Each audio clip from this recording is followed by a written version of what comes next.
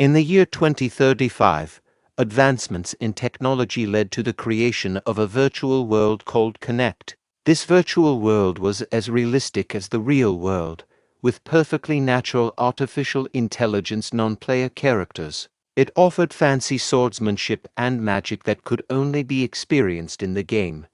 These unique features attracted over 100 million people into the world of Connect. The scene shifted to a temple where Bae DoHyun, also known as Crash in the game, was engaged in a fierce battle against a large group of opponents.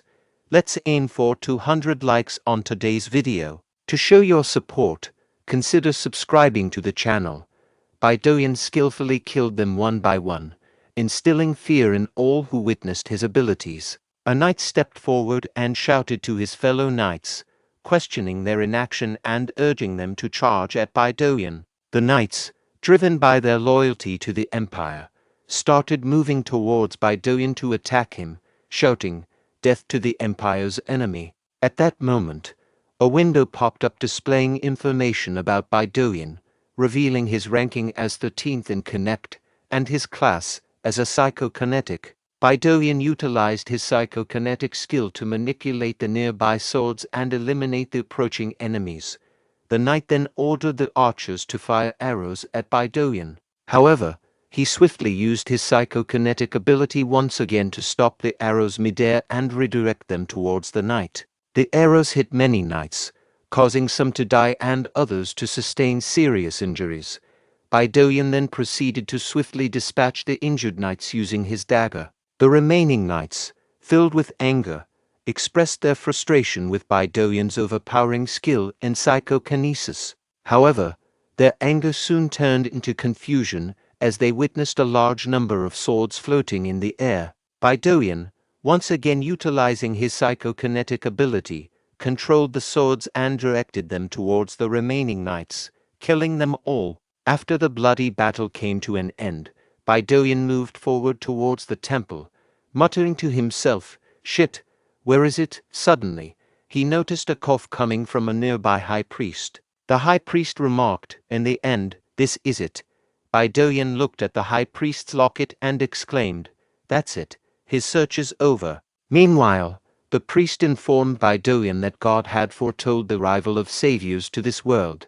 Bae DoHyun advanced, attempting to seize the locket from the priest's chest. However, the priest grabbed the hand of Bae DoHyun, exclaiming, "Why are there only fighters here, outsider?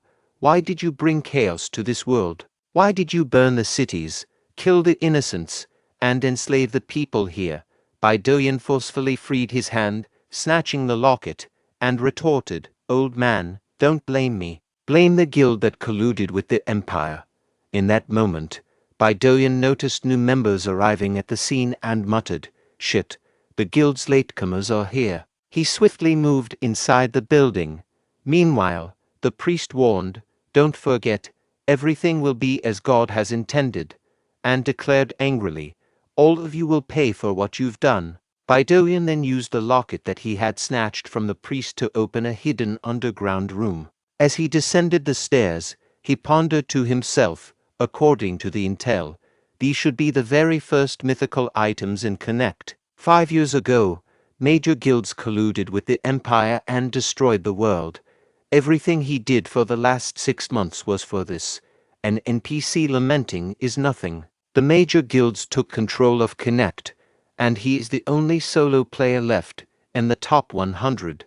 Let's take them before they get here. If they find out he obtained these items first, the guilds will be very upset. Excellent. Let's leave this place. He discovered a game cartridge and wondered why it was there. Abruptly, he experienced a sharp pain in his head. Bae DoHyun exclaimed, "Connection error. How did this happen?" Upon opening his eyes, he realized he had been stabbed. An internal lament echoed, "Damn it. Things were going too smoothly in Connect." Confronted by a group of individuals in black suits, one of them questioned his agitated movements, urging him to meet his end peacefully. Internally, Bae DoHyun condemned them, thinking, "I didn't expect them to escalate things to this extent in the real world. These people are despicable." Contacting their boss, one of them relayed, We have him. Do you want us to bring him alive? The boss, issuing instructions over the phone. In response, he said, "Yes, understood." Another inquired about the command, receiving the response, "Kill him. The boss only wants us to bring his head." Captured by a ruthless group willing to kill over a game, Bae DoHyun pleaded for mercy, but the captors were unforgiving. Ordered to cover his face, he internally resisted, thinking, "No way. Killing people over a game. These people are insane. Is this how I'm going to die?" Suddenly, a voice urged him to wake up. Opening his eyes, he was astonished to find himself alive, pondering, "What just happened? I thought I died after being stabbed." The attending maid queried, "Are you okay, Sir Raul?" Confused, Bae DoHyun wondered, "Raul, is that her status level?" Concerned, the maid asked, "You've broken into a cold sweat. Should I call a doctor?" Bae DoHyun reflected, "What? I feel like I'm witnessing something I shouldn't be able to." A system window displayed information. The soul has settled in. Activating Connect's closed beta system. You can now use the user interface. Current number of users: 1. Bae DoHyun muttered, "User, are you kidding me? That means this is inside the world of Connect." Raul contemplated within himself, sensing a profound connection. It differed significantly from his link with Crash. The strength in the game was determined by the level of connection one had with Connect. While normal players usually achieved around 30% synchronization, Bae DoHyun boasted close to 90%. Bae DoHyun had maintained his top-ranking status for a decade, until the emergence of major guilds. Unfortunately, Raul no longer inhabited that body and felt a sense of misfortune, considering the considerable time invested in its leveling up. However, recognizing the closed beta status and the solitary user, he pondered if he was the sole individual currently utilizing this system in the world. Realizing he could still access his inventory even in the closed beta, the window displaying information scanned his user's details and detected locked user information, subsequently updating it. This information flowed into his mind. Determined to ascend to the pinnacle once more, Raul resolved to leverage the knowledge and powers from his past life. He identified himself as Raul Ashton, the youngest son of Ashton, the fifth count of the Reuben Kingdom. Ashton County, the first to fall in Connect, belonged to one of Reuben Kingdom's orthodox families.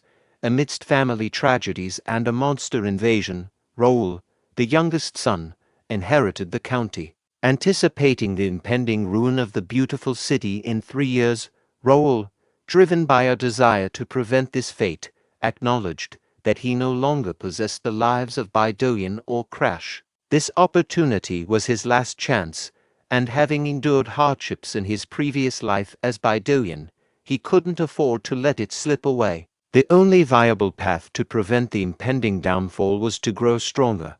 A month later, the traditional coming-of-age ceremony of Ashton Count was approaching.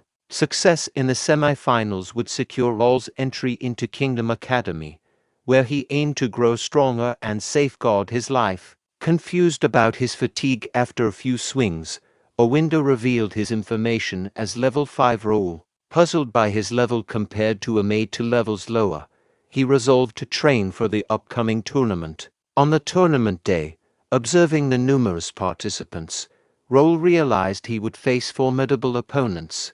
Reflecting on the past month's challenges, he noted his increased level to 13. Feeling well prepared and confident in his stamina and match plan, an attempted surprise attack interrupted his thoughts. Dodging the attack, Raul discovered the assailant to be Diane, his cousin and the second son of Uncle Viscount Austen. Recalling Diane's past bullying during swordsmanship training, Raul regarded him as a scoundrel who preyed on the weaker. Diane warned Raul to withdraw from the tournament, threatening severe harm. Raul, determined to crush Diane in the finals, vowed to stand firm. In the evening, the butler relayed, "Sir, this is the report for the tournament today." Count Melvin Ashton, Raul's father, directed the butler, "Hand it over." "Was there anyone useful?" The butler responded, "About that, Raul qualifies." Inquisitive, Count Melvin inquired. "Where's Raul now?" The butler replied. "Sir, Raul went back to his room after finishing his meal. I think he used up all his strength during the qualifier, and went back to rest." Count Melvin nodded and said, "Okay, you may go." After the butler exited the room, Count Melvin burst into laughter, exclaiming, "He is my son, he really made it. He made it to the group stage." He continued, "I never forced him to learn how to wield a sword because he was weaker than his brothers. But then he started training a month before the tournament. At first, he fell down after 10 minutes, but he never gave up. I knew he was bullied during the training because of his weak body, but if I helped, he would be shamed for being unable to do anything without my help.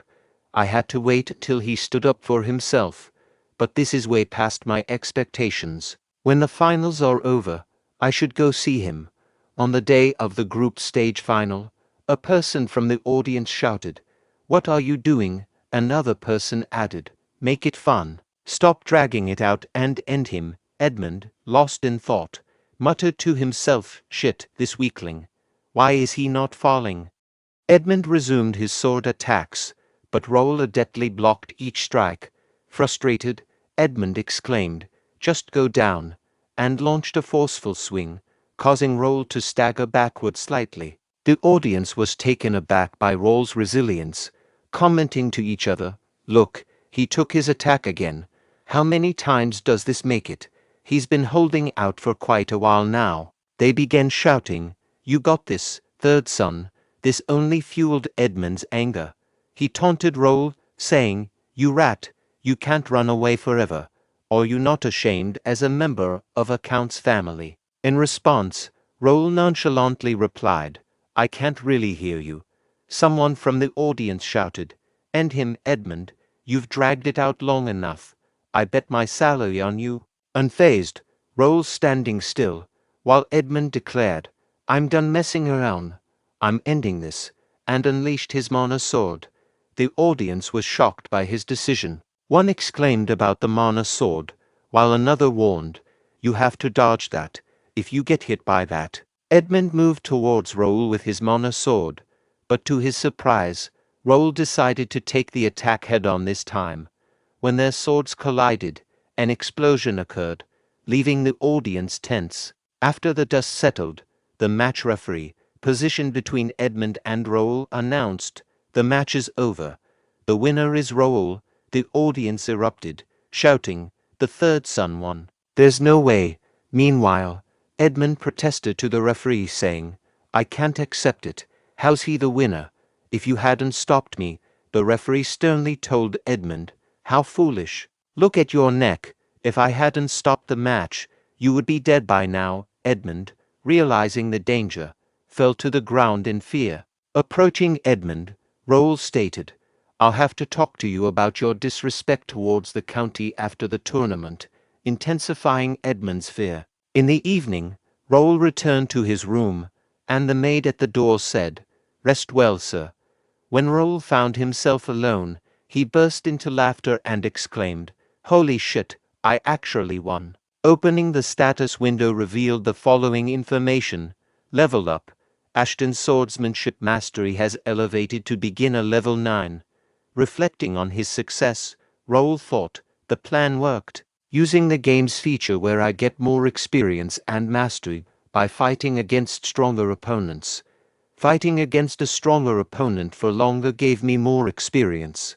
This plan only worked because my game mode gives me an experience multiplier for taking away the revive. A hardcore mode. High risk, high return. I did complain at first. The status shows role information, including his name, level, class, affiliation title, and stats. Raul has 5 unique traits, but out of 5, 3 can't be seen due to his low level. Contemplating on his rate of leveling, Raul reflected, I wouldn't have been able to level up this much in a month if I was in normal mode. Best of all, I have 5 unique traits. Psychokinetic Meister is a trait that Bae DoHyun had, and Royal Lineage is a trait that Raul possesses. The rest of them will unlock as I level up. Let's try using this on the next tournament matches. Subsequently, Raul effortlessly won 3 more matches in a row, leaving the audience astounded. They exchanged comments, with some saying, "The youngest son actually made it to the grand finale. How could this be possible? He's just lucky." One person speculated, "Maybe he's using some kind of a trick." Another responded, "Impossible." Meanwhile, Raul thought to himself, "Connect civilians in the early stages don't know about the powers that the players have. It'd probably be better to keep it a secret that I can use psychokinesis until the players show up. I can surely hide it with my acting skills." The butler outside Raul's room announced, "Sir, it's Ivan." Raul welcomed, "Come in." The butler inquired, "Are you hurt anywhere?" Raul assured the butler, "I'm perfectly fine. Even if I get hurt, there's a priest and a healer on standby." The butler advised, "Still, don't let your guard down. Remember, there are wounds that can't be healed." Raul acknowledged, "Okay, I'll be careful." Internally, Raul thought, "He's really worried about me. I can't get used to it since I've never felt like this in my past life." Turning to the butler, Raul inquired, "What about the thing I asked for?" The butler responded, "I did as you asked." "Are you sure about that? Sir Dian is a strong opponent." Raul reassured, "Don't worry about it. I will win." The butler replied, "I trust you, sir. I'll leave now." While exiting the room, the butler reflected, his confidence matches the Count's when he was younger. But the final opponent is Sir Dian. He brutally wounds whoever he goes against. Simultaneously, Raul contemplated, "How much is this? Ashton County's betting system." The county created a legal betting system for the tournament's success, and the bets also go to the participants. This is enough to ensure my place in the family. The only thing left is to crush him, the referee announced, and now, the final match begins. People rallied behind Raul, shouting phrases like, "You got this, youngest. Be ready to get challenged by Dian. Win with your skill this time, Raul, Raul." In response, Dian addressed Raul, "Hey, weakling. I don't know how you made it this far, but I'll make sure that you consider it your worst decision to come up here. People cheering you will soon find out how worthless you are. It'll be a nice view when you start crawling with your limbs cut off." Raul, unfazed, yawned and provocatively asked Dian, "Are you done stretching your tongue?" This only fueled Dian's anger, and he retorted, "You arrogant expletive," while enveloping his entire body with mana. Observing the intense mana, the audience remarked, "His mana's overwhelming. Raul's no match for him." Meanwhile, Raul thought to himself, "He's acting all tough." Glancing at Dian's status window, the status window displays information: name, Dian, level, 42, class, expert knight sword user, affiliation, Austin Viscounty, title, Ashton Viscounty star, sword genius, stats, potential talent grade B, strength 52, agility 41, stamina 43, intelligence 18, willpower 14, mana 32, senses 21. Raul continued his thoughts.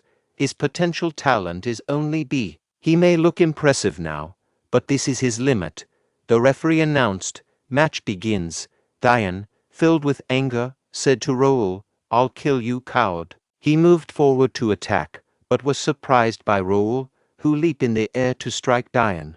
Attempting to block Raul's sword attack, Dian was pushed back. Someone from the audience shouted, "Sir Raul strikes first." Dian, frustrated, said to Raul, "You expletive showing off." Raul pondered, "His elasticity is below my expectations. His strength is also, whatever." Dian exclaimed, "Why can't I hit you?" While continuing his thoughts, Raul reflected, "I can see his sword clearly. A sword skill without any practical experience. A generic nobleman's sword." Raul was bullied by this guy. Dian angrily said to Raul, "You expletive, you tripped me. I will expletive kill you." Raul thought to himself, the only thing he knows is mana sword with all that mana flowing through his body. The audience was shocked by Raul's swordsmanship when he caused Dian to drop his sword. Raul remarked to Dian, boring, "You are really nothing after all." In anger, DoHyun moved towards his sword to pick it up but was tripped by Raul again. Raul said to DoHyun, anger issues and repeatedly falling for the same trick. Look at you. What a shame on Viscounty Austin's name. DoHyun angrily shouted, I'll kill you, and attempted to attack Raul barehanded, only to receive a punch to the face that caused him to fall to ground unconscious. The audience, witnessing this, couldn't believe their eyes. Raul turned to the referee and said, the opponent is down. Are you going to continue the match? The referee announced, the winner of the Ashton Coming of Age tournament, Raul Ashton. The audience cheered, saying, young master, I believed in you. Raul. Raul thought to himself, I'm happy I won. But this awful stamina. The referee said, young master, and called for the healer quickly. At that moment, a window popped up showing information about the Coming of Age tournament quest. Coming of Age tournament. Quest completed. Check the reward. Quest. Coming of Age tournament. Grade D+. Objective. Make it to the semi-final in the Coming of Age tournament. Extra rewards depend on the final place. Result. Tournament champion completed. Reward. Experience. 300 coins player shop. Random skill book grade E or lower. Extra reward. Extra experience. 5 grade D stat points. Random skill book grade D or lower. Raul thought to himself, nice. Quest completed. Now I can make it to Kingdom Academy. Butler Ivan expressed to Count Melvin, I am so proud of the young master. He grew that much in a month. Count Melvin contemplated. He played on with DoHyun. If he really got that far in a month, he's a genius. But in that moment, Raul noticed his father and waved his hand. Raul thought, he was watching. He probably knows that I'm good enough to go to the academy now. At night, when he went to his father's room, Count Melvin said, I can't allow it. Raul questioned, why? I thought I could go as long as I made it to the semi-finals. Count Melvin explained, that's situational. From what I see, Raul, you need to stay by my side longer. You fell after the match. Stay here a little more, and Raul interrupted, asserting, learning about the sword is a lifelong journey. Didn't you always say that? I'm trying to go to the academy to learn more. Just like you said, you can't stop me. Count Melvin, taken aback by his confidence, thought to himself, he has really grown. Count Melvin stood up and said, okay, fine. If you really want to go, you'll have to get past me. I won't go easy on you, son. He then asked Raul, what are you going to do now? A month later, Raul, with a sign of relief, found himself finally out. Raul recalled the memory of his past month. When his father stopped him, he accepted the decision and just charged at Count Melvin. Count Melvin challenged, is this all you got, son? I'll show you a real sword skill. Raul thought to himself, I passed out from his strike. He said it was just a sneak peek of what he had, but that was definitely his full strength. This powerful 5th county lord dies by the time the world of Connect starts, and after that, the county falls quickly. In order to stop the fall, father has to stay alive. I'll have to meet his expectations since he let me leave. I'll get stronger and protect my family. I can't lose it all. Meanwhile, seeing through his window, Count Melvin observes Raul leaving, thinking to himself about that kid. He recalls the memory when he told Raul to give up, asking how many times he had tried. In response, Raul said he would never give up. Count Melvin complimented Raul's persistence. Yes, that's worthy of the Ashton family's dignity. Come, strike me. Surprised by the trajectory of Raul's sword changing midway, Raul thought to himself, I can only leave a small wound even with psychokinesis. Acknowledging that it's about time to admit that Raul is no longer a kid, but a proud swordsman, Count Melvin pondered to himself, go, Raul, go and witness the world. At night, as they gathered near the fire to rest, Raul inquired of Sir Philip about their distance to the destination.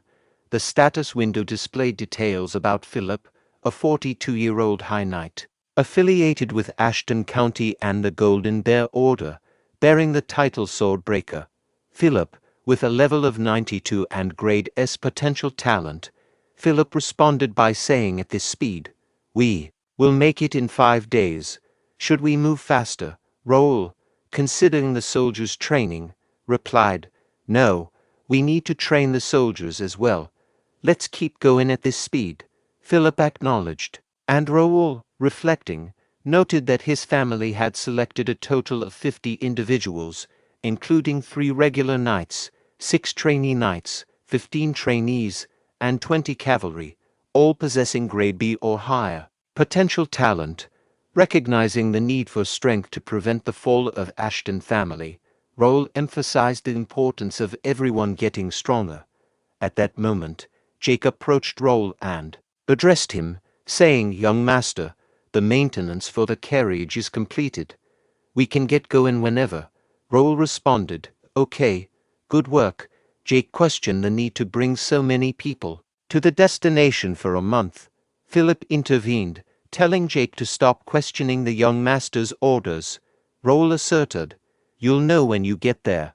The reason I'm taking you guys there." The destination was Free City Mira, one of the first cities players visit after finishing the tutorial. This city was rich in quests, hidden items, and had mana usage limitations to prevent unreasonable beginner player massacres. Most of all, the resources are infinite, so the players went crazy about this place. God's Domain, a place full of monsters for players to grind. The God's Domain is the reason why Raul brought everyone to this city. The purpose was to expedite the soldiers leveling up in the grinding zone. A perfect plan.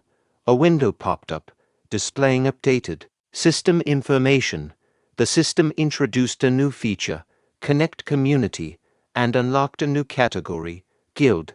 Additionally, new quests, Staring Line of Adventure and Skill Collector, were registered. Observing this, Raul thought to himself, "Wow, a new quest as soon as I entered Mira. I thought I wouldn't be able to use any other features until the official launch. Nice, maybe I can unlock more features if I meet the requirements." His thoughts were interrupted by Jake, saying, "Sir Raul, you can meet the mayor right now. What would you like to do?" Raul responded, "Of course, I'll meet him."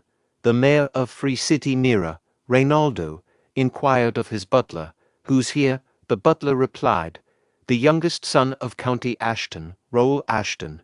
He has come to visit with 50 of his people." Reynaldo, aware of Raul being the third son known for being weak, questioned, "What is he here for?" "Fresh air. Let them in. His family makes good money off monster materials. I'll rip some money off this kid." The butler acknowledged, understood. A little later, the door opened, and Raul greeted Mayor Reynaldo.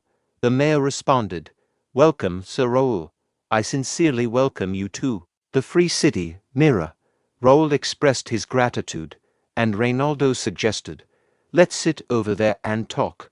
Privately, Raul thought, "What a weasel. What an obvious fake smile." Reynaldo then asked, "So, Sir Raul, what brought you to Mira?" Raul replied, "I heard there's an excellent place to train here." Reynaldo affirmed, "Of course there is. You came to the perfect place. Mira is the safest place to train." Raul asserted, "It can't be an ordinary place. I would like to be permitted to enter the cursed forest." With a hint of nervousness, Reynaldo inquired, "What, cursed forest? It's too dangerous, especially for weaklings like I meant for younger people." Raul responded, "As I expected. Then I guess I have no choice. I guess I have to throw away the 500,000 golds that I was going to give you as gratuity in the river." Reynaldo exclaimed, 500,000 golds, Sir Raul, I was joking. The cursed forest would be easy for you and your knights. I give you permission to enter the forest." Raul said, "I knew a generous mayor like you would permit us." Privately, Raul thought to himself, "Now, the only thing left to do is grind and take all the rewards. I'll be at the top of Connect soon." The city known as Mirror was designed as a hub for connecting players in their virtual lives. In this closed beta phase, there are no inhabitants except for one individual, Raul Ashton. This unique circumstance has plunged the city into a crisis, given its extensive infrastructure of accommodations, large stores, guild buildings, and various facilities, all disproportionate to its current population. Land prices have plummeted as a result. Raul Ashton's true motive for being in Mirror is real estate acquisition, aiming to secure affordable land that will later be developed into luxury houses for nobles, guild houses for players, and apartments for regular players. He anticipates a substantial increase in land value in the future, particularly when players join and conflicts arise, akin to the remembered past. Mirror, once a city blessed by the gods, becomes an ideal refuge during times of war. Raul Ashton acknowledges that merely leasing land, as was profitable in the past, is insufficient. Given the impending war and potential risks, he is determined to be even more prepared this time. In a defiant stance against major guilds, he expresses confidence that this venture will differ from his past life, where he couldn't contend with their financial prowess. Jake inquired of Raul, "So, I just have to sign right here?" Raul, in a loud voice, responded, "Yes, everyone has signed except you. Just sign right here." Jake expressed caution, stating, "But my mom told me to be careful when signing papers." The girl confirmed, including Sir Raul, a total of 51. Creating and registering for the guild first is complete. Raul pondered to himself, "I created the first guild in a world without players. The very first and most advanced guild, first. They will get assistance from the system as members of the guild. I'm excited to see the confused look on their faces." At the Battle Association Mirror Branch office, Raul announced, "I'm next." The girl at the reception welcomed him, asking, "How may I help you?" Raul stated, "I'm here to see some skill books." "What's the highest rank you have here?" Skill books are books with different skills written in them. If one reads attentively, the skill can be acquired. The skill ranks range from rank F to rank S. The representative mentioned, "Our branch office offers up to rank C skill books, but rank C skill books can only be purchased by VIP customers." Raul inquired, "What are the requirements to be a VIP?" She explained, "Either through contributing to the association through quests, or stacking up purchases. But for stacking up purchases, you'd have to spend a lot." Raul further queried, "How much?" She responded, 10,000 golds, sir." Raul remarked, "That's not much." "Here, can I see the D rank ones first?" She asked, "Which line of skill books would you like to see first? Sword, bow magic, or shield?"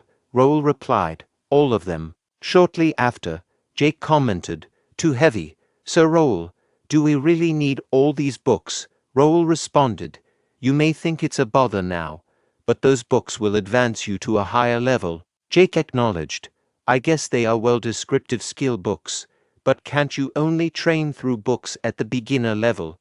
Philip chimed in, "I agree. We could have bought power armor with the money spent on these books." Raul assured them, "You will know tomorrow. Don't worry and be patient." In the room, Raul contemplated, "Maybe it is too much." There were limits on the number of skills players could use, so normally, players couldn't use various skills. He instructed, "Quest window." Raul further reflected, "When I woke up in Raul's body, there were 2 unknown items in the inventory. I can't click them or use them. But then, yesterday, when I got the quest, I was finally able to use those items. I found out that one of them was sealed skill dex. What if the reward for this quest is the skill dex's activation?" On the information window displaying the quest skill collector, quest, skill collector grade, and known objective, collect at least 10 skill books and register them in the skill dex. Extra rewards will be awarded depending on the type of skill books. Reward, skill dex activation. Extra reward, unlocks trait unknown, acquires skill unknown. Raul muttered, "So I have to open the dex and hold the skill book, then said, "Register."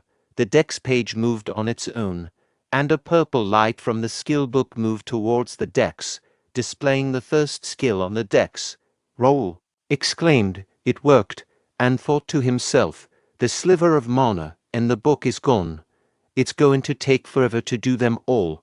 He asked himself, "Is there a way to register them all at once?" Suddenly, all the skill books started floating in the air. Purple lights emerged for each skill book, hitting the decks. Raul pondered. "What? Does it understand what I said? I guess. It worked." System window appeared, displaying information. Quest. Skill collector quest completed. Check the rewards. Skill Dex Rare has been activated.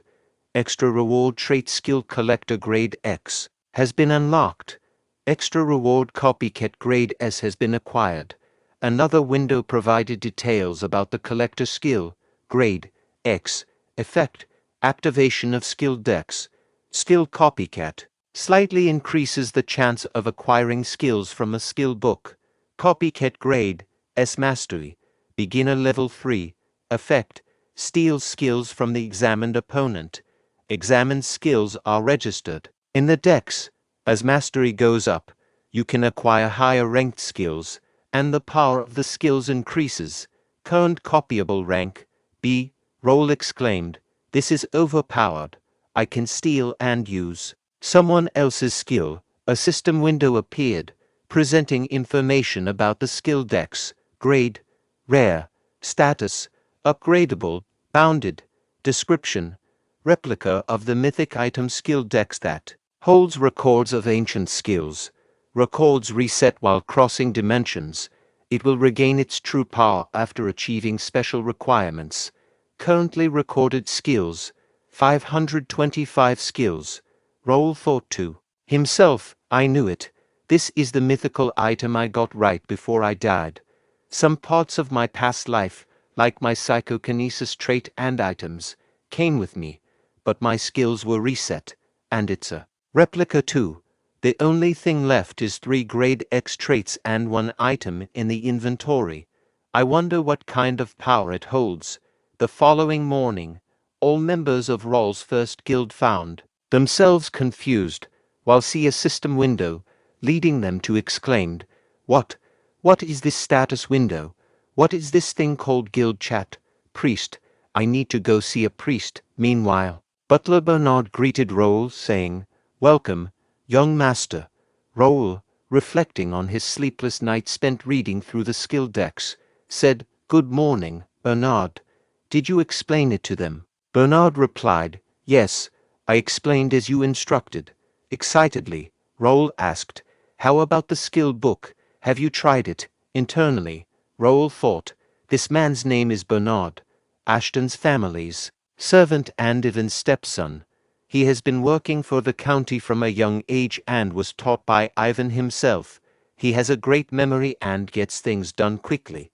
But there's another reason why I chose Bernard. He has the power to control the wind." Raul then exclaimed, "Amazing. I knew you could do it, Bernard." In response, Bernard modestly said, "I am flattered." The status window displayed the following information. Name, Bernard, age 27 years. Level, 21. Class, servant, beginner wind walker. Affiliation, Ashton County, 1st Guild. Talents, administration, management, wind, power. Stats, potential talent grader, strength 17, agility 18, stamina 24, intelligence 53, willpower 46, spiritual power 23, senses 41, unique traits, sharp manager grader, cold-headed grade B, like the wind grade B. Raul continued his thoughts, noting, he lacks stats but has great talent for being a servant or an esper. I'm done with my preparations. Raul then instructed Bernard, saying, "Get ready." Confused, Bernard asked, "Yes, sir, what for?" Raul explained, "We are leaving as soon as the knights are used to it, to God's domain, the cursed forest." In the cursed forest, an ogre targeted Raul with its weapon, but he skillfully dodged the attack by leaping into the air. Raul taunted the ogre, saying, to slow, and countered with a powerful fist, demolishing the ogre's head with a single punch. Following the encounter, Raul confidently declared, come out already. Suddenly, a large group of ogres surrounded Raul shouting, human, strong, kill the human. The ogre chief commanded, everyone, charge together and kill the human. All the ogres rushed from various directions to attack Raul. However, Raul stood firm, challenging them. Bring it on. In the cursed forest, God's domain. The term God's domain encompasses more than just a grinding zone. It represents the entirety of the city of Mirror. For players, the city functions as a haven where injuries are healed, and if they perish, they revive within this blessed city. This unique feature makes Mirror the ultimate shelter. However, within the forest, this blessing, exclusive to monsters, maintaining a consistent number even after being defeated. Humans cannot be revived in the cursed forest, and attempting to carry items acquired from hunting monsters outside the forest results in their transformation into ashes and disappearance. This emphasizes the prohibition of touching the property of the gods, although this restriction solely applies to civilians. Players, on the other hand, can take items obtained from monsters outside the forest with the assistance of the system. Intrigued by the power, the ogre chief asked, what is that power, human? Raul, utilizing his trait psychokinesis, swiftly dispatched the ogre chief, stating, this is psychokinesis. Jake commented, what a convenient ability, prompting Philip to urge, stop talking, and keep skinning the ogres. Jake expressed reluctance, saying, I didn't come all the way to Mirror to do this. I guess we've made good progress from this training, Sir Raul. Raul laughed and graciously acknowledged, thank you. It was possible because of everyone's help. All of you can get stronger by studying the skill books. Philip acknowledged, he's right, recalling a memory when he used a skill to instantly defeat an ogre. Raul inquired, how's that? That's why I bought skill books instead of power armor. Philip expressed amazement. In the present moment, Philip thought to himself, I learned a skill so quickly. How did the young master find out about this strange ability? Checking the guild chat, he became shocked and exclaimed, young master. In the guild chat, Raul responded, I saw too. We are going back to Mirror now. Simultaneously, in the Free City Mirror, Randall Visconti's first son, Ramon, shouted, I should have done this earlier. It was hard holding myself back after seeing you Ashton kids walking around. Randall Visconti's second son, Jerry, admonished Ramon, saying, you should have listened to me earlier, brother. Then we could have done this way sooner. One of the injured knights questioned their actions, asking, why are you doing this? Randall Visconti's third son, Cale, pondered, but didn't great-grandfather tell us to be mindful? We're all here because we made a scene. A knight warned them, you will regret this. Our young master will take his, but was abruptly silenced as Ramon used his sword to kill the knight. Ramon urgently shouted, please tell him to hurry up. We also have some business with that young master, anyway.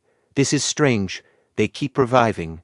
Jerry proposed, let's take care of this Raul kid like this. Cale reminded them, I thought noble families weren't supposed to point swords at each other in the Free City.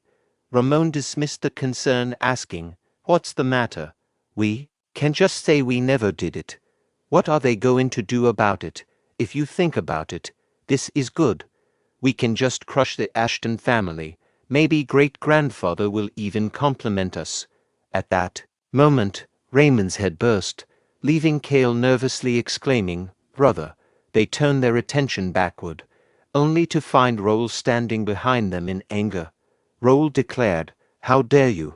This offense towards the Ashton County. You will have to pay back with more than just your worthless deaths. Jerry exclaimed to Raul, are you crazy? How dare you touch a son of the Randall family? Cale questioned, what are the knights doing? How did he even get here? A knight from the Randall family speculated, I think they're the Ashton family's main force. Philip reported to Raul, saying, "We've surrounded the Randall Knights as you ordered, young master. We also made sure there were no civilians nearby." Raul acknowledged, "Good work, everyone." Utilizing his psychokinesis trait, he lifted all 3 injured knights of Ashton and instructed Bernard, saying, "Take them to the shrine." Bernard responded, "Yes, sir." Then Raul extracted his sword from his inventory, asserting, "I'll clean the garbage myself." The Randall Viscounty, akin to the Ashton County, belonged to the 5 warrior families of the Reuben Kingdom. However, in contrast to the Ashton family, the Randall family lacked an extensive history. The consolidation of the 4 warrior families into the 5 warrior families occurred when the current Lord, Viscount Hudson Randall, reached the swordmaster stage. As a family with a short history, they had to devise various strategies to secure their position, consistently producing great knights, making respectable contributions, and overpowering their opponents. Their target was the Ashton County, which had lost its influence due to the absence of a swordmaster for an extended period.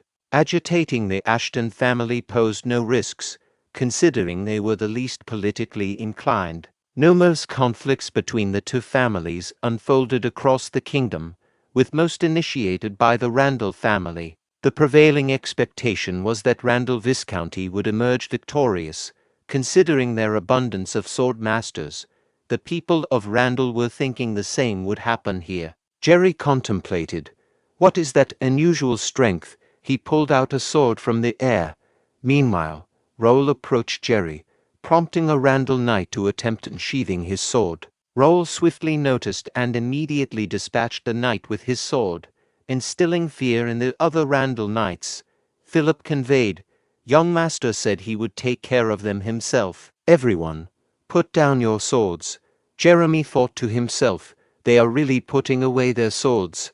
Are they insane? I mean, it's better for us." Kale shouted, "You are going to fight us by yourself. This isn't training." As Kale attempted to attack Raul, he swiftly cut him in half. Jerry addressed the Randall Knights, exclaiming, "You bastards! What are you guys doing just standing over there?" The knights turned towards Jeremy, who stepped forward, stating, "I guess I have to do it. I stood there because I didn't want to bully a 15-year-old kid. But if I don't act when my comrades are going down, it's not right." A window displaying Jeremy's status information popped up. Name: Jeremy, age 37 years. Level: 65. Class: Leader of God Knights, beginner sword expert. Affiliation: Randall Viscounty, Randall Knights. Stats: Potential talent grade B, strength 66, agility 72, stamina 68, intelligence 48, willpower 63, mana 70, senses 55, unique traits, brutality grade C. Jeremy instructed his knights to get ready. Raul reflected, Randall family's main weapon, Reaper. I guess those are the elites. Meanwhile, Jeremy and 3 other knights formed a formation to attack Raul. Continuing his thoughts, Raul noted, the leader's level is 65, and the other elites are also in their 60s. My current level is 45. I can't win against them normally. 2 of the front knights addressed Raul, with one saying, "Why don't you stop now? I think you did enough." The other added, "We let you be, but no more. Don't care even if you're a young master." To their surprise, Raul rushed towards them and swiftly eliminated one knight. Employing the bear strike skill, he created an opening and successfully took down the other knight. Jeremy advanced and attacked Raul, who skillfully blocked the attack, but causing Raul to be pushed backward. Concerned, Jeremy inquired of the remaining standing knight, "Are you okay?" The knight affirmed, "Yes, I'm fine." Jeremy thought to himself, 2 of my elites went down just like that. I heard he was weak and didn't know how to wield a sword. He then pulled out a dagger, now equipped with a reaper in one hand and a dagger in the other, stating to Raul, "You're different from the rumors. I'll have to get serious now." Meanwhile, unfazed, Raul responded, "Bring it on." Raul pondered to himself, a parrying dagger and a reaper. Is he using Randall Viscounty's sword skill shooting star? Jeremy, feeling a bit nervous, remarked to Raul, I like your bravery. But you know that every wound is healed in mirror, right? You can't fight us all alone. In reply, Raul stated, I think you are the one confused. I bet you and your knights didn't even train after arriving in Mira. Jeremy was taken aback by Raul's remark and thought to himself, how did he know? His contemplation was interrupted when Raul responded, how did I know? Those soldiers over there, shaking in their boots even after their wounds have healed, are living proof. They are not used to death. Inwardly, Jeremy reflected, this guy, he doesn't just know about combat. He can see through everything. He's a threat. Jeremy instructed the knight, cover me from the back. The knight confidently responded, leave it to me, sir. Following this, Jeremy hurriedly advanced to attack Raul, who prepared himself to block the assault. However, he found himself pushed backward by the combined attacks of both Jeremy and the knight, resulting in numerous cuts across his body. Seizing an opening in Raul's defense, the knight broke formation and rushed to attack, only to be swiftly killed by Raul in a single swing of his sword. Jeremy, in his thoughts, considered, he is a fool, shit, there's no time to waste, and promptly utilized his skill, Randall's sword vision shooting star. Observing the situation, Raul thought to himself, bring it, I will take you head on. As expected, it is a powerful skill known for its 1 versus 1 combat prowess. I'm struggling even with psychokinesis. I have to keep up. Meanwhile, Jeremy reflected, how, I'm definitely dominating this fight. I've pressed him all the way back. So then, and shouted, what's up with those arrogant eyes? Raul responded with 100%, leaving Jeremy confused about its meaning. In the midst of this, he was attacked by Raul, causing both his sword and dagger to be dropped. At that moment, a window popped up, displaying information. Opponent's skill examination has been 100% completed. Copycat is ready for use. Copy the exact moves using Copycat to engrave the skill into the decks. Raul utilized his trait psychokinesis to control both the dagger and sword of Jeremy, leaving Jeremy visibly shocked. Another window appeared, presenting information. Copycat, activate skill, Randall's sword skill shooting star grade B. Raul instructed the system to activate it and employed the shooting star skill to attack Jeremy. Confused, Jeremy thought to himself, how, this is definitely shooting star. Jeremy shouted while blocking Raul's attacks, who is it, who betrayed us and taught you this sword skill? Raul started laughing and replied, you taught me yourself. At that moment, Raul used the dagger to eliminate Jeremy. A status window popped up, displaying information, 100% synchronization, rank S bonus, Randall's sword skill shooting star, grade B mastery level adjusted to intermediate level 1, successfully engraved Randall's sword skill shooting star grade B into the skill decks. Equip the skill in the skill deck selection slot 2. Use Randall's sword skill shooting star grade B continuously. Raul thought to himself, it's over. Using the rank S skill Copycat is hard since it's overpowered. Copycat is a skill I learned with the skill DX that copies the opponent's skill, but it can only copy one skill at a time, and I can't lose sight of the target once the skill is activated. If I lose sight of the target, the examination rate resets. That's why I didn't even blink when I was taking his attacks. Also, it's impossible to steal a skill unless it's a 1 versus 1 fight. Raul instructed the system, saying, display skill.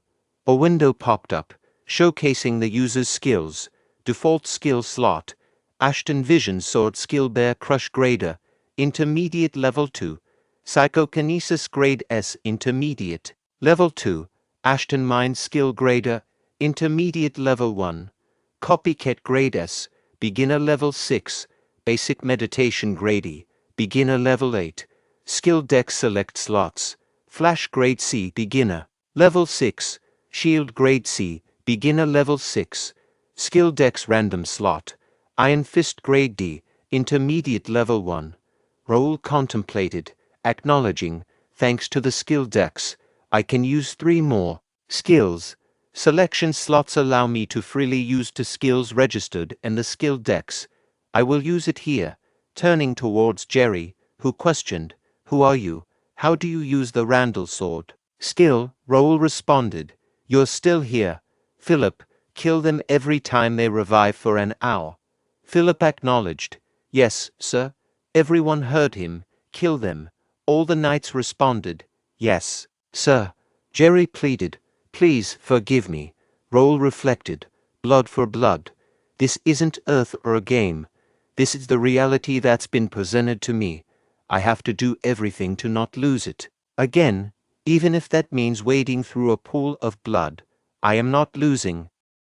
Reynaldo observed the unfolding fight through his window, muttering, What in the world is going on right now? According to the plan, when those Randall Viscountcy guys attacked that bastard, I was supposed to get my share after mobilizing the gods to help, but that bastard beat up 15 knights on his own.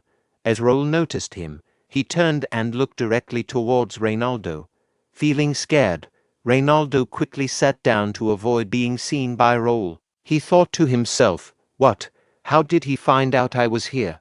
Wasn't that bastard just a rich and good-looking pushover? At that moment, Raul instructed his knights, Let's leave. The knights responded with a unanimous, Yes. Reynaldo continued with his thoughts. Then, by any chance, is he a hidden swordmaster of the county? If that's the case, he must have figured out all my plans as well. I'll have to be friendly with the Ashton County in the future. Back in his room, Raul pondered.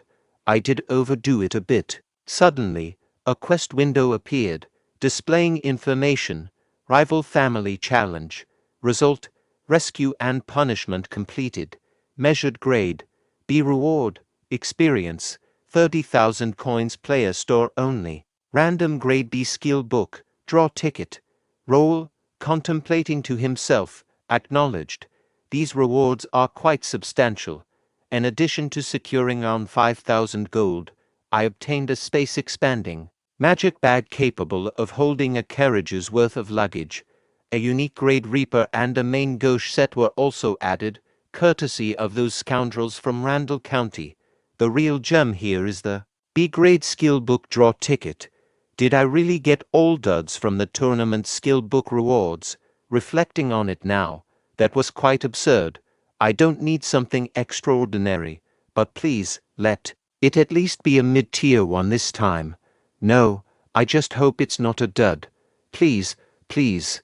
As Raul gazed at the system window, it revealed the acquired skill book, Rivera, Spearmanship Grade B. Raul expressed, Nice, spearsmanship is a necessary skill in my next destination, the capital.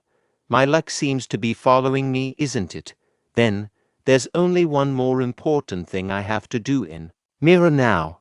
I've invested 1 month here for that, and I will make sure to succeed.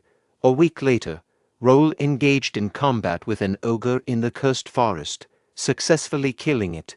A window popped up, indicating level up. Player Raul has reached level 51. You have achieved the level necessary for promotion. You may decide the possible promotion. And another window displaying information. It was confirmed that Raul's job was a sword user, and he achieved the status of a beginner psychokinetic. The proficiency of job-related skills, including Ashton family inherited swordsmanship, Bear Crush Grade A+, and Randall swordsmanship shooting star Grade B, was outlined. Additionally, the skill psychokinetic Grade S had advanced to mid-level 2. A separate window conveyed. You have satisfied the promotion requirements. Your job sword user has changed into sword expert. Your job beginner psychokinetic has changed into intermediate psychokinetic. Philip exclaimed, That's amazing, young master. Jake added, That's awesome. A sword expert at 15 years old. To demonstrate his newfound strength, Raul utilized his psychokinetic trait, lifting nearby. rocks and consolidating them into one location. With swift movement, he rushed towards the gathered rocks, unleashing the skill bear strike in a powerful attack. Raul inquired of Philip and Jake. Should it be like this? Philip praised. That's wonderful, as expected of the young master. Jake, with a laugh, remarked, you can now do this without us. Then, we should also take a breather and relax. However, Jake's comment was cut short by Philip, who countered, what do you mean relax? Think about how much you've got to catch up on to keep pace with the young master. Jake addressed Philip, saying, that was a joke, since the young master has worked so hard. I was just saying that we can take it easy. Philip retorted, in any case, you're all talk. Raul stated, regardless of whether it was a joke or not, I don't plan on taking a break yet.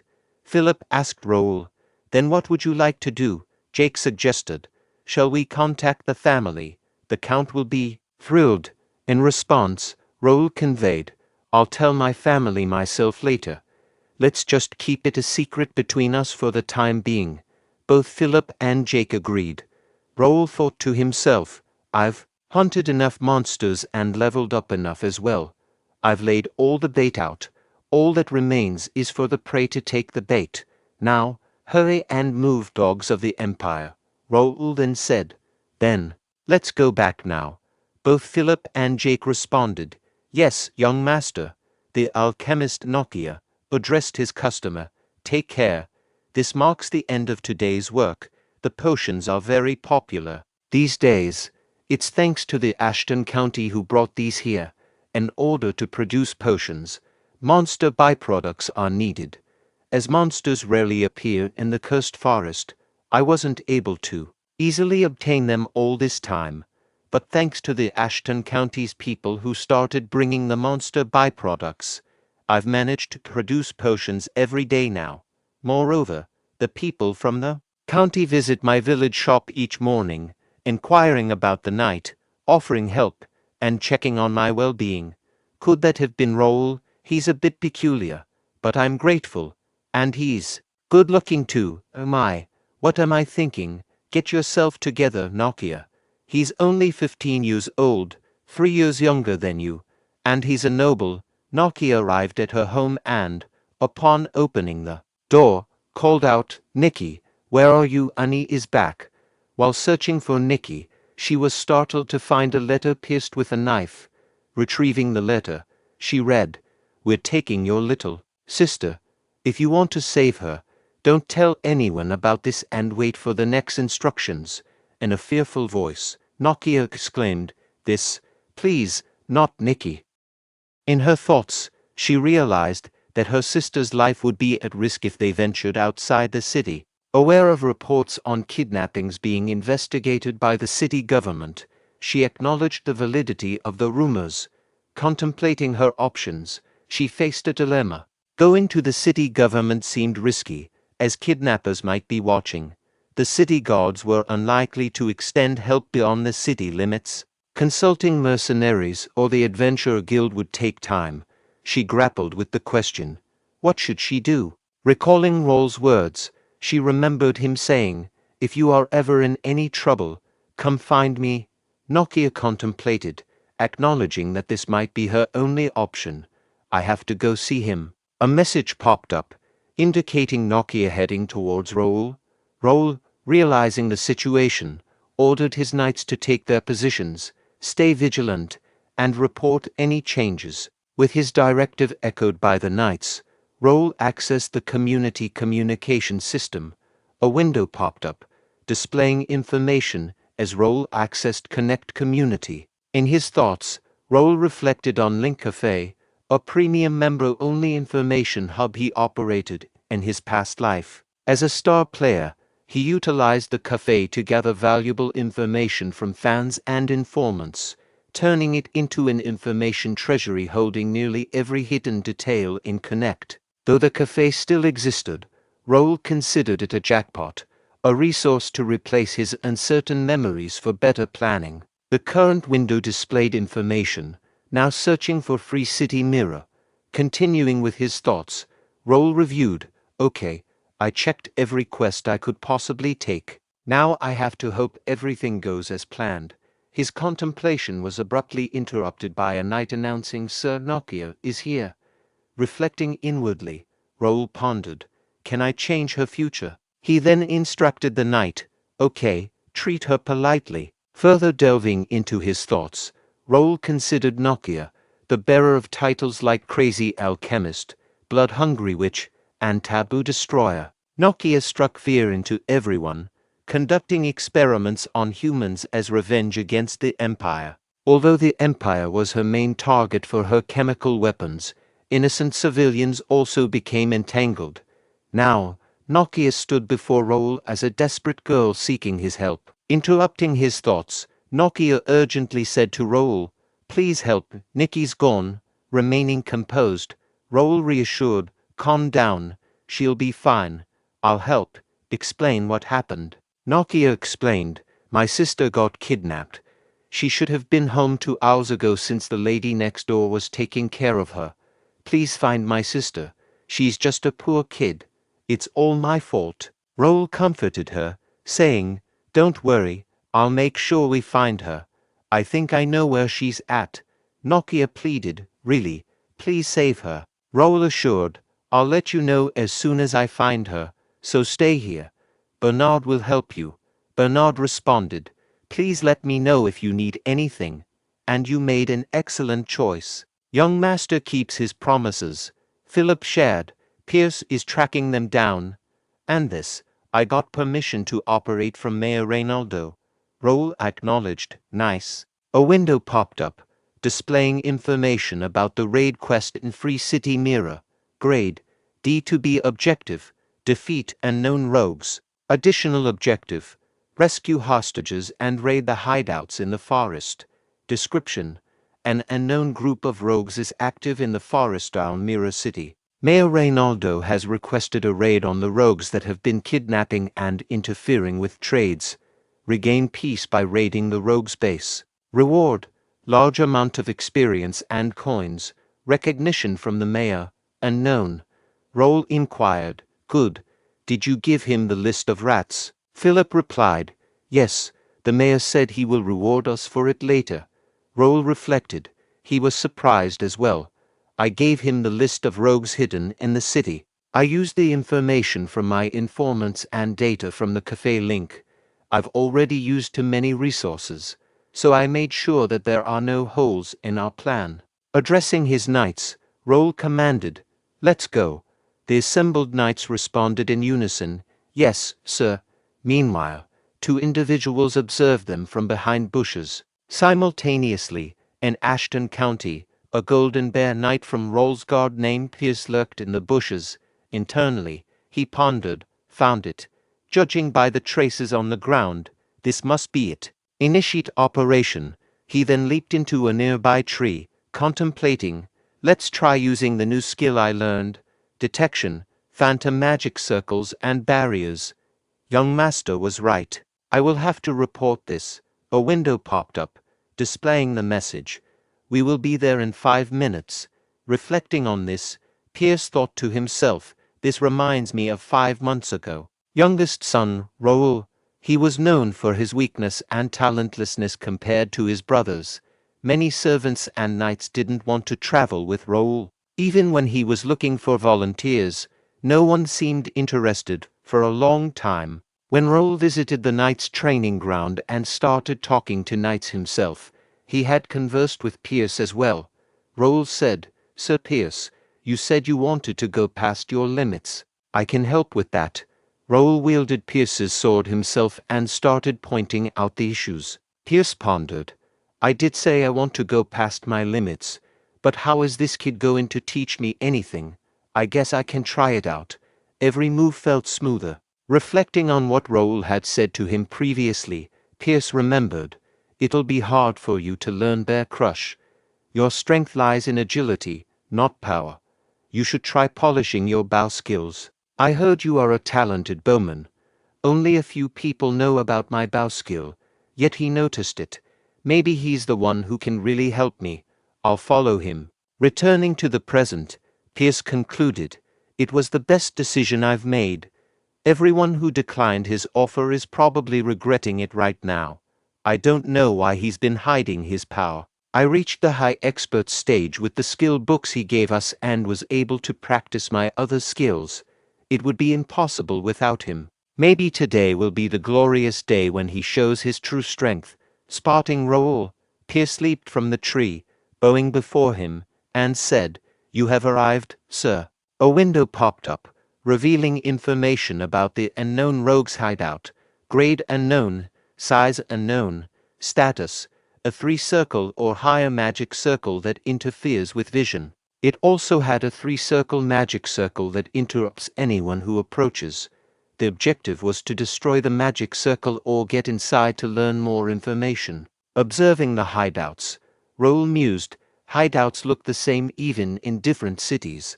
Kranan Empire's spies were hiding in Mira. Normally, Connect players get quests from starting cities like Mira and receive rewards for killing monsters or rogues. However, there are some unusual rogues, the slave trader who kidnaps people in the city, mercenaries trying to make it big. But the most dangerous of them all is the Kranan Empire's spies, the Imperial Hounds.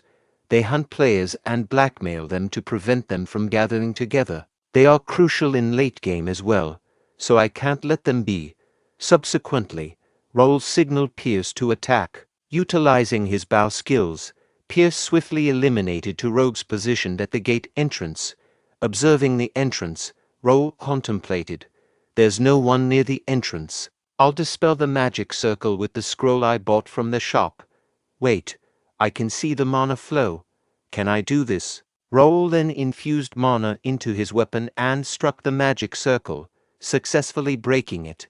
A window popped up, displaying the information magic circle destroyed.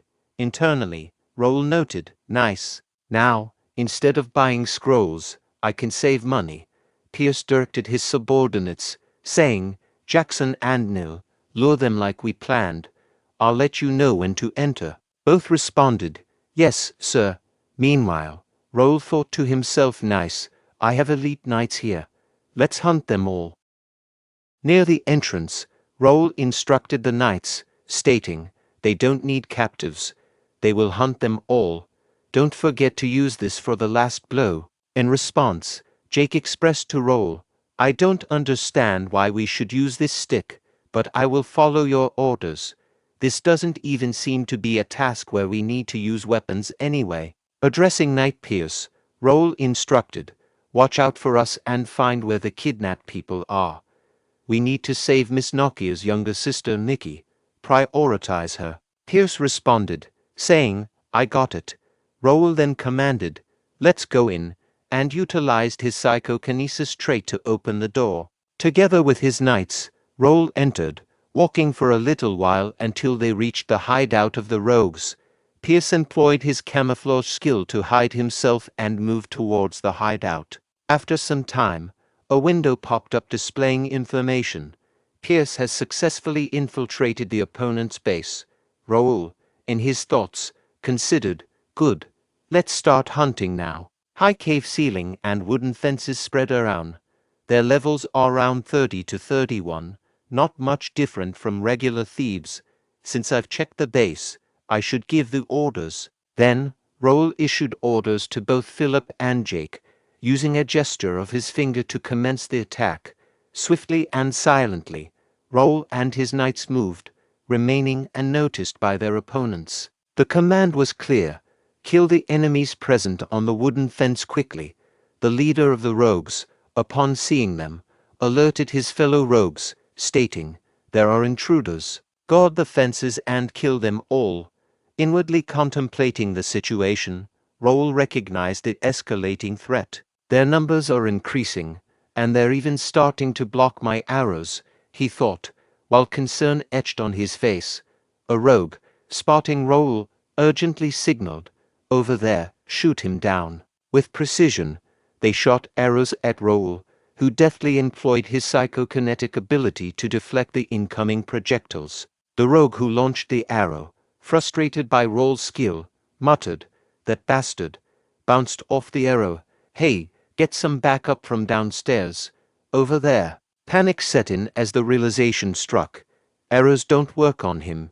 Jump on him and attack. The urgency in the rogue's voice echoed through the hideout, setting the stage for an intense confrontation. Meanwhile, Raul contemplated.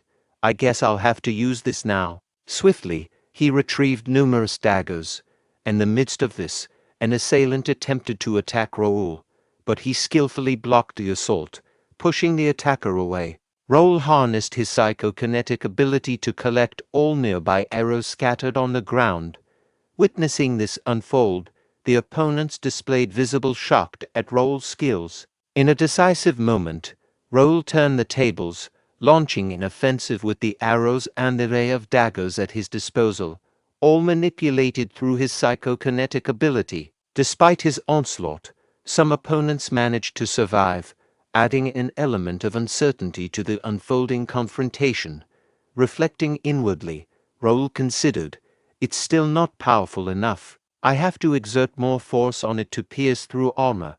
With determination, he leaped forward to dispatch the injured enemies. In the midst of the skirmish, thoughts raced through Raul's mind. He questioned the whereabouts of the remaining adversaries. To his observation, Jake was actively eliminating an opponent. Jake then shifted his attention to a second enemy, channeling mana into his Reaper again. With an intense expression, he executed a lethal strike, killing the opponent. Raul pondered, observing Jake's rebellion against using the rapier. He doesn't have to make such movements that waste mana. Ashton told him several times not to do that to avoid leaving any traces of swordsmanship. But well, I don't think I have to be too worried. Good. We're almost done taking care of the small fries. Pierce apologized to Raul, stating, sorry, sir. We searched the entire prison, but we couldn't find Miss Nikki. Raul responded, it's okay. Did you explain things to the captive villagers? Pierce replied, yes. We have distributed the clothes and food, and told them to wait in one place until the battle ends. Jake inquired, but sir, do you think there are other enemies? Aren't they just thieves? Raul observed, they are, but don't you think it's a little weird? Jake inquired, weird? How? Raul explained, first, Nikki, who was kidnapped, isn't here. Second, there were many of them, but none stood out amongst the rest. Lastly, there was a magic circle on the entrance. Did any one of you see a wizard here?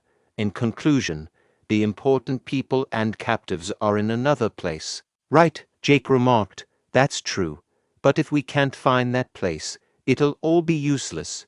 Don't you think so? Pierce, in response, Pierce mentioned, I actually checked some suspicious-looking places, but I couldn't find anything with my abilities. There could be a high-level magic circle or system. Raul acknowledged, it hasn't even been a month since you became our guild member. But you are good. Soon, no one will be able to fool your eyes. Pierce expressed gratitude, and Raul instructed, now, follow me. I think I know where they are. A moment later, Raul and his knights arrived in front of a hut. Raul instructed, search this hut. Report right away if you see something suspicious. The knights acknowledged with a yes, sir. After a while, Philip informed Raul, we couldn't find anything suspicious. Raul inquired, is this the fourth hut? Noticing something on the floor, Raul alerted, get ready. The real thing begins now. He kicked the table and channeled his mana into the Reaper, striking the floor with it, revealing a metal door beneath the broken wooden floor. Raul utilized his psychokinesis trait to open the door. He thought, secret stairs leading to the basement. Looking down the stairs, he remarked, something's coming. A red monster emerged from the basement and attacked Jake. Startled, Jake exclaimed, what is this? Meanwhile, Philip cautioned, don't step away. It will be harder to fight them if we scatter. As a monster rushed forward to attack, Raul retaliated, pushing it back with his Reaper attack. Philip informed the others, they are the Imperial Demon Cavalry. Their vital points are different from humans. Cut their heads. Jake, surprised, exclaimed, what are they doing in this place? Meanwhile, Raul considered, I should study their traits first. as he jumped forward and killed one of the monsters. A window popped up, displaying information about the monster. Incomplete Imperial Demon Cavalry, Level 41, Type 1, Cranon Imperial Demon Cavalry. Continuing with his thoughts, Raul reflected, just what I'd expected. I had a hard time in the past because of these guys. Recalling his past life, Bae DoHyun, he remembered, I attacked the Empire's hideout in the starting city on my 6th month of playing the game. It was due to the mayor's request when the top players were about to graduate from the starting city. Tens of top players who had finished changing jobs for the second time formed a punitive force with hundreds of guild alliances and took over the fortress. However, when the genuine Imperial Demon Cavalry, who had been concealed, revealed themselves, the majority of players were swiftly wiped out. Even the rankers, myself included, narrowly escaped. For 6 months following that incident, no one dared to approach the Empire's hideout.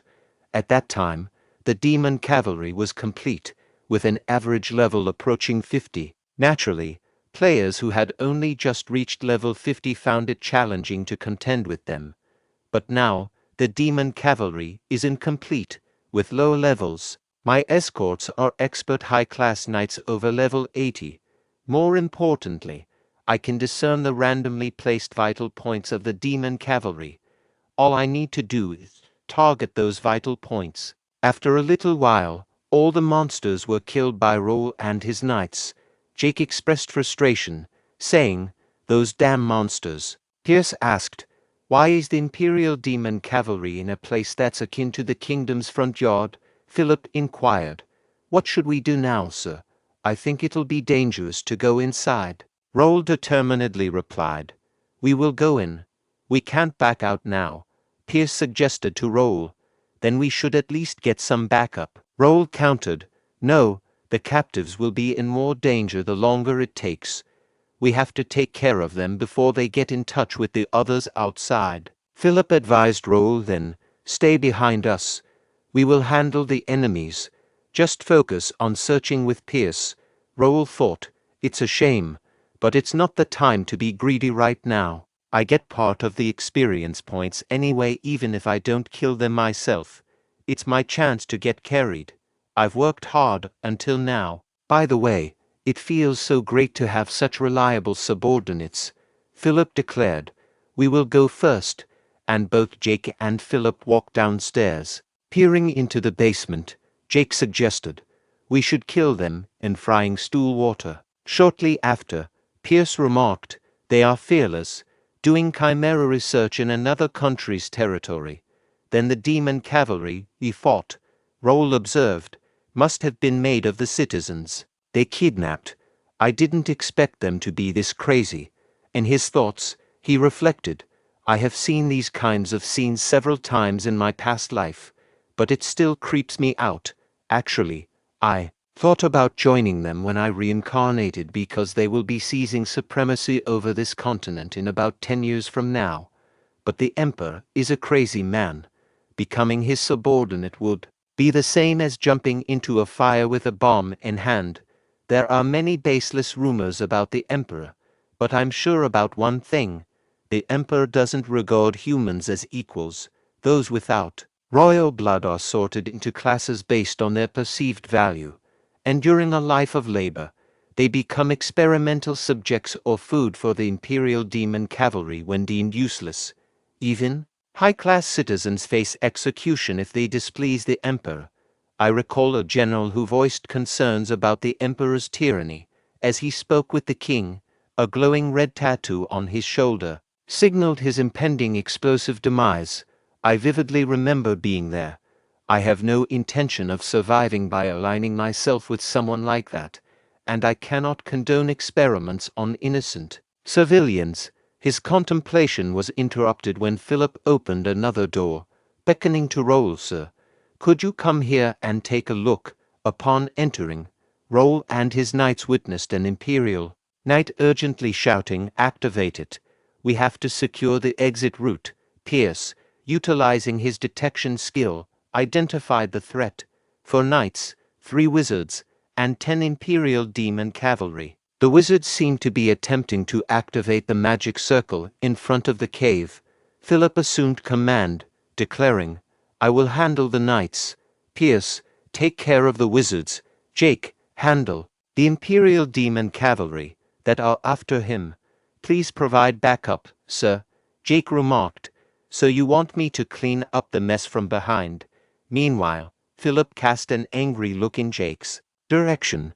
Pierce swiftly ascended to a nearby elevated position, employing about to target an enemy wizard and successfully eliminating it. Raul then directed his knights to attack, contemplating. Charging shot.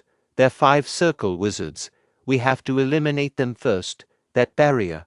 Ordinary arrows don't work on it. I should put some psychokinesis over it and create a psychokinesis pathway for the trajectory. Subsequently, Raul released an arrow that shattered the teleportation gate and simultaneously took down the wizard. He continued his thoughts. Good, we stopped them from escaping through the teleport gate. The Imperial Knight Commander, noticing the broken magic circle, exclaimed. The magic circle was broken. He swiftly ordered his fellow knights, "Our exit route is blocked. Release the seal and kill them all." In response, the knights fervently declared, "Yes, for our emperor," while veins appeared on their faces and rushed to attack Raul. Meanwhile, Philip advanced, successfully blocking their attacks. Observing Philip, Raul pondered, "Philip isn't enough. The expert high-class knight who is over level 90. A window then appeared, displaying information about the Imperial Knight. Name: McDowell. Level: 71. Job: Knight Sword Expert Middle Class. Affiliation: Cranon Empire. Imperial Hound Mirror Branch Manager. Nickname: Red Hound. Stats: Potential Grade B Class. Unique Traits: Blind Loyalty Grade B, Fear Resistance Grade C. Continuing with his thoughts, Raul mused. His stats increased.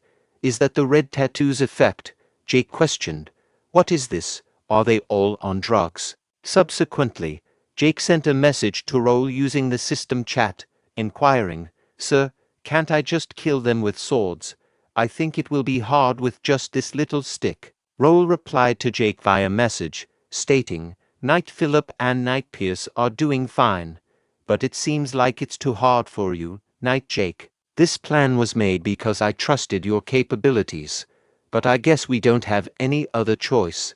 In response, Jake sent message, stating, "What, hard? I just said that because I thought Knight Pierce was having a hard time." He then shouted to the Imperial Knights, "Look what happened because of you. Guy, all of you." Observing this, Raul considered, "I should do something too," and promptly struck down a nearby monster. Witnessing Raul's swift victory, Jake thought, "That's weird. How does he figure out the monster's weak point so easily?" McDowell addressed the situation, saying, "I didn't expect that we would be overpowered. Who are you?" In McDowell's thoughts, he speculated, since they use Reaper, they should be from the Randall Viscounty, but somehow, their swordsmanship looks awkward. Based on my instincts, they aren't from the Randall Viscounty.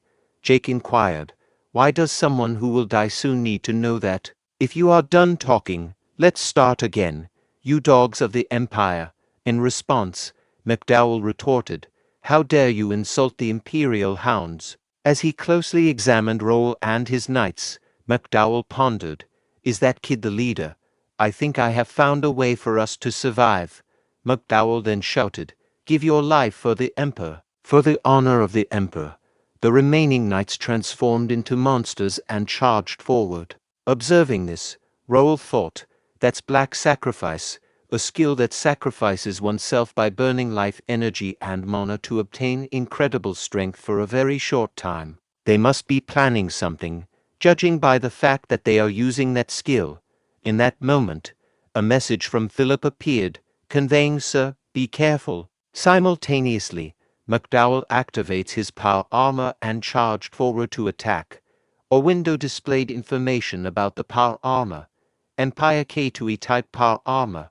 Rank, Grady. Output, 0.8 CP. Uptime, 2 hours maximum. Operation mode, Mana stone consume. Defense skill, 3 circles. Subsequently, another message from Philip appeared, alerting, "They are after you." Philip swiftly rushed forward, attempting to attack McDowell, whose power armor efficiently blocked the assault. Frustrated, Philip thought, "Damn it." The attack was cancelled out by the force field, and he shouted a warning to Raul. At that very moment, McDowell declared, "This is over," and launched an attack on Raul. However, Raul skillfully blocked McDowell's attack. A little shocked, McDowell exclaimed to Raul, "What is it this time, you bastard? You were a power armor user." In McDowell's thoughts, he speculated, power armor with shifting parts, judging by its appearance, it should be F-class, but my instinct is telling me that it will be dangerous if the shifting ends. Attempting to attack Raul again, McDowell persisted. Meanwhile, memories of a few moments ago flooded Raul's mind, recalling McDowell's initial attack. What happened? I was going to dodge the attack by using the C-rank skill flash, but a message popped up and I can't move, notifying him of encountering a hostile power armor. Regnator, which was previously dormant, had awakened. Assessing Raul's qualifications, has a unique trait and known, Grade X, attainment, sword expert, middle-class psychokinesis. Raul had fulfilled the minimum qualification, prompting the activation of Regnator. However, due to insufficient mana for complete activation, Regnator searched for other energy sources. It identified intermediate grade psychokinesis and successfully fixated its shape using psychokinesis. As a result, Regnator had partially activated. Raul reflected, so this is the power armor, a barrier that blocks all physical attacks weaker than a mana blade, defense skill that cancels out at least 3 circle magic, and a mysterious core that enhances the mana and physical abilities of the user.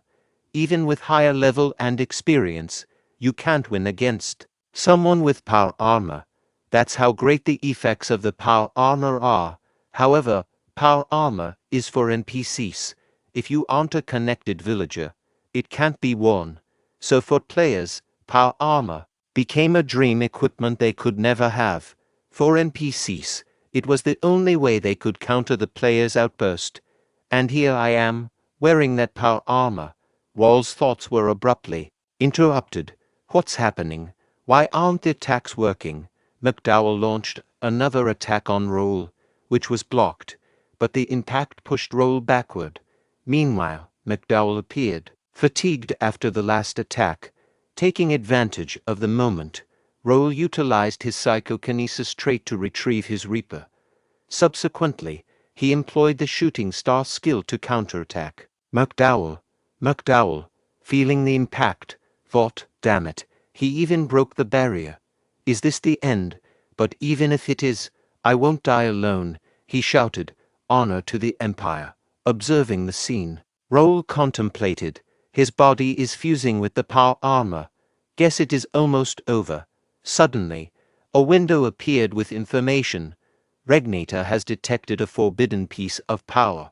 Confused, Raul thought, what does that mean? Another window provided clarity, releasing part of the seal due to an oath. Shortly after, a golden mana enveloped Raul's entire body. Then, another window emerged with information. Regnator will show his true self temporarily. Raul, clad in Regnator power armor, stood motionless.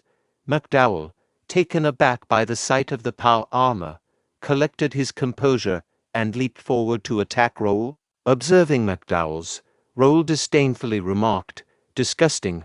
However, when McDowell's fist collided with Raul's power armor, a massive explosion happened. The force of the explosion created a shockwave, causing the knight accompanying Raul to struggle to maintain their stance without being thrown backward. Meanwhile, aided by his power armor, Raul effortlessly thwarted McDowell's attack. Skillfully, Raul pushed McDowell backward, creating a strategic distance. In retaliation, a single, precise punch from Raul proved fatal for McDowell, culminating in a decisive victory for Raul and his knights. As Raul's power armor vanished, He reflected. I did it. I barely met the time limit, accompanied by a cough, causing both Philip and Jake to express concern and rush towards him, asking, "Young master, are you okay?" Raul reassured them, saying he was fine, and contemplated. I've never felt this before, something I've never experienced as a player. It feels like I saw a glimpse of eternal power. I borrowed the item's power this time. One day, I'll reach it with my own strength. After a while, Raul contemplated. Pocket teleportation device and mana stone. Let's figure out how to use them later. Pierce then informed, "Sir, we found Nikki and the other hostages." There was some, however. Raul interjected.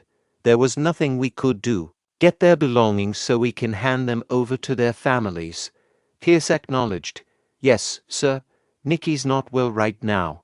Raul urged. "We should hurry. Let's leave." Jake questioned Raul. "Are we really leaving those here?" Raul inquired. "Why? Do you want them?" Jake replied. "Of course. Many of them are useful. That thing's value can't be measured with gold." Raul considered. He's not wrong. The power armor that McDowell was wearing, I can't use it. But it can prove that we caught the Empire's spies and use it for experiments. The Imperial hounds weren't easy. They can easily take down small nobles. Many users gave up because of them. There's no need to agitate them right now. It's better to focus on our growth and expanding my influence. Raul informed Jake. "It's all part of the plan, so forget about it. Also, I finished him." Jake responded. "That's because you told us to stay away." Raul then promised a bonus for their hard work and told them to rest. Excited, Jake exclaimed, "Bonus and vacation. You can't take it back." Raul, observing Jake, wondered, is he stupid or smart? He then asked Pierce for a report, and Pierce assured, "We've lured them as planned, and will ensure there's no setback." Raul pondered, "Let's see what they do. It's obvious, though. I'm curious about the kind of face they'll make after falling for this trick." Ramon questioned the guide. "How far did they go? Hey, guide, are we going the right way?" Frustrated, Ramon thought, "Shit, we tracked him down to this forest, but we don't even see his traces. We had to mentally heal from the shrine and even lost money and swords because of him. We lost to him because we couldn't use mana skills in the city. There's no way we could have lost with 12 knights otherwise. Knight leader Jeremy even has power armor. This is our chance now that he's outside the city." His thoughts were interrupted by the guide, who pointed and exclaimed, "Right there." Entering the hideout shortly thereafter, Kale remarked, "Here, this looks kind of dangerous. I guess we have to go in to find out." Ramon affirmed, "Of course, we came outside the city to find him. Let's go." A few moments later, Ramon commented, "We couldn't find him, but this is pretty nice." Jerry exclaimed, "Magic items, artifacts, and even corpses of wanted people, and the biggest one is this power armor." And all of them started laughing. Meanwhile, outside the forest, a knight addressed Raul, saying, "Young master, thanks for taking the trouble. We raided a hideout in the East Forest and rescued the hostages." Raul inquired, "Nice. Where are the others?" The knight replied, "They came here after their mission." Raul thought, "They are my trainee knights and first guild members. 6 of them went past expert through training, and the rest are ready to be experts. We are getting back the supplies from the North Hideout, West Hideout. Every one of them can use mana and has learned Ashton County's sword skills. With over 100 members now, normal rogues can't stand against us." Raul then commanded the knights, "Everyone's here. Let's go." The knights responded, "Yes, sir." A little later, at the gate of the Free City Mirror, one of the guards questioned, "Are they the Ashton County's people? Why are there so many?" Raul inquired, "Are you the captain here?" The captain of the guard replied, "Yes, sir. We've guided the civilians here as you requested." Raul commended, "Good work." As people gathered, one asked, "Is he the one who rescued the hostages?" Another exclaimed, "I can finally see my kids." Nokia thought, Maybe my sister. Then she spotted her sister Nikki moving swiftly toward Raul. Raul informed Nokia, Nikki's right here. Overwhelmed, Nokia expressed her gratitude, saying thank you. Thank you so much. Raul added, she's not in good shape right now. We will have to treat her at the mansion. Instructing Bernard. Bernard replied, yes, a priest is at the mansion already. Raul reflected, I saved the lives of many who were supposed to be dead and changed the future of the alchemist who would live only for vengeance. Maybe Nokia won't be a grand alchemist like she was before, and the items and potions she invented might not even appear in this world. Nevertheless, I still need Nokia for the county's future. Everything started to change when I came back to the past. I don't care even if history changes. I won't hesitate if I have to take away someone's future. I'm no longer a kind person. Even today, I could have saved so many more people if I had acted faster. Instead, I looked away from those people and chose to binge the quests and gain Nokia's interest. Still, I completed the quest overnight and saved everyone I could have. The city will be safe for now, and the mayor will visit with rewards when the sun comes up. But I still feel uneasy. Subsequently, Raul observed a woman in the crowd, tearfully uttering, my son didn't make it back. Reflecting on the situation, Raul thought about the lower-class people who couldn't pay for commissions, those who never even got a chance. Looking back, he realized that his actions were solely driven by quests and levels. He acknowledged that he never had a conversation with people unrelated to the quests. Despite telling himself he would live in the present after reincarnating, he recognized that he was still just playing around as if it were a game. Deep in thought, Raul questioned the merits of living within the system's confines.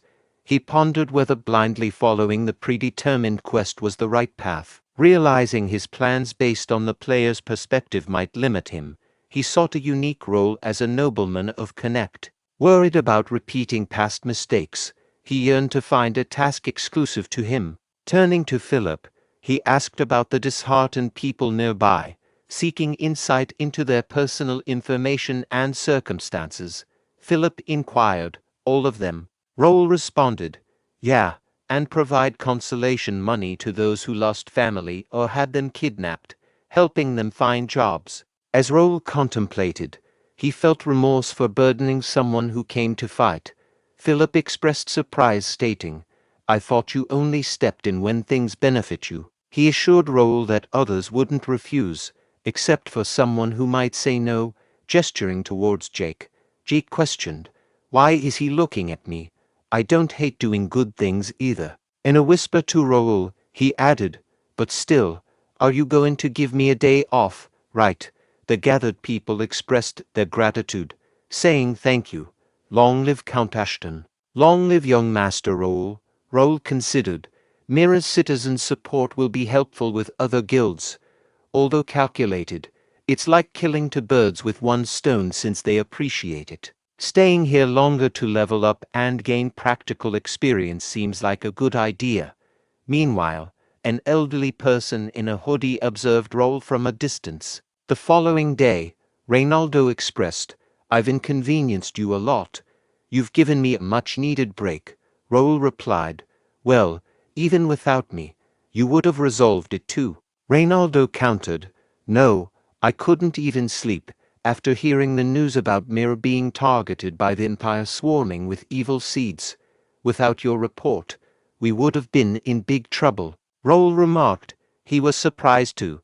Who would have thought that the Empire's evil forces reached Mira, clearly within the Kingdom of Ruben's territory? Judging by their hideout, it seemed they had been working in secret, training demonic soldiers for quite a long time. Reynaldo revealed, to be honest, this wasn't the first time there were missing cases, but we couldn't subjugate them due to the treaty. According to the treaty, Mira wasn't allowed to have an army, only gods, and they couldn't showcase even half of their capabilities outside the city. Come to think of it, someone from Randall Viscounty came, as you said.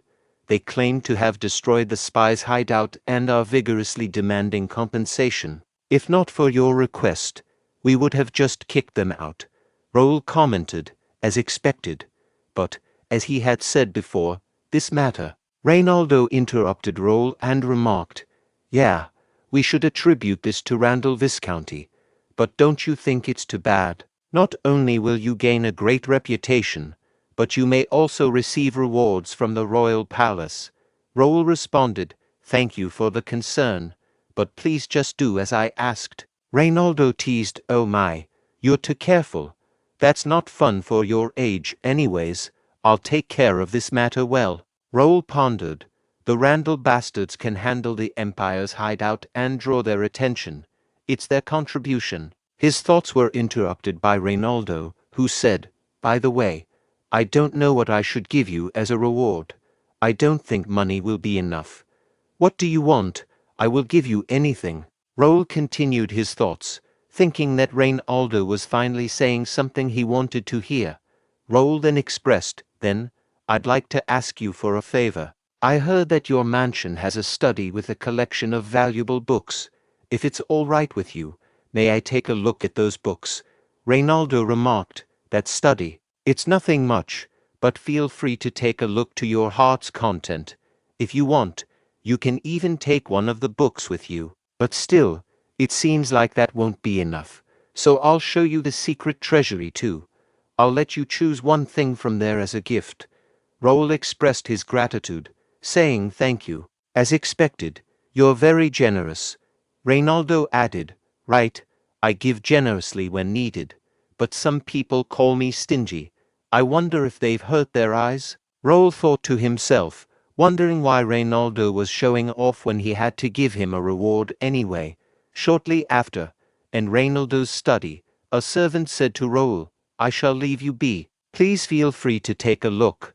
Raul thought to himself, realizing that this was the place he had heard about. He knew that while the books may appear to be miscellaneous, they were actually a marvelous treasury of skill books. A window popped up, asking, "Would you like to acquire the B-rank skill book Thunder Pierce?" Raul continued his thoughts, realizing that all the books in this library were skill books, and he felt overwhelmed just by looking at them. He knew he had to carefully search for the book he wanted, as there was no guarantee he would have the opportunity to return. He noticed a subtle light coming from a particular book, and he knew he had to take a closer look at it. Another window appeared, displaying the information, study of ancient rituals, spells, and instructional methods for mental cultivation. Raul contemplated the lengthy title and thought to himself, "What a long title! But this book." Suddenly, a new window popped up, revealing detailed information about the book titled Quercus Meditation Art. The window stated that it was only available for psychic ability users, with a grade of S, and a unique effect of providing a 24-hour automatic meditation effect and the ability to engage in mental training. The description explained that this meditation art was used by ancient psychics to cultivate spiritual power and that it allowed individuals to purify their souls by connecting with nature and utilizing a mental imagery space. Additionally, there was a popular belief that meditating near an oak tree enhanced the effectiveness of the practice. Raul pondered the exclusivity of this meditation method, specifically designed for S-level psychics. He exclaimed, "I finally found it. Now I can finally obtain these skills. In my previous life, Bae DoHyun managed to achieve a top rank in the early stages with just a B-rank meditation art. However, my insufficient spiritual power capacity eventually led to my downfall. By the time I attempted to find a better meditation art, the path to acquiring skill books had already been monopolized by large guilds and other high-ranking individuals. Initially, skill books related to superpowers had abysmal drop rates, and information about them was scarce. However, over time, details about the Quercus meditation art began to surface. According to a renowned flame magician ranker from Japan named Sakata Shigehisa, the mayors of the starting cities concealed one S-rank skill each. Among them, Sakata had acquired a superpowered skill from Mira's library. Reflecting on his past life, Raul remembered obtaining an S-rank skill book in the starting city of Ignet. Unfortunately, it was a magician-exclusive skill, rendering it useless to him. However, this time would be different. The cumulative effects of the meditation method would ensure he never ran out of spiritual power, right? Furthermore, while psychic abilities may not appear impressive initially, their power and range of use expand significantly as one's level increases. With sufficient spiritual power support, increasing Raul's proficiency would become much easier. If he could reach the level he had in his previous life before a full-scale war with the Empire began, he would really be able to turn the tables upside down. He was looking forward to that day. Raul chose a moderate mana ring from Reynoldo's treasury, knowing that there were much better things in his hometown anyway. He decided it was time to tackle some personal reorganization that he had been putting off until now. He completed all 70 quests he had gathered in one night, including the skill books below C rank and the rare grade items. He also amassed 50,000 player-only coins. Raul issued a command for the system to open the status window, revealing the following information: name Raul, level 55 hardcore mode, job Night Sword Expert Beginner, mid-tier psychokinetic, belongs to County Ashton, first guild, unique traits, skill collector grade X, developers analyzing I grade X, psychokinetic Meister S+, royal lineage, unknown grade X. Raul contemplated, in 1 month, all my body stats have surpassed 65, with mana and spiritual power exceeding 70. I can now be considered skilled. Superhumans like swordmasters or high-tier psychokinetics have around 90 stats. In my previous life, I even reached 90, in willpower and senses. In this life, I'm aiming to elevate all my stats to 90. If the opportunity rises, I'll strive to be the first player to reach 100 stats. It might sound like a dream, but Raul genuinely has numerous opportunities in this life. For example, the information window displayed the details of the Regnator Power armor. It was graded as a B and was currently bound to Raul. The armor was partially open but sealed, with an output of 1.5 core power. Its operating time was limited to a maximum of 5 minutes, and it operated in self-charging mode. The defense technique of the armor included a mid-tier mana blade attribute force field with 6 circles, although the attribute effect was reduced by 50%. The armor was a replica of a mythical power armor, but most of its functions had been sealed or transformed due to crossing time and space. The seal would be undone once special requirements were met. The armor also had special functions, including condemnation, which amplified its effect by 200% against the target of the oath, and covert satiation, which allowed it to absorb lower power armor and imitate its function. Raul, who had reincarnated, had 2 items accompanying him: the skill decks, which had been unlocked through quests, and the awakened Regnator Power armor. He had received a quest related to their skill decks, which required him to solve 50 quests to undo the next seal. However, he had no clues about how to handle the Regnator Power armor, possibly due to its challenging current output. In addition to unlocking their power armor, Raul had also unlocked a new unique trait. An information window popped up, revealing the details of the developer's analyzing eye. It was graded as an X and allowed Raul to borrow the developer's vision to steal information related to the system. This trait facilitated the analysis of special energies and explained why the Raul had been able to see NPC information and mana flow. He speculated that he had acquired this trait when he subdued the Imperial Hound's demonic energy. To confirm this, he planned to check the quest that appeared together with the unlocking of the trait. However, he noted that this anomaly might be due to attacking the Imperial Hound hideout too early, as the quest typically appeared when leaving the starting city. If he followed the same route as in his previous life, he would constantly encounter the Empire to obtain the black magic stone fragments, navigating scenarios amid their extreme interference. However, he no longer had to do that now, Being both a player and a citizen of Connect, the choice of scenario and the quests he cleared were entirely up to him. He was no longer a puppet moving along the developer's wishes. If the ending they decided and what he wanted were different, he would move as he pleased, even if it meant destroying the scenario and the quest itself. The following day, Bernard called out, "Young master, are you inside? Nikki has regained consciousness. Miss Nokia would like to meet you. What would you like to do?" Raul responded, "Of course, he should meet her. Let's go." Upon meeting Nokia, Raul inquired Nokia, "How is your little sister doing?"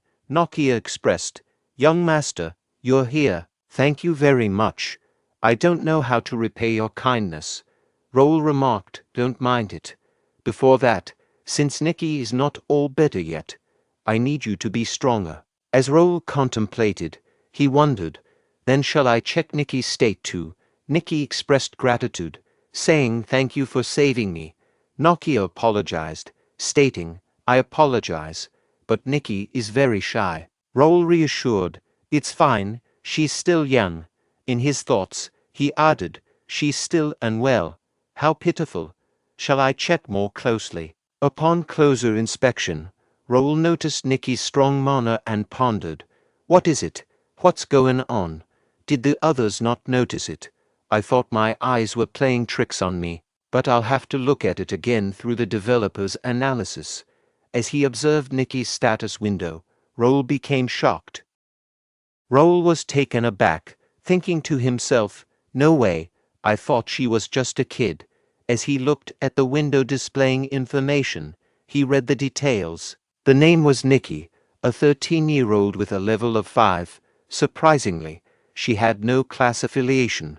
She was associated with the Free City Mirror. Her talent was unknown, but it had a potential grade of SS. Raul examined her stats, noting her strength at 5, agility at 3, and stamina at 3. Her intelligence was at 60, with a deduction of 30. Similarly, her willpower was at 65 with a deduction of 25, mana at 62 with a deduction of 61, and senses at 52 with a deduction of 45. Additionally, she possessed 3 unknown unique traits. Raul pondered, double S potential talent, her illness is bringing her stats down. But what if I can cure her illness and bring out her true stats? I can't even imagine how powerful she'll be. Just as he was lost in his thoughts, Nokia asked him, "Sir, what's wrong?" Raul quickly replied, "It's nothing," but internally, he resolved to delve deeper into the matter for Nikki's sake. A few days later, Raul muttered to himself, "Okay, he has all the papers he needs. He's almost done with Mira. Everything is going well." They found more rogues and slave traders and rescued 50 more people. Now Mira is the safest place. The construction of the guild house was completed, and some guild members were now living there. Many of the civilians they had rescued were willing to work for them, and Raul was confident in every aspect of their progress. The only thing left was, Bernard said to Raul, "I'm opening the door." Nokia entered the room. Raul then asked, "How is Nikki doing?" Nokia replied, "She's doing much better, thanks to the hard-working priests." "Thank you again," Raul responded. "That's nice, however." In his thoughts, he believed that Nikki's condition had not actually improved and couldn't be healed with divine power in the first place. Raul said, "I asked to see you because I wanted to talk to you." Nokia replied, "I see. I heard you are leaving today. Is that true? I haven't been able to properly thank you yet." Raul explained, "Yes, I've stayed longer than I was supposed to, so I'm on a tight schedule now." Nokia offered her assistance, saying, "Ask me anything. How may I help you?" Yet, in her thoughts, she wondered if there was a reason why he had helped her and Nikki so much. She had encountered many greedy nobles in the past and was scared that Raul might be the same. She didn't want to disappoint him. Before Nokia could dwell further on her thoughts, Raul interrupted and said, "It's not what you're thinking. Why don't you read this first?" He handed her some papers, and as she read through them, Nokia became shocked. One of the papers showed information about a pardon letter, forgiving all sins committed by Nokia in the past and releasing all charges against her. In surprise, Nokia asked, "Pardon? Is this real? How did you?" Raul said luckily, it was something that could easily be settled with money. And Raul thought, the paper he had just given Nokia pardoned her of her sins. He had to use quite a lot of money to get permission from the Alliance, but that was nothing compared to her worth. Meanwhile, Nokia thought, she had suffered through 5 years of pain because of the mana restriction. It was a problem she thought she could never escape. Raul had solved it so easily. She realized she was stupid to have compared him with other nobles and felt arrogant for doing so. Raul asked Nokia if she was okay with it. Could she tell him how she got her mana restricted? Nokia said, when she was a kid, she left her hometown. Her alchemist teacher saw her talent as an alchemist and helped her get into the Alchemist Association. She made a name for herself as a young talented alchemist and even mastered 3-circle magic at the age of 13. But then misfortune struck when there was a disease outbreak in her hometown and she lost her family. Only Nikki was left when she arrived. She tried to bring her to the association and live with her, but the misfortune didn't stop. When Nikki turned 6, she got an incurable disease, probably because of Nokia's exposure to hazardous substances. Nokia focused on finding a cure for 2 years and made it to the 5th circle at the age of 18 during the process, but it meant nothing to her. When Nikki's death was approaching, she couldn't think of any solutions. She broke the taboo by using alchemy on a person and kept Nikki alive using materials she stole from the association. However, Nikki couldn't even stay awake without medicine. Then she was caught breaking the taboo and got kicked out of the association with constraints. They settled in their current location after wandering around for a while. The city was safe and the blessings of God helped with Nikki's illness. However, mana restrictions and a sick sister didn't look good to the people here, so his talk was interrupted by Raul, who said, "You've been through a lot. Now drink this. It will free you." Nokia took the potion from Raul and drank it. Nokia thought, it's been 5 years, but it still feels relaxing. I missed it. Meanwhile, the status window of Nokia popped up, revealing information. Nokia was 23 years old, at level 68, and an intermediate alchemist 5th circle. She was affiliated with the Free City Mirror. Nokia's stats included a potential talent grade S, unique traits such as Master of Alchemy grade S, Precise Tuner grade A, Genius Absurdity grade A-, and one unknown trait. Nokia thought, I get it now, what he really wants from me. Nokia then said, I, Nokia, will be loyal to Sir Raul. I am eager to see you save many others, just like how you saved me and Nikki. Raul replied, I accept your loyalty, and I won't forget what you said. I'll give you this as well. Nokia asked, this is, Raul answered, it's for Nikki's illness, a monofalaria. A great alchemist that's no longer in this world left this. There's a part missing in it, so it needs more research. Nokia, make the perfect cure using that. That's the first order I give you as your lord. Nokia said, I'll make the perfect cure with my life. And Nokia thought, I decided. For the rest of my life, I'll live for him. Raul observes Nokia exiting the room, though he is still talking and acting awkwardly. However, he knows he has to practice as this is his home and the people he interacts with are citizens of Connect. Today was a great success for Raul. Nokia was the first member who wasn't assigned to her, and she is an alchemist who will leave a mark in history. She will create the cure. Nokia herself is a great alchemist who is no longer in this world. In the past, she also fought the incurable disease called monofalaria. After extensive research, she finally developed a cure, although many people were sacrificed in the process.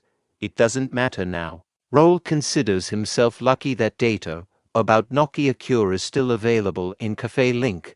He purposely gave Nokia the defective version so that she could grow. Hopefully, Nokia will no longer feel burdened by Nikki when she creates the cure. Even if she can't make it in time, Raul can provide her with the remaining data. Everything Raul had planned to do in Mira is now complete, and he must prepare for his next destination. The next destination is the capital of the Ruben Kingdom, also known as the Tomb of Sword, Metropolis Turium. Raul is getting excited about what will happen in the vast city. Let's get going.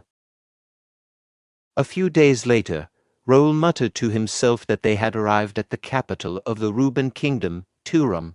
Jake expressed his amazement at the large number of people in the capital, noting that it was quite different from what they were used to. Raul confidently stated that there was no need for them to wait in line, as they were from a county and could enter without any issues. The knights acknowledged his command. Raul then pondered the fact that he had left most of the guild members in Mira and only brought a small group with him, hoping that it would make their mission easier. After entering the capital, he wondered why there were no carriages or escorts waiting for them. Raul turned to Bernard and asked if he had sent the message about their arrival. Bernard assured him that he had, but there seemed to be a mistake. He suggested heading to the mansion first and gathering more people. Raul asked Bernard if he knew the location of the mansion and suggested they move together. Bernard asked a nearby woman if she knew where the Ashton County mansion was, but she had no idea. He asked other people, and one person mentioned that Ashton County was associated with a warrior family.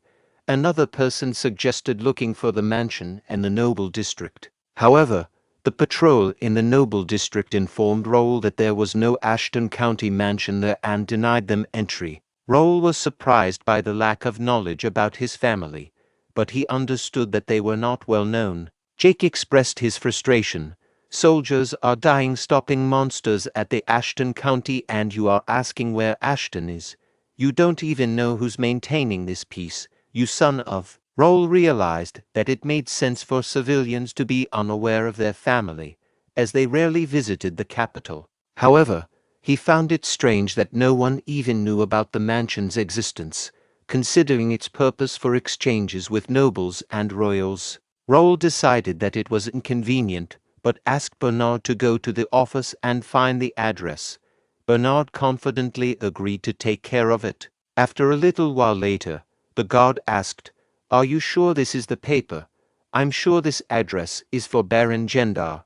Raul asked, "Baron Gendar, not Count Ashton?" The guard replied, "Yes, Baron Gendar has been living there for over 10 years now. We can head there for now." Raul turned to Bernard and asked who he is. Bernard explained, "Baron Gendar is a 50-year-old male. He is your distant cousin and he's in charge of foreign affairs." Raul said, "I see. Let's go to the mansion. I'll have to see it myself." A few moments later, at the mansion gate, the guard asked, "Who are you again?" Philip said, "I am escorting Ashton County's youngest son, Sir Raul." "Where's the foreign affairs officer?" The guard asked, "Ashton County. Do you have an invitation?" Philip asked, "Invitation? What invitation?" The guard said, "You came to a party without an invitation. Please wait over there. I'll be back." Raul was surprised and said, "Party." Jake advanced with anger towards the guards and said, "What the fuck is happening here? You are asking the owner to wait outside? I don't care who Baron Gendar is. Tell him to come out." Meanwhile, all the guards dropped their weapons and ran away, saying intruders. Jake was surprised by that and asked, What the fuck just happened? Are they running away?" Raul said, "Let's go inside." A person with more guards blocking the path of Raul and his knights approached them and said, "Stop there. You are not allowed to enter this place." He asked, "Who are you?" Philip said, "I am Philip of the Golden Bear Knights of the Ashton County." "Where's Baron Gendar?" The person asked, "Why are you intruders looking for the Baron?" And then the realization hit him. "Wait, Ashton County." He said, "I'm sorry. I heard you were coming, but it was late. I'll let the Baron know right away." "What are you guys doing?" "Bring them to the reception room." His fellow knights said, "Yes." Raul thought, "What the hell is happening? This place is as big as he had heard. It would take forever to go around even with a carriage. Is that That's the building only the direct lineage of the Ashton County can use. Why do I hear music from the building, and there are strangers rolling in the front yard? Jake asked, is there an event today? Someone said there's a party. The god replied, you didn't know. Today is Baron Gender's third son, Aaron's birthday party.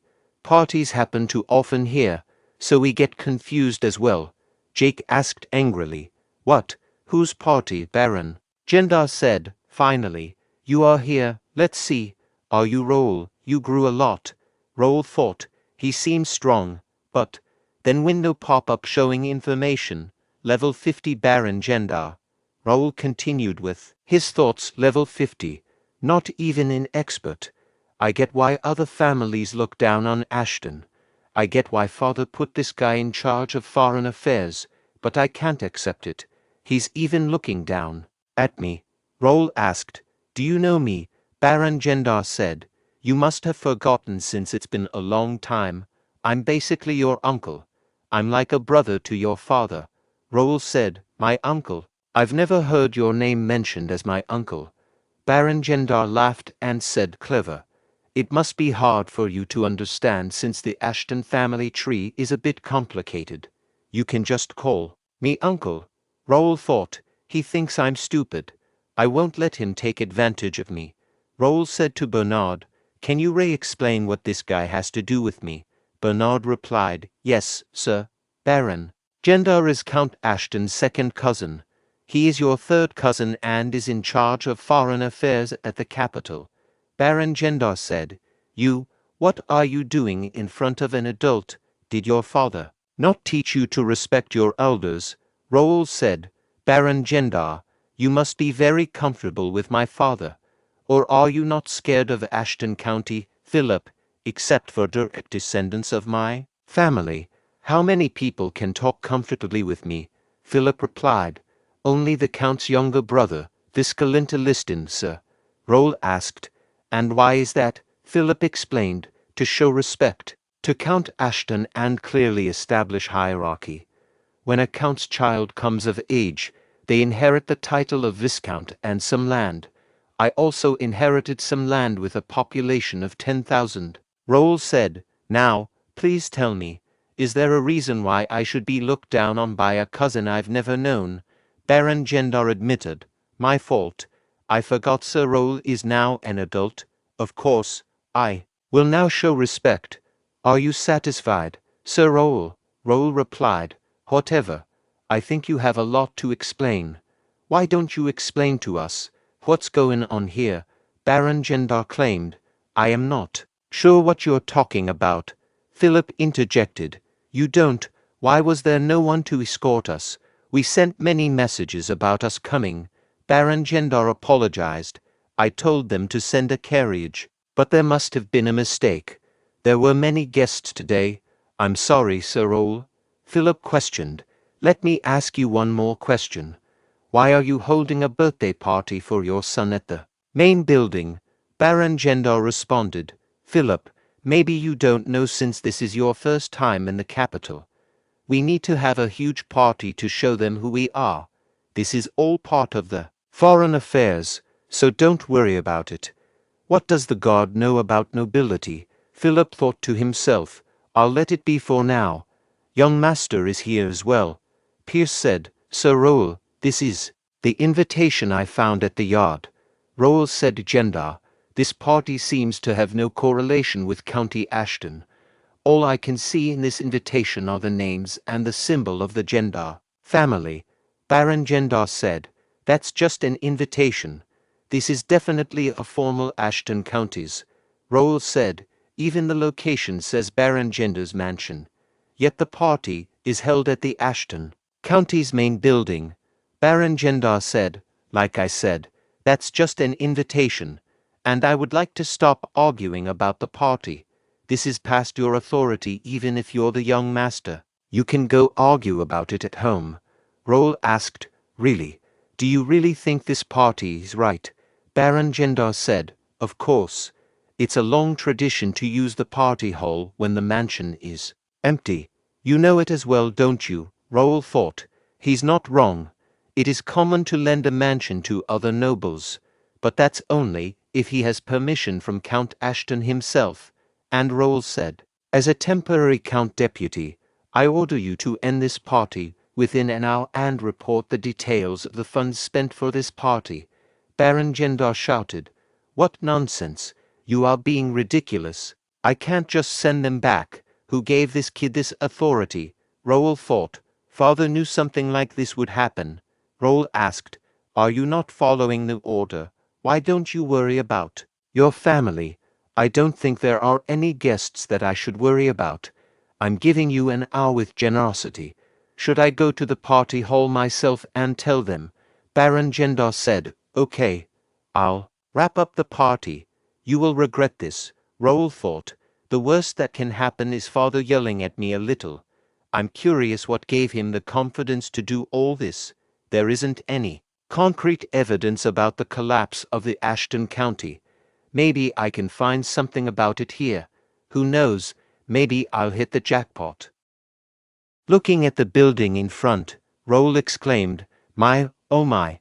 He thought to himself, the place that they escorted me to isn't the main building, but the mansion's annex. The servant who was escorting them explained, The Baron said that since the main building is crowded, he wanted us to prepare a quiet place for you. Raul thought to himself, dismissing it as nonsense. He firmly stated, I don't wish to hear it. I'm going to the main building. The servant replied, Yes, sir. As Raul opened the door of the main building, he was taken aback and asked, Are they in their right minds? He thought to himself, and the 3-story main building and office where only the Count and his family can stay. The Baron's entire family lives. Raul questioned, How do you plan to explain this, Baron Gendar? Is it a Count family tradition for ministers and the like to dare occupy the Count's office? Baron Gendar responded, We were just borrowing this for a while. You don't even come here once a year anyway.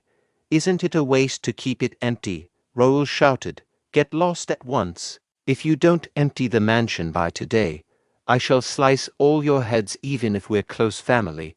From this point on, I shall strip the Baron of his position as the Foreign Affairs Minister. If you'd like to raise an objection, come to me by tomorrow with documentation showing that you have properly performed your duties as a minister. Meanwhile, anger could be seen on Baron Gendar's face, but he did not say anything and left the room. Seeing Baron Gendar and his family leaving through his window, Raul thought to himself, Since we're wrapping up with the preparations, I'll have to find the materials I need now. I was worried that the materials would have been discarded due to the condition of the mansion, but I am glad that it's still here. All documents related to the management and finances of the mansion were left in the office. They must be very complacent to think that nothing much will happen overnight. But, in his previous life, as Bae DoHyun, he studied business administration and worked at a trading company. Bernard is considered the foremost expert on mansion-related matters. Philip informed Raul that the Baron had left the mansion with his family. Raul asked if they left quietly, to which Philip confirmed that they had left quietly, taking only the necessary clothes. Raul expressed his belief that it was obvious what the Baron was thinking and that they would eventually return, so there was no need to take all their belongings out. Philip questioned if it would be all right and suggested giving them time to organize, but Raul insisted on quickly removing any unwanted elements. He believed it would be more efficient to confront the Baron when he least expected it. Raul also had plans to use the mansion as a branch of the First Guild until finding a suitable location in the capital. He wanted to maintain control over his house and prevent any unwanted individuals from causing trouble. Pierce mentioned that it seemed like the Baron had other support and wondered if something strange would happen. Raul reassured him, stating that it didn't matter what tricks the Baron had up his sleeve and encouraged Pierce to have more faith in their county. Jake questioned why Pierce was so worried and suggested exploring the mansion instead of engaging in painful discussions. He emphasized that they would follow Raul's instructions regardless. Raul agreed and instructed everyone to rest, except for Bernard who was to stay. Jake said to Philip, Now, let's go. Raul asked. You know what you have to look for, right? Bernard replied. Yes, young master. This is my expertise. Raul said. We don't have much time, so let's start right away. On the following day, Raul instructed Bernard in harnessing his wind mage abilities to control swords for offensive maneuvers. After some training, Raul said, You got a lot better, didn't you? I never thought you'd already be able to handle two daggers like this. Bernard replied, I still have a long way to go. Raul thought to himself, it's been a month and a half since he awakened his superpowers with the skill book. To think that he's already this skilled. He's no ordinary talent. It's not easy for a wind mage to handle a weapon so precisely. At this rate, he will reach intermediate level in about 6 months and become a multi-talented psychic that is hard to find anywhere. Then Raul asked Bernard, Shall we do some martial arts training next? I told you back then too, it's difficult to demonstrate power with just one superpower. It's easy and efficient to increase proficiency by combining various skills in the beginning. Are you ready? Bernard replied, Yes, I'm ready. And sensing someone's presence, Bernard said, It seems like we have a guest. Raul thought, as expected of a wind magician, I can't catch up with long-distance sensing ability. And Raul said, Let's go. As a host, I have to greet guests properly. Bernard said, Understood. Shall I bring the things we prepared yesterday? Raul replied, Yeah, bring them all, because I deserve to be rewarded for my hard work last night. Bernard thought to himself, Something always happens every time young master makes that face. I hope you don't do anything foolish, Baron. Jake, looking at the people gathered outside the door, said, did they bury a treasure trove or something? I don't get why there are so many people gathered here. Jake thought to himself, among the escort knights, there are some exuding a formidable vigor. There are even soldiers outside the mansion too. No matter how I look at it, it doesn't look like it's something our party can handle alone. Does the young master have something else in mind? Baron Gendar thought to himself, things are going well. The little young master bit the bait just like that. All the work must be completed now when he's away. That way I can get a position to blood relatives of the Ashton County residing in the capital. They must have gathered because of what happened last night. Getting fired from the Foreign Affairs Minister position and getting kicked out of the mansion aren't just my problems. Because blood relatives in the capital also used to hold banquets in the mansion hall at the county's expense. Even the management fees for the mansion have been flowing to them through my pocket, so there is no way those who had their back pockets taken away overnight would remain silent. Well, it was a mistake on my part to hold the party in my name and use the office, but they don't know about it anyway. He must only know how to act like a noble. He's just an idiot who doesn't know what he's getting into. Hyungnim, I don't know why you entrusted the seal to your young son, but I'll use it well. Meanwhile, Raul entered the hall. People in the crowd turned their attention to him and began whispering to each other. One person asked, Is that pretty face really a blood relative of ours? Another responded, But still, blood doesn't deceive. I heard he's 15, but he's already 180 centimeters tall. A third person questioned, Is it that young bastard who's bothering Baron Gendar? A fourth person inquired, Is it really true that he won the swordsmanship competition? Raul found himself unexpectedly standing in front of a large group of people. He spoke up, Is everyone here because of the matters with Baron Gendar? Baron Gendar replied, That's right. Your blood relatives are angry at your unreasonable behavior and have gathered together here. How about you apologize to the adults and fix this mess now? Raul asked, Then, I can assume that Baron Gendar represents everyone here, right? As I promised, I will try to sort out my rights and wrongs. Baron Gendar scoffed, How funny of you, your rights and wrongs. In the first place, this mansion has been managed alternately by blood relatives living in the capital for decades now. It's not a playground that can be messed around in by a young brat from the main family who doesn't even know anything. People in the crowd directed their comments towards Raul. One person exclaimed, "That's right. Is the main family looking down on us?" Another added, "The Count is too much too. To think that he'd give the authority to represent him to a child. On top of that, he even gave less subsidies. What is he doing when opening additional mansions and improving management methods aren't enough?" Raul thought to himself, "At this point, I won't have time to tell them what Baron Gendar did and why he was fired. Well, that's not important right now though. Things may get more complicated than expected. A total of 5 forces have gathered here. First, Ashton County's blood relatives. They participated without much thought. Second, the spies of the Imperial Hounds, the intelligence bureau of the Kranan Empire, were not surprised by the revelation. It was obvious to them that the Empire was responsible for the conflicts across the continent. However, the third category of individuals involved in the situation was unexpected. They were the Knights of the Delamian family, one of the 5 great families of the Brennan Republic. A window popped up, displaying information about a man named Graham. He was 45 years old and held the title of Knight, with advanced sword expertise. He belonged to the Reuben Kingdom, Baron Hon, Brennan Republic, and the Delamian family. His nickname was the Red Executor, and his stats showed a high potential ability grader. He possessed unique traits such as a tireless body grader and being a melee specialist grade B. Raul continued to ponder the situation, noting that there were several mid-tier expert knights besides Graham. However, he couldn't understand why families stronger than Ashton's were converging in this area. It was a frustrating situation for him. Additionally, there were the Knights of the Randall Viscounty, who were also causing trouble. Another window appeared, revealing information about a man named Raphael.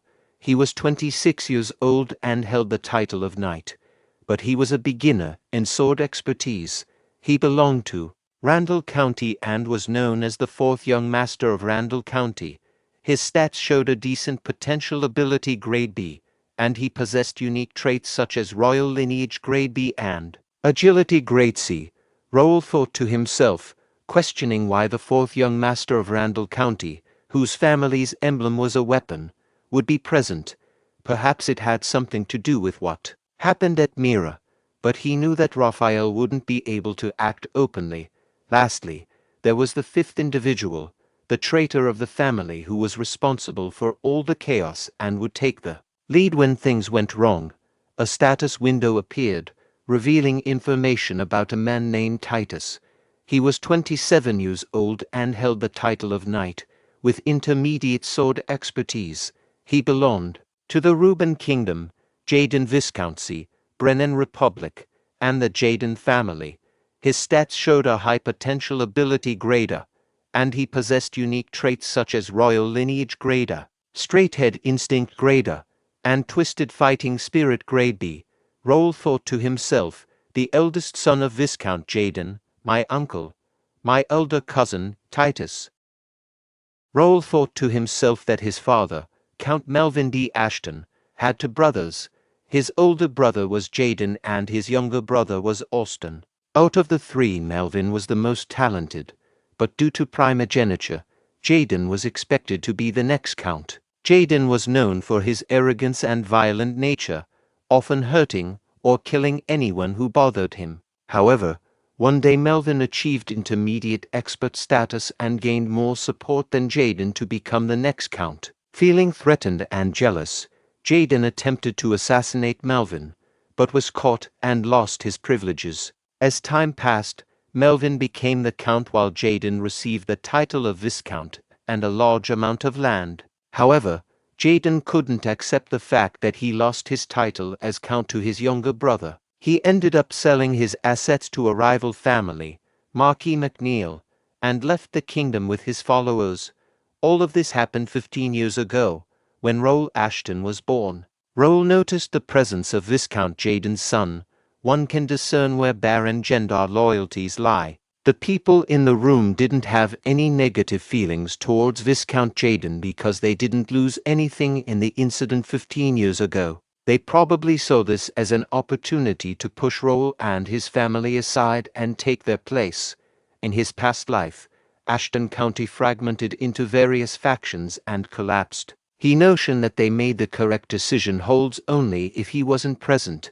He intends to educate them about the significant error they committed. However, he knew what was going on and was determined to prove them wrong.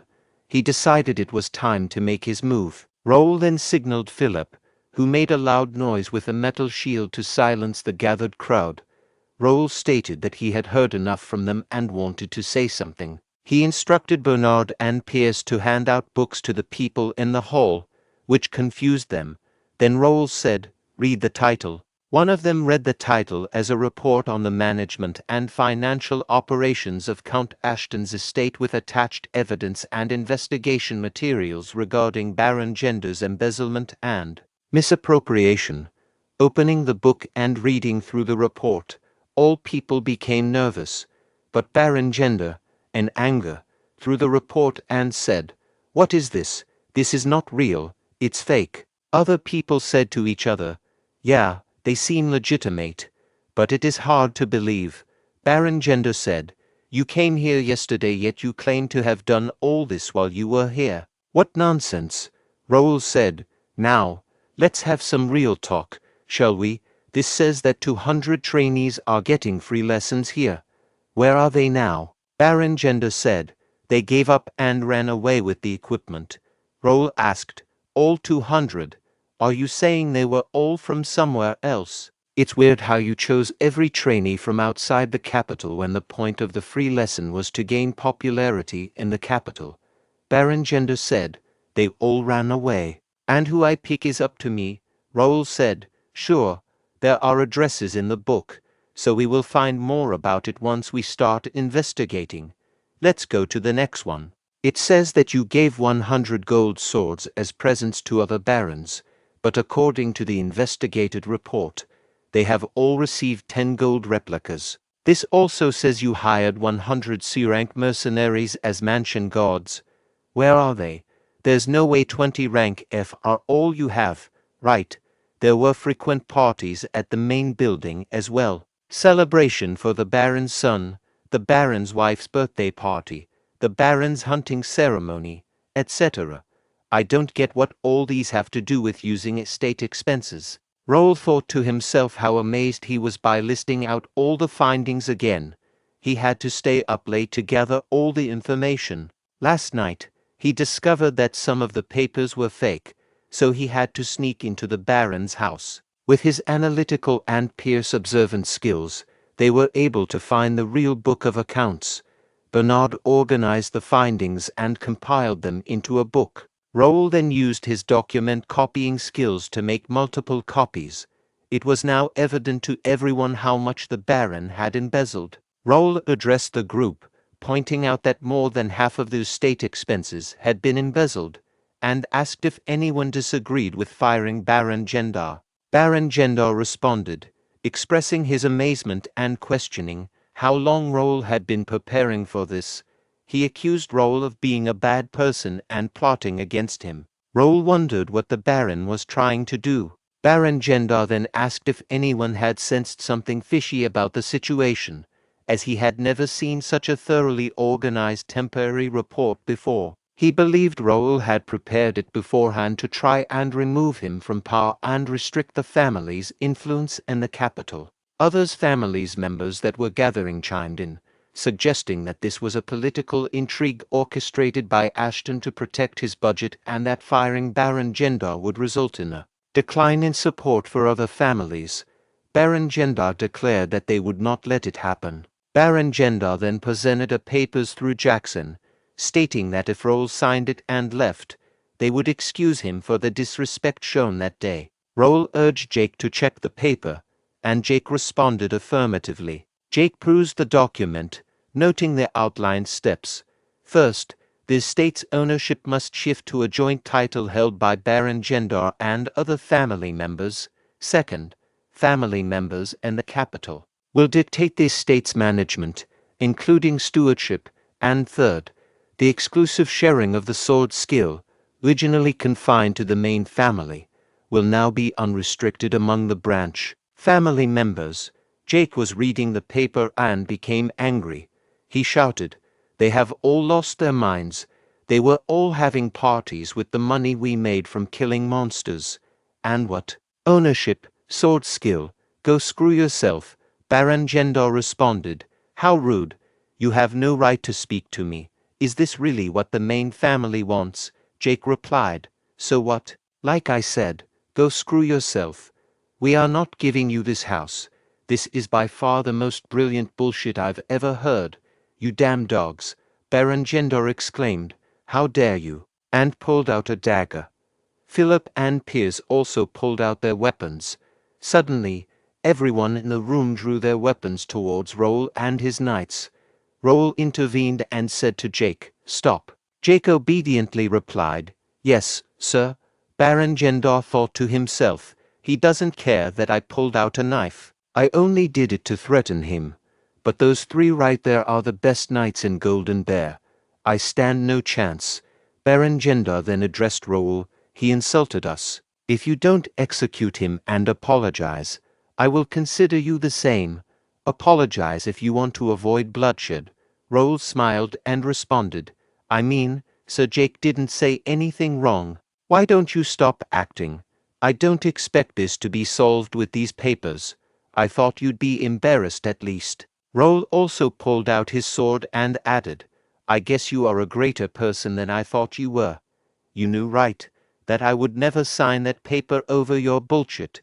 So say it. Say what you really want." Meanwhile, Baron Gendar was taken aback by Raul's actions and thought to himself, "I heard the youngest is the weakest and talentless.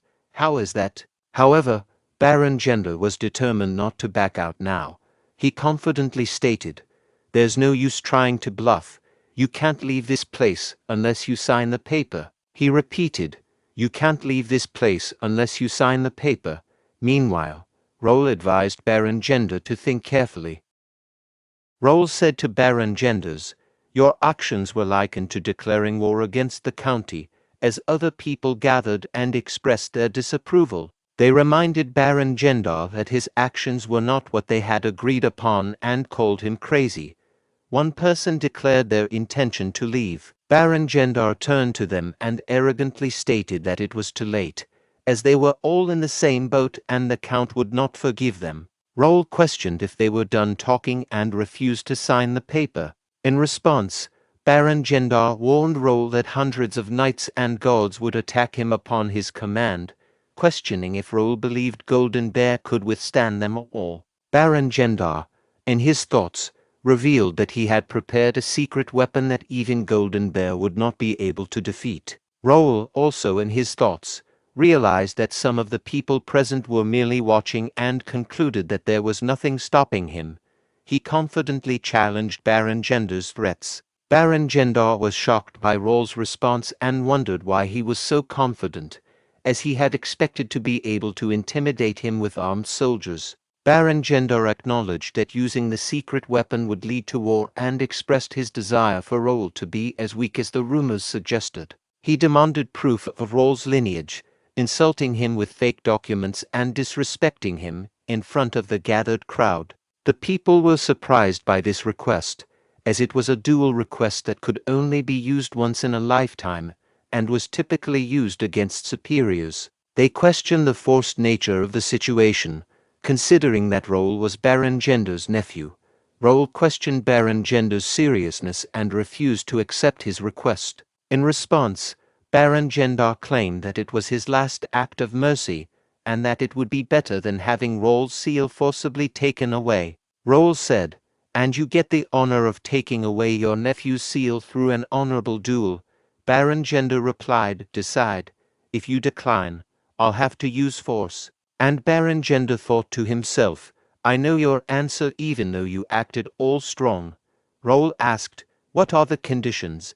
I'm assuming you are not the one dueling." Baron Gendar responded, 3 from each side. 1 versus 1 duels from each side and the last one standing wins. And since it's proof of lineage, you'll have to pick 3 from the lineage. Philip objected. No way. There's only Sir Raul on Ashton's side. That is not fair, Baron Gender stated.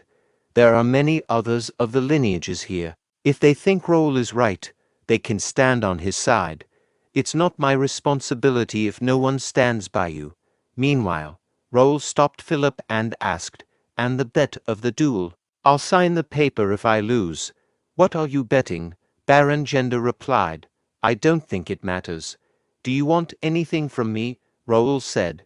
It's a fair duel, so the bets should be fair too. If I win, I'll take every family's house that has signed the paper. The members of the families that signed the paper exclaimed. What? That's ridiculous.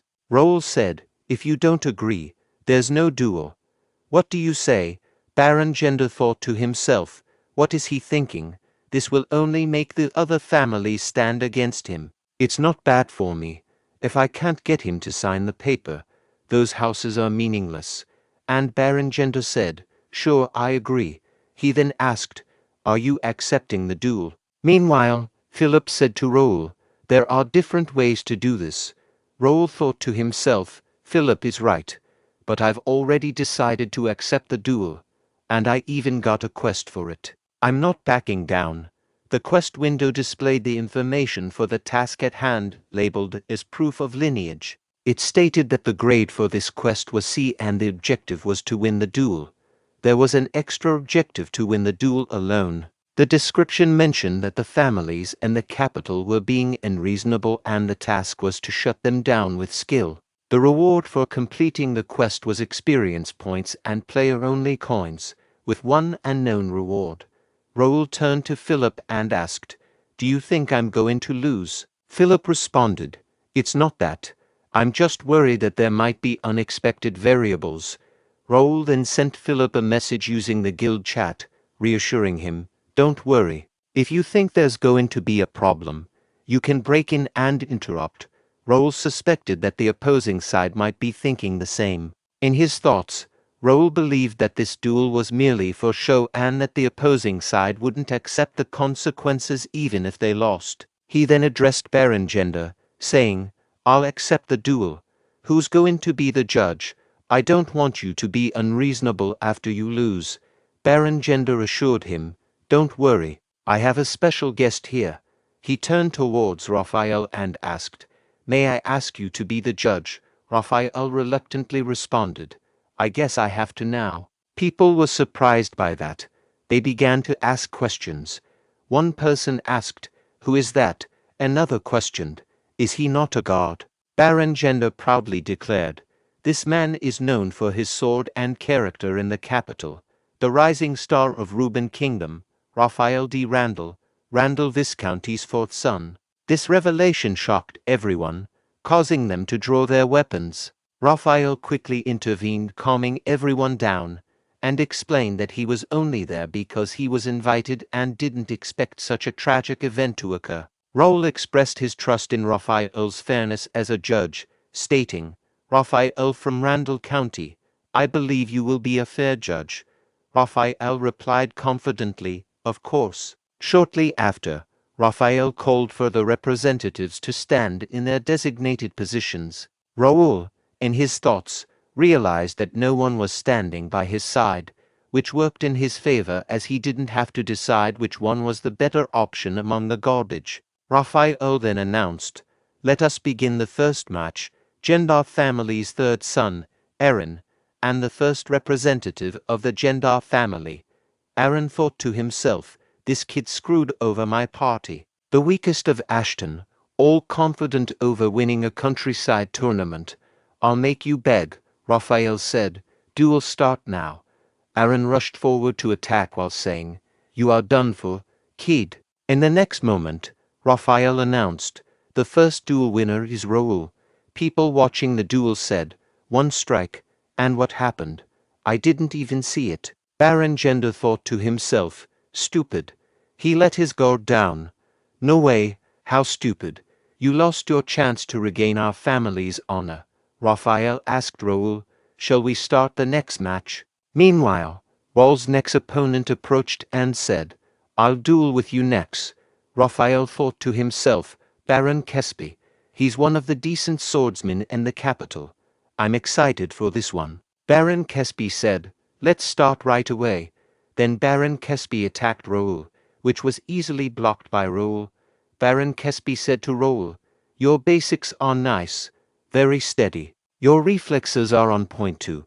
I can see why Aaron lost in one strike. And Baron Kesby thought to himself, it's not something I should use against a kid 20 years younger than me, but I also have a lot on the line. Baron Kesby used the bear strike to attack Raul, which was blocked by him. Baron Kesby became surprised and thought to himself, he blocked the bear strike. Meanwhile, Raul pondered to himself what Baron Kesby had been thinking, using his clumsy iteration of my family's sword arts on me. Didn't the Baron Kesby realize that I, who had learned it systematically, had the advantage when it came to the same sword art? Who would have thought that blocking a mana sword would be this easy? Baron Kesby muttered, expressing surprise that his technique didn't work on Raul.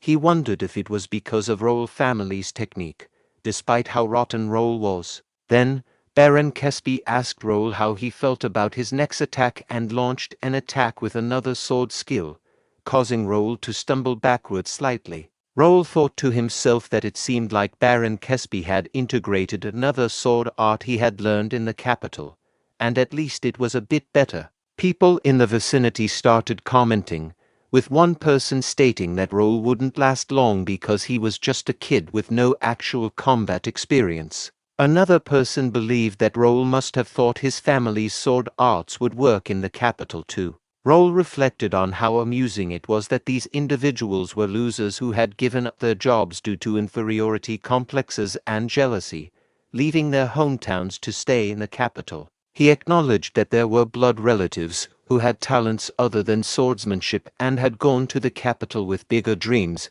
However, those worthy individuals were not present. And like these losers, they had drawn a line between their family and themselves and started their own families. Then, Raul swung his sword at Baron Kesby, who barely managed to parry it. Raul expressed his disappointment, stating that it was such a pity that Baron Kesby hadn't delved deeper into the family's sword arts instead of attempting to amalgamate different sword arts. Raul believed that if Baron Kesby had done so, he might have overcome the wall. In response, Baron Kesby scoffed and asked what a young brat like Raul knew to be blabbering like that, considering that he had been mastering the bear crush for the past 15 years. Baron Kesby found Raul's arrogance amusing. He then used the Tempest Wolf sword skill to attack Raul.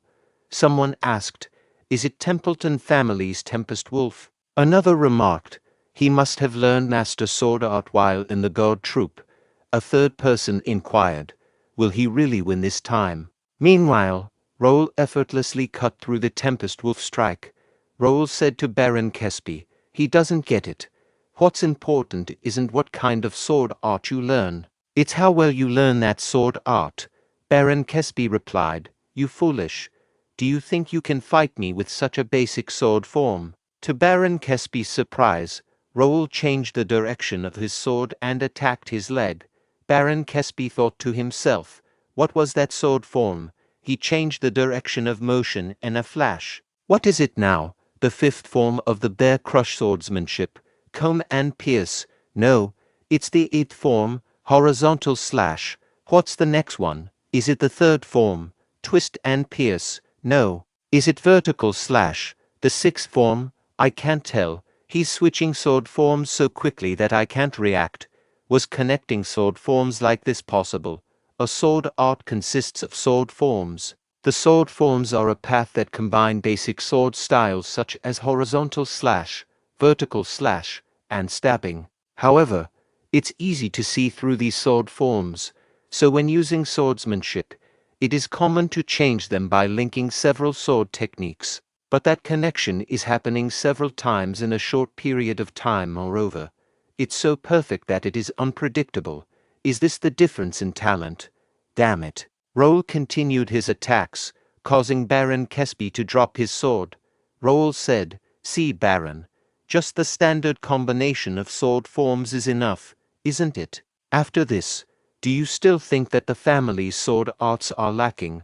Baron Kesby replied, you monster bastard. And Baron Kesby thought to himself, if you have that level of visual acuity, reaction speed, and judgment, the sword arts aren't important. He fell to the ground unconscious. Raphael announced, the winner of the second duel is Raul. People started saying, Baron Kesby has been defeated. The situation is getting weirder here. I definitely heard that he hadn't learnt swordsmanship properly. Baron Gender said, don't worry. Even so, he's just a young kid at the level of a sword user. Doesn't everyone know who the last contestant is? Hearing that, people became happy and said to each other, indeed, if it's him. No matter how amazing the family's sword arts are, that's all they are. Raphael said, now then, calling the last contestant to the front. Raphael thought to himself, this is pretty entertaining. I get to watch these Ashton bastards, who are such a thorn in our eyes, eat away at their own flesh. I'd like the little kid to lose, but honestly speaking, who wins has nothing to do with me. The third and last contestant said, it's finally my turn. Raphael thought to himself, was he Dave? He isn't exactly a memorable one. He's the eldest son of Baron Gender, a bit older than me. I heard he overcame his wall. Well, it doesn't matter. Struggle until the end, little kid. Raphael announced, the third match begins. People urged, Dave, crush him underfoot. Raul thought to himself, who would have thought they'd put in this much effort? Dave said to Raul, little kid, I won't say this twice. Give up on the match while I'm being nice. If you don't, I will cut off your limbs with this sword. If you plan on dealing with me with those stupid sword arts, it'll be a good idea to quit. People exclaimed. Witness that crystal clear mana blade. As expected from Dave, experts are certainly different. Raul said to Dave, stop saying useless nonsense and bring it on. Dave rushed forward saying, fine. I will give you what you want. Don't regret it later. Subsequently, they clashed their blades in a fierce encounter. Dave said to Raul, you're so good at attacking while making noises. Why don't you keep it up? Raul thought, is the physical increase that much? In the end, how long will the effect last? As I thought, this doesn't last long. Dave said to Raul, you bastard. Are you just going to keep blocking? Raul thought to himself, it cracked the blade. If a user's intermediate mana sword collides with an expert's mana blade, an average sword is bound to break. But as I thought, it isn't a real mana blade. Now that we've seen everything, shall I wrap it up? Raul rushed forward with great speed, leaving Dave confused about Raul's whereabouts. Then, Raul whispered near Dave, this is it, fake expert. No, Empire's dog. Dave said to Raul, what, how arrogant, however. With the clashes of both their blades, Raul's sword broke. Raul immediately attacked Dave, punching him in the face, causing Dave to be pushed backwards. Raul rushed forward to continue his attack, saying, rest in peace. Dave was struck in the face, resulting in him being propelled backward and colliding with the wall behind him. Raul then said, Judge, Raphael announced, the winner of the third and last duel. I declare Raul to be the winner. Raul moved back to the stage and said to Philip, so unfortunate. I like this sword. Philip replied, nice work. Raul responded, it wasn't that hard, Philip. When this is over, rest the one I just went against. I think he has the Empire's stigma on his body. Philip agreed, saying yes, sir. His movements also seemed unusual from my perspective. Pierce said to Raul, sir, I brought an extra sword, handing it to him. Raul turned to the people gathered and asked, now, what should I do? Baron Gendar thought to himself, how did Dave bend the rules? But he's still a sword expert. Why is my son lying down there instead of that kid?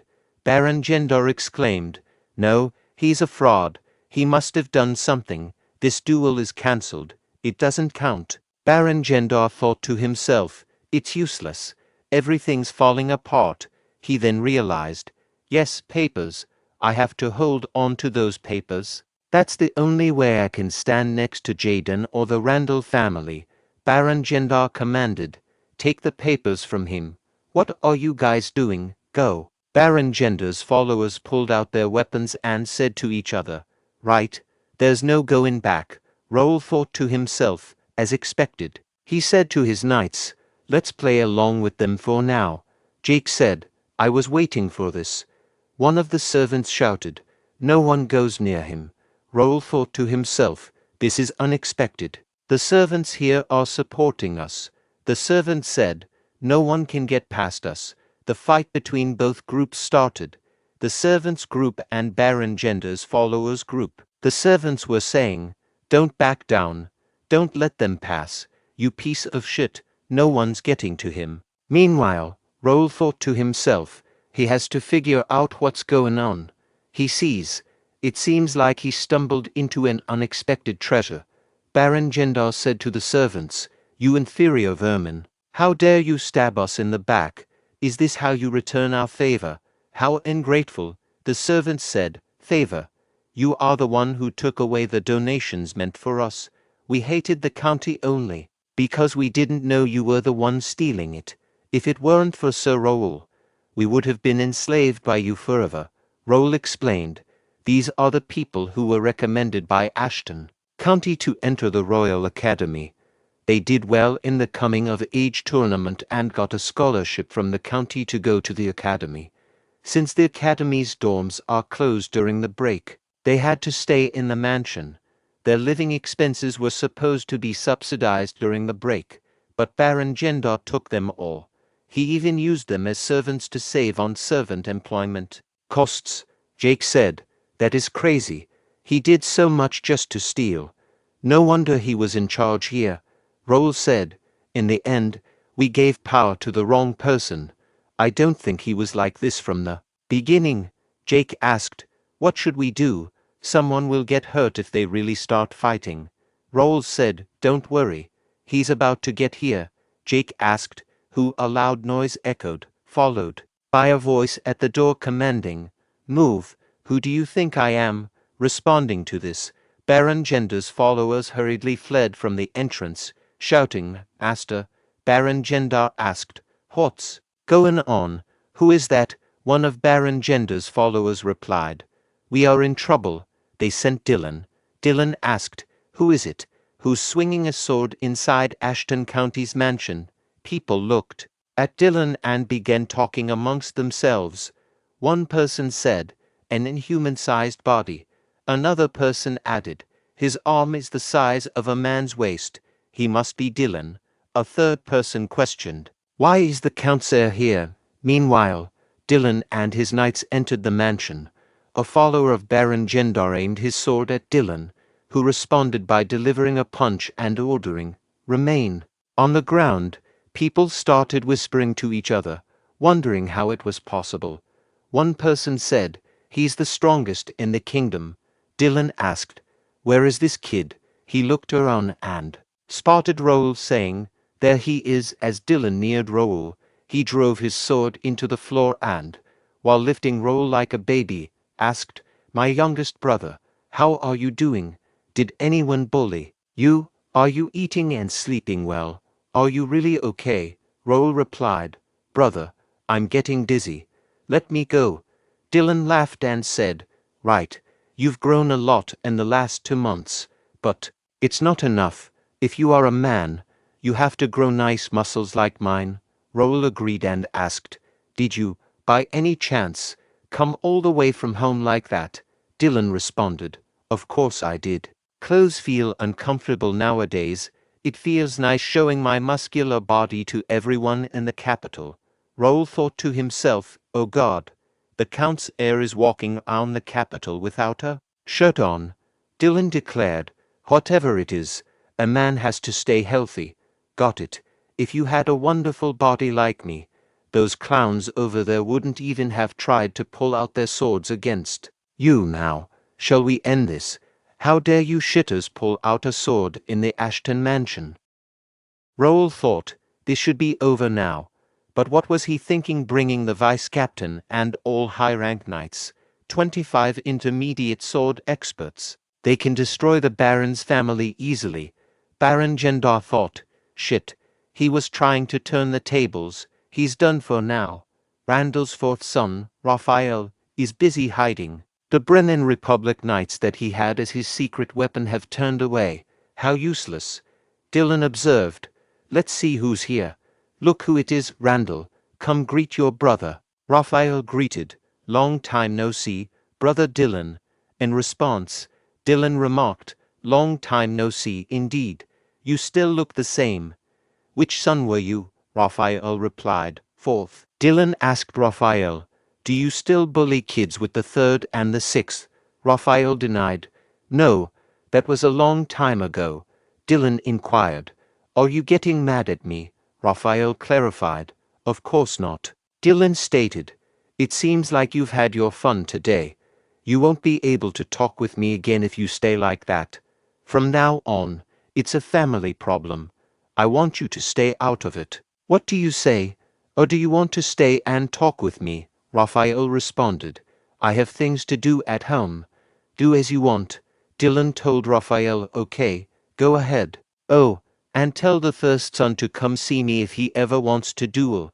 Dylan turned to the gathered people and declared, let's finish this now. All of you leave. This is a family matter. But whoever pulled out their weapon has to stay. We have to talk. He asked Baron Gendar, what's good? Where's the paper you wanted signed? Same night. Raul said, thanks for coming, brother. But don't you think this is too much? Dylan questioned. You think so? Raul expressed concern. You brought the vice captain and many other knights. There are so many people. What about your wife and son? Dylan said to his brother. Brother, you asked for help, of course. I had to bring my best. Raul responded. I still think this is too much. And I contacted you late last night.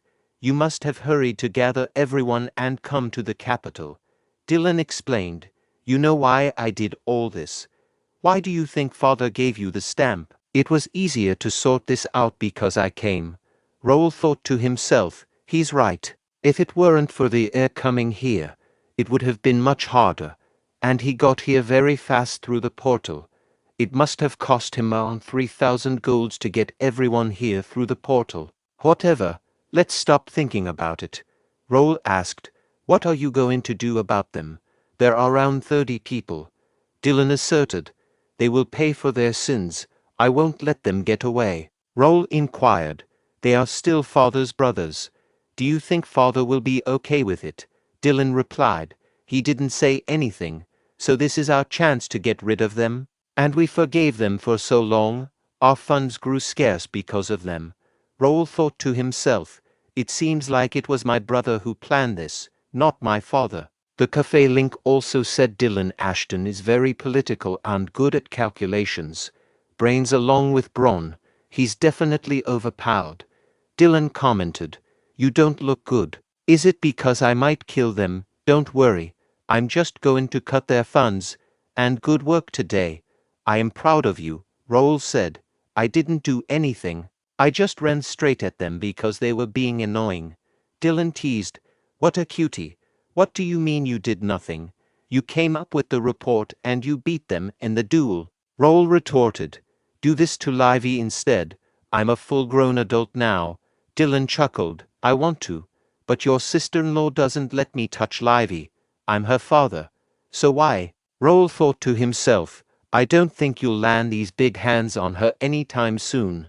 Raul said to Dylan, I have something to tell you, brother. This is the paper record of me and Baron Gendar, proof of lineage. What should I do with it? Dylan responded, the houses of all 27 people who asked for your stamp are now in your possession. They are yours now. You can do as you want. Do you need my help? Raul exclaimed. They are all mine now. He thought to himself, that's at least 100,000 gold. I thought the family would take care of it since it was a family dispute. Dylan assured him, brother, this is the reward you earn by fairly dueling against them. They are rightfully yours. You don't have to worry about me or the family. I always tell you, a man has to be confident. You are a son of Ashton. You have to be even more confident.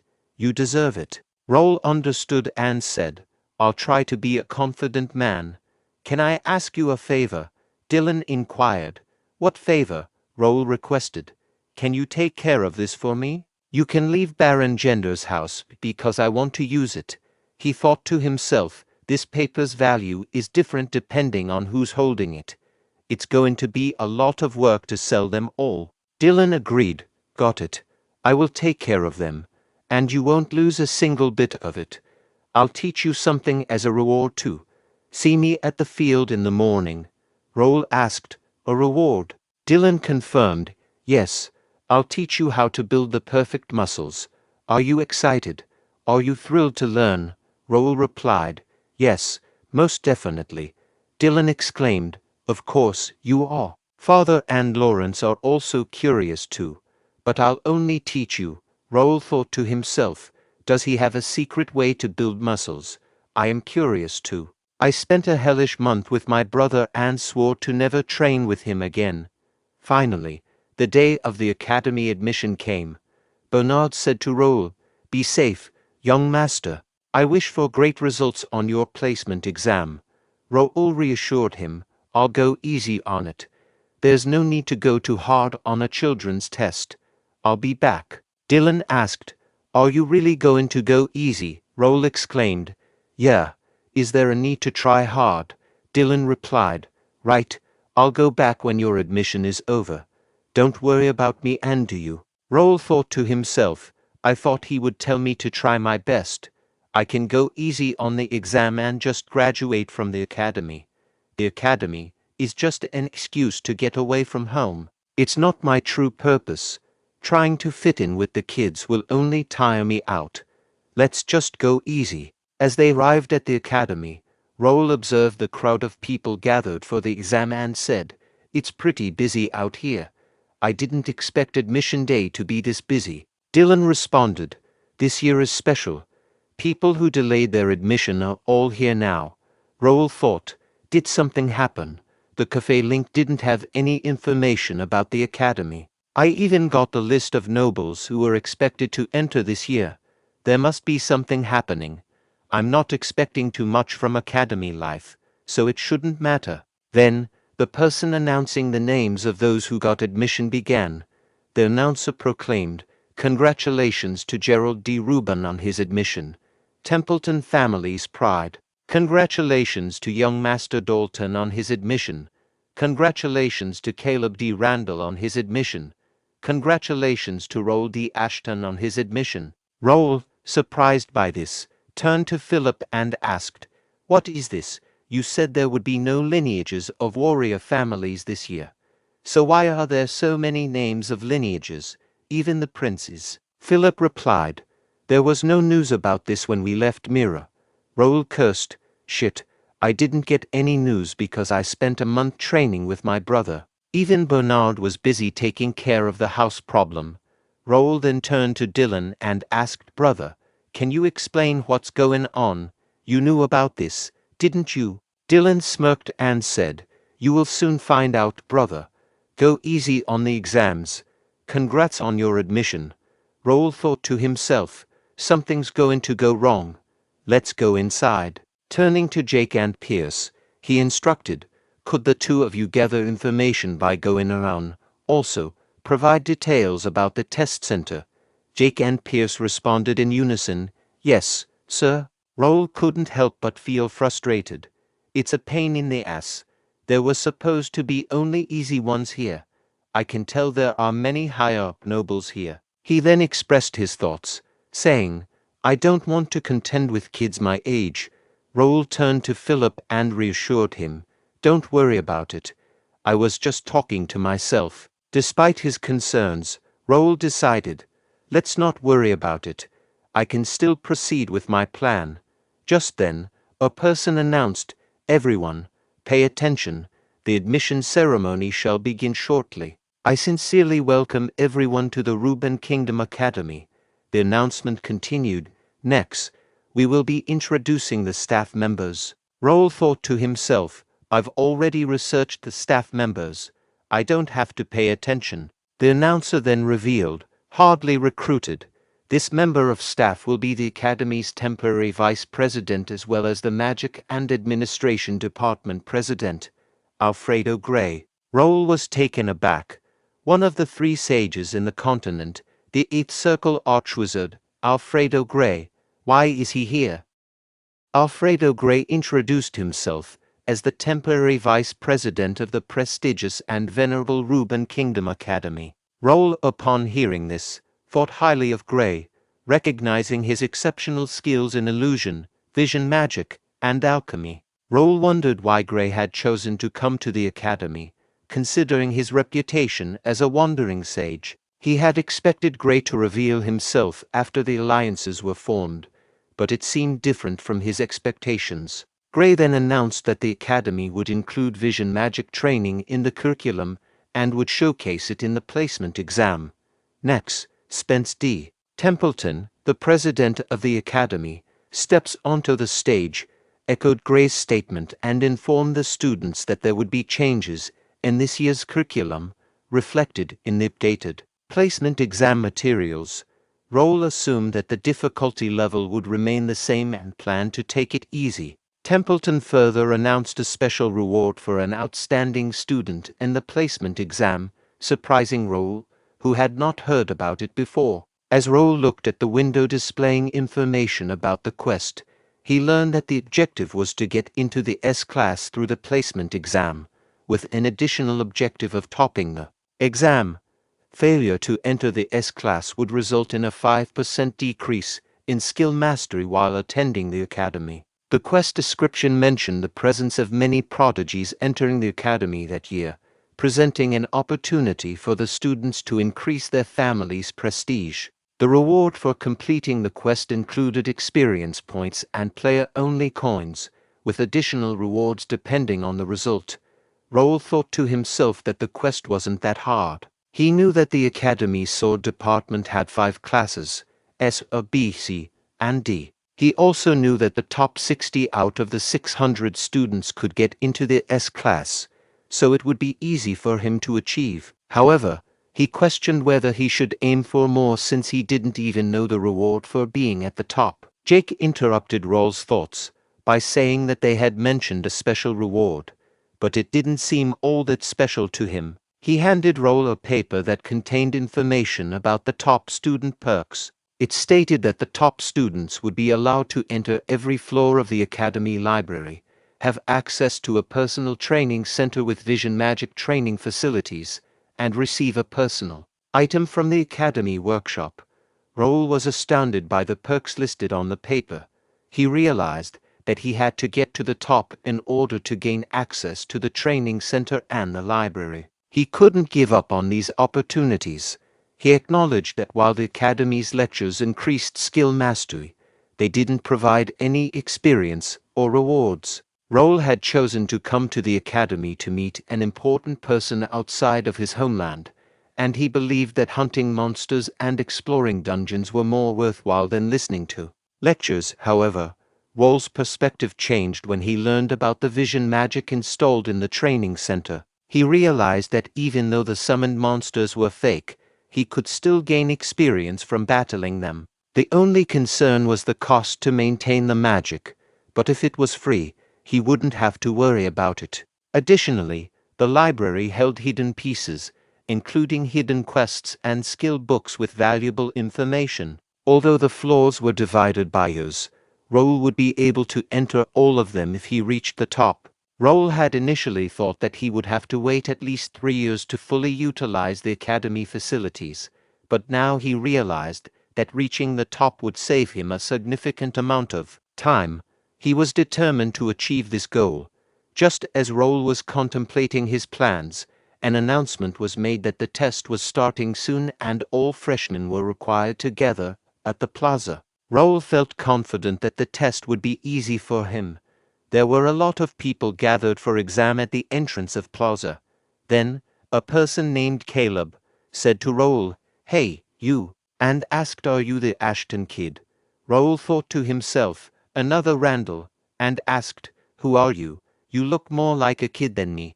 Caleb replied, "You are as arrogant as the rumors say." This is why people call the Ashtons rude and creepy. Raul turned and started to leave, saying, I don't know who you are, but I'm busy, so bye. Caleb shouted, Hey, stop, you, and tried to grab Raul from behind. Jake intervened and said to the Caleb, That's it. I don't know which family you're from, but you should stop. Caleb asked Jake, Who are you? And said, Move. Randall Knight said to Caleb, You don't want to make a scene here, sir. There are too many people watching. Caleb muttered, Shit. Ashton kids always creep me out. You arrogant fuck. I'll teach you your place. Meanwhile, Raul didn't even want to hear what Caleb was saying and moved away. A little later inside the plaza, Raul thought to himself, students who came to cheer for their families. I can see big names. The best knight in the kingdom, Duke Marquis Templeton. Marquis McNeil's family has an intermediate axemaster, Marquis Clifford, the rising Randall Viscount. These three families have many students already attending and have great influence inside the academy. I can already tell how this place runs. Jake remarked to Raul, This feels like a festival with so many ladies. I get why you wanted to come here, he inquired. Why? I already know young master will be at the top. I really want to see their faces when you're at the top. Aren't they from our family? Jake sighed and stated, I can't believe they're falling behind in a situation like this. Sir, I'll go take care of them. Good luck, Raul replied. See you later. Internally, Raul thought, let's check the exam instructions and freshman list. He considered, why are they all here? They were all well known in my past life, especially Dalton from Templeton and James from McNeil. They'll reach the master level in 10 years. They won't be easy. The instructor announced, the first test will begin soon. Please move to the small auditorium. Raul continued with his thoughts. But they are still kids. I'm sorry, but the top is mine. In the exam room, the instructor declared, the first test will be a written test. Raul reflected, I didn't have to study for a written test. Cafe Link and System Community have all the information I need. After a while, the instructor stated, the time for the written test is complete. Then he announced, the second test is a physical strength test. Enter the gym in groups. Please follow the invigilator's instructions inside. Upon entering the room, Raul grew a bit concerned and thought, is this a mana restriction field? One student exclaimed, What is this? I can't use mana. The instructor clarified, this is solely for physical strength. You can't use mana, so don't even try. Come up when you hear your name and follow the instructions. Raul pondered, is that a punching machine? The data says it's a strength meter, but that's definitely a punching machine. Meanwhile, the instructor called names and continued, Next, come up and hit the meter. Student number 202, his highest score is 1418. The instructor said, Next. Raul considered. They record the highest score of 2 attempts, and the average seems to be between 1000 and 1500. It's not that high. This guy has a stamina stat of 43 and a strength stat of 50. He's in the top 5 of his group. Let's see what he has. Then the person struck the punching machine, and the score of his punch was displayed as 2250. Students started saying, as expected, McNeil, that's so high. Raul thought, the first one to score over 2000. If he can get 2250, good. Now he knows the level here. In a room where academy instructors were reviewing students' results on a screen, they remarked to each other, impressive scores.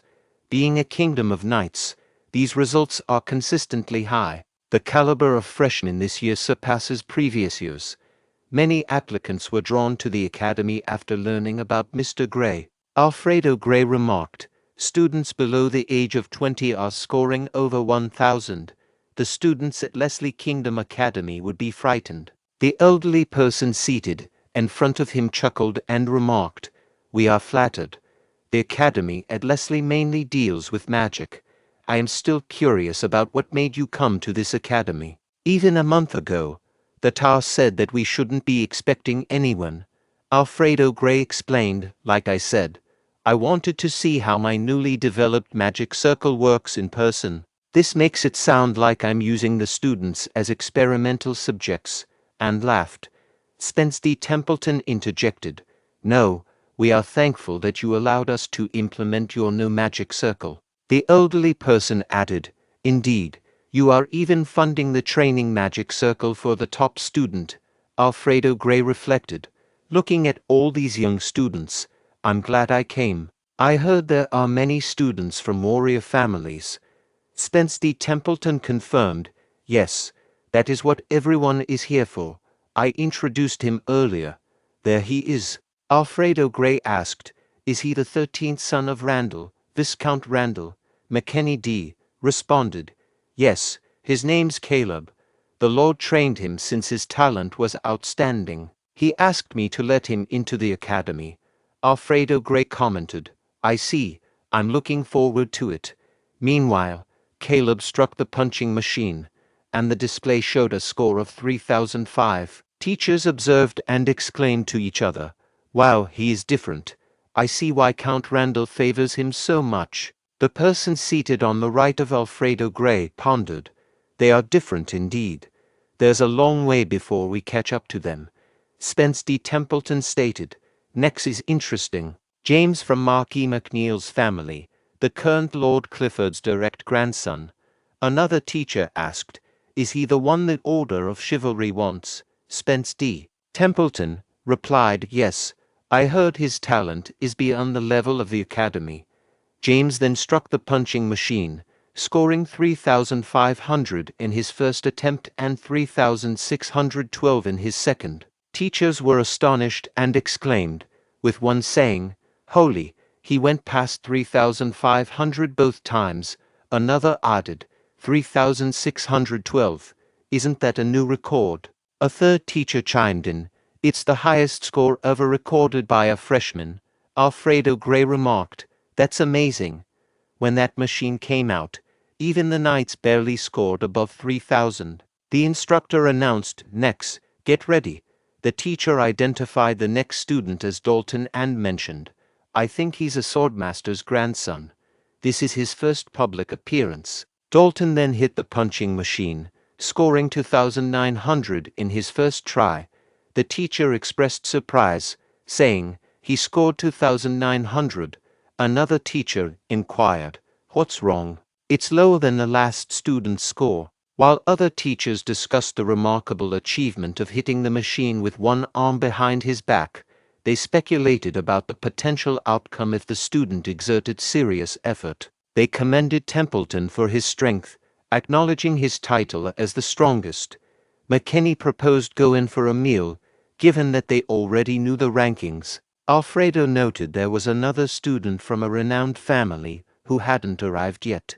McKenny dismissed the student, suggesting he wouldn't have made it without his family's recommendation and being only 15. The teachers pondered how this student would compete against older freshmen. McKenny mentioned that some students attended for the experience and weren't focused on graduating. At that moment, they heard Dylan's laughter and turned towards him, and inquired about his identity. Alfredo recognized him as the man from Ashton, commenting on his manners and appearance. Dylan greeted Vice President Gray, explaining that he accidentally laughed. Intrigued, Alfredo asked Dylan to share the reason behind the laughter. Dylan found amusement in listening to elderly men converse, remarking that holding onto what one already knows is egotism, as far as he remembered. McKenny D. Randall sought clarification on Dylan's statement, prompting Dylan to explain that the mentioned individual joined the academy at 15 for the experience, suggesting the possibility that he arrived early because he had nothing to learn. McKenny D. Randall dismissed this idea, citing the academy's history of no one graduating before the age of 20. Dylan countered, stating that the absence of precedent didn't guarantee it wouldn't happen. Accusing Dylan of arrogance, McKenny D. Randall questioned if he believed his brother could leave a mark in the academy's history. Dylan admitted uncertainty, emphasizing he wasn't a prophet but expressed curiosity about his brother's thoughts. McKenny D. Randall derided Dylan's words, labeling him as all talk and no substance, a typical trait of someone named Ashton. Spence D. Templeton intervened, urging them not to embarrass themselves in front of guests, and then inquired about the freshman from Ashton. Another teacher asked if Raul was the mentioned freshman. Upon seeing Raul, the teachers exchanged whispers, expressing surprise at his appearance. They questioned the legitimacy of Raul and Dylan being brothers. Dylan confirmed Raul as his youngest brother, referring to him as their family's gem. One teacher excused Raul's lack of sword skills due to his impressive figure, while another humorously pondered if there was anyone single in their family. McKenny D. Randall declared, "Everyone quiet. There's no need to talk so much about a man's face." Dylan mused, "The old man is trying so hard. He knows about Raul's skills because of the Baron Gendar incident. Was it Ketchup or Caleb? He is trying to turn their attention toward his 13th son. Hilarious. Is Raul really going to go easy? I hope he tries his best because of the situation here. I am worried since I said too much." Then, Raul struck the punching machine, registering a punch strength of 2,999. Spence D. Templeton thought, "Look at that, perfect. If I could rate him myself, I would give him a perfect score." Other teachers chimed in, with one saying, "Close. That's still impressive, 2,999. Another remarked, "He is 15. If only he came a year later." A third noted, "He's getting ready for the next hit." Raul reflected, "Good, it's going as planned." The teachers encouraged him, saying, "You got this. Let's score over 3,000, right? Don't be discouraged by your age. Hit it with courage." Raul then punched the machine again. All the teachers erupted in happiness upon seeing the score of Raul's second attempt. Meanwhile, Dylan pondered, "This guy. The score is exactly 3 points higher than the highest score. Clever guy. He really planned it out." Raul breathed a sigh of relief, convinced that everything unfolded according to his plan. Following the instructor's guidance, Raul returned to his seat. Surprised by Raul's performance, onlookers cast glances at him as he walked back to his seat. Raul accessed the guild chat and viewed a window containing messages regarding scores from other testing sites. Test site number 1 achieved the highest score of 2,820, but securing first place seemed unlikely. The same applied to test site number 2, boasting a top score of 3,612. Test site number 4 faced slim chances, as did test site number 5. Raul communicated a message, urging everyone to stay attentive, record the scores, and ensure that students with scores exceeding 2,500 were reported orderly once the test concluded. Having left the guild chat, Raul reflected on the successful completion of his actions. He pondered whether anyone had caught on. Since attaining expert level, his physical prowess had experienced significant growth. Rigorous training from his brother elevated his strength stat to 68. Though capable of scoring 4,000 easily, he had to align with the freshman's level, prompting him to gather relevant information. During the test, Raul feigned putting forth maximum effort, utilizing psychokinesis to mitigate the impact when throwing punches. He relied on the game system's calculator to ensure precision. While uncertain if these measures were entirely necessary, he deemed it prudent to conceal as much as possible, given the ongoing uncertainty about the true threat. He opted to conceal his abilities until other players appeared, especially given the peculiar nature of his powers. In his previous life, revealing his rank 1 abilities had prompted guilds to analyze and pursue him relentlessly. This constant evasion eventually cost him his life. Now, resolute not to repeat past mistakes, he vowed to remain hidden and eliminate those who chose to showcase their powers. He had become the hunter. As the instructor declared the imminent conclusion of the first test and instructed everyone to prepare for the next one, Raul realized he had been overthinking and opted to check his status before the test concluded. Examining the status window, Raul observed his details. His name registered as Raul. His level fluctuated between 55 and 56 in hardcore mode. He belonged to the knight class with proficiency, beginner sword skills and intermediate psychokinesis.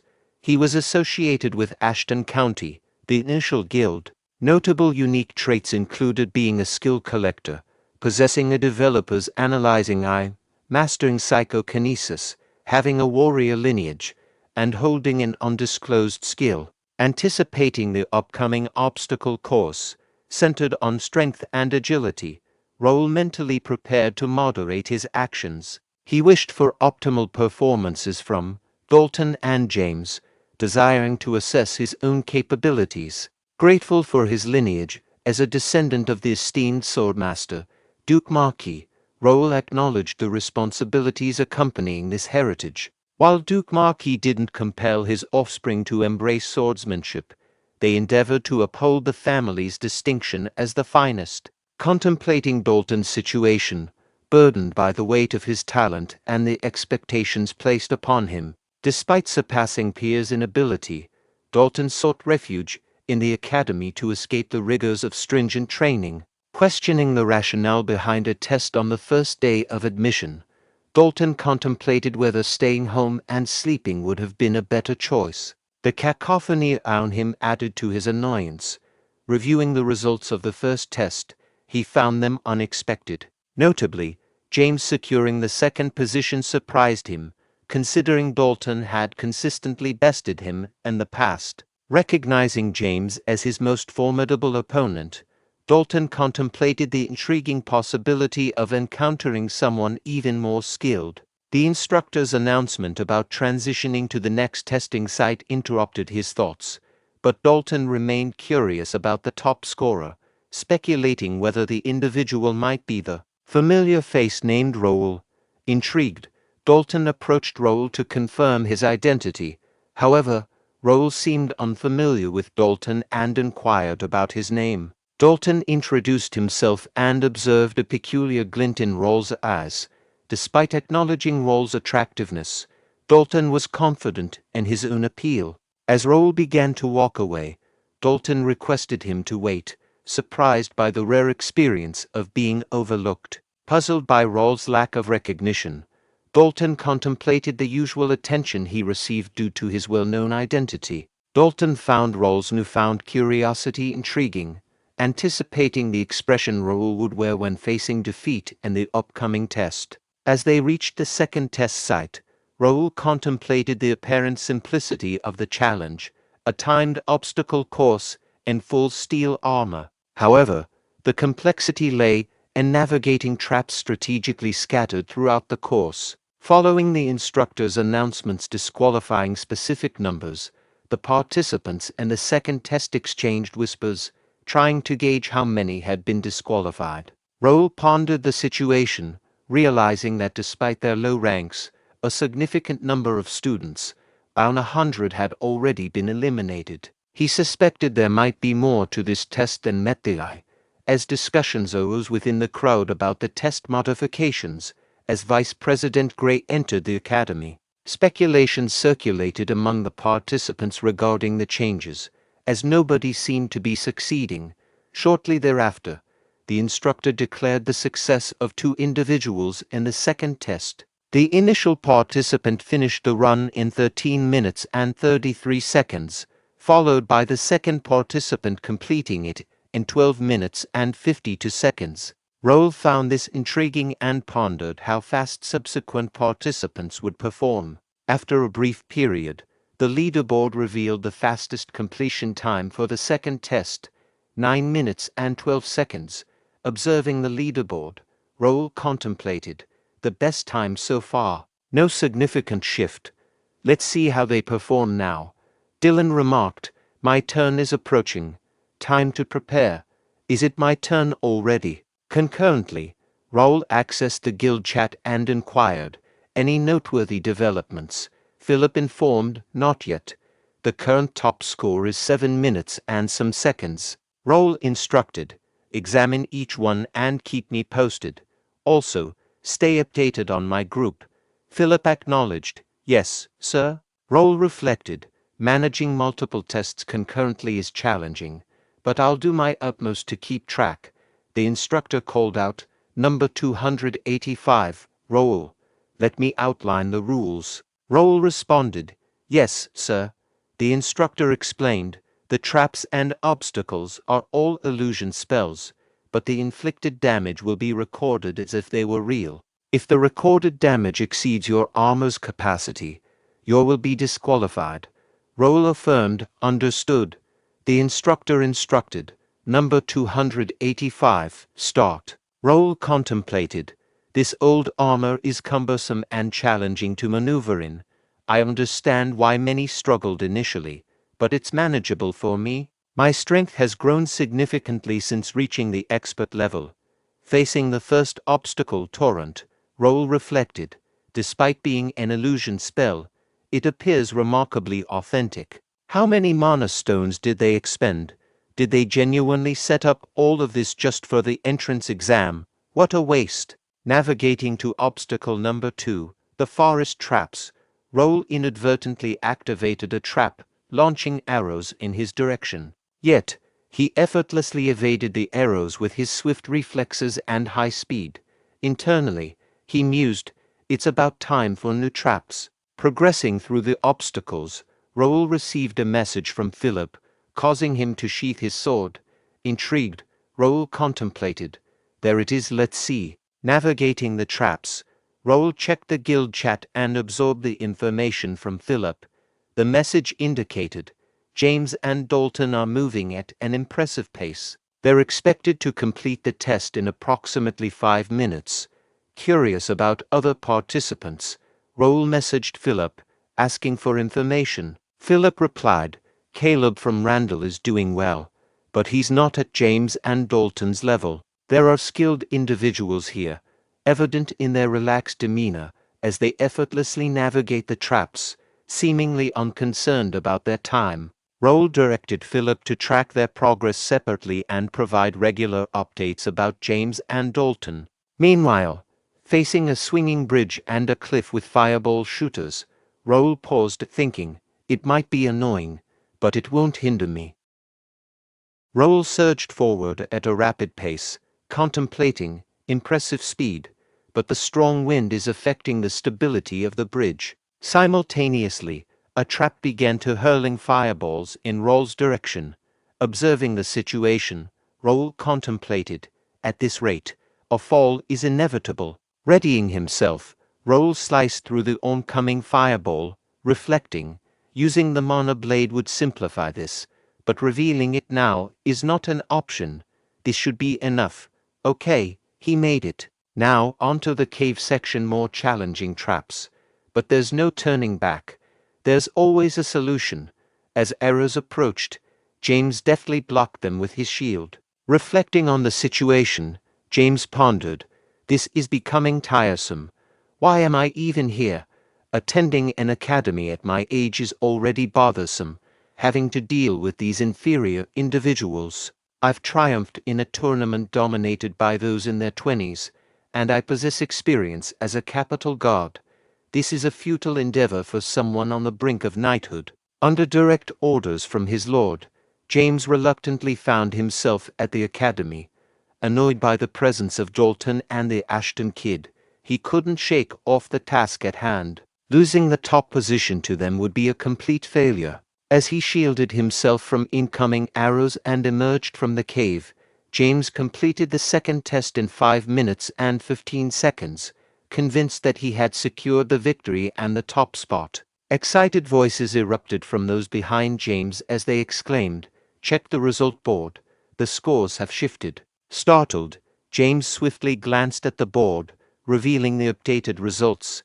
Dalton claimed first place with a time of 4 minutes and 58 seconds, while James secured second place with a time of 5 minutes and 15 seconds.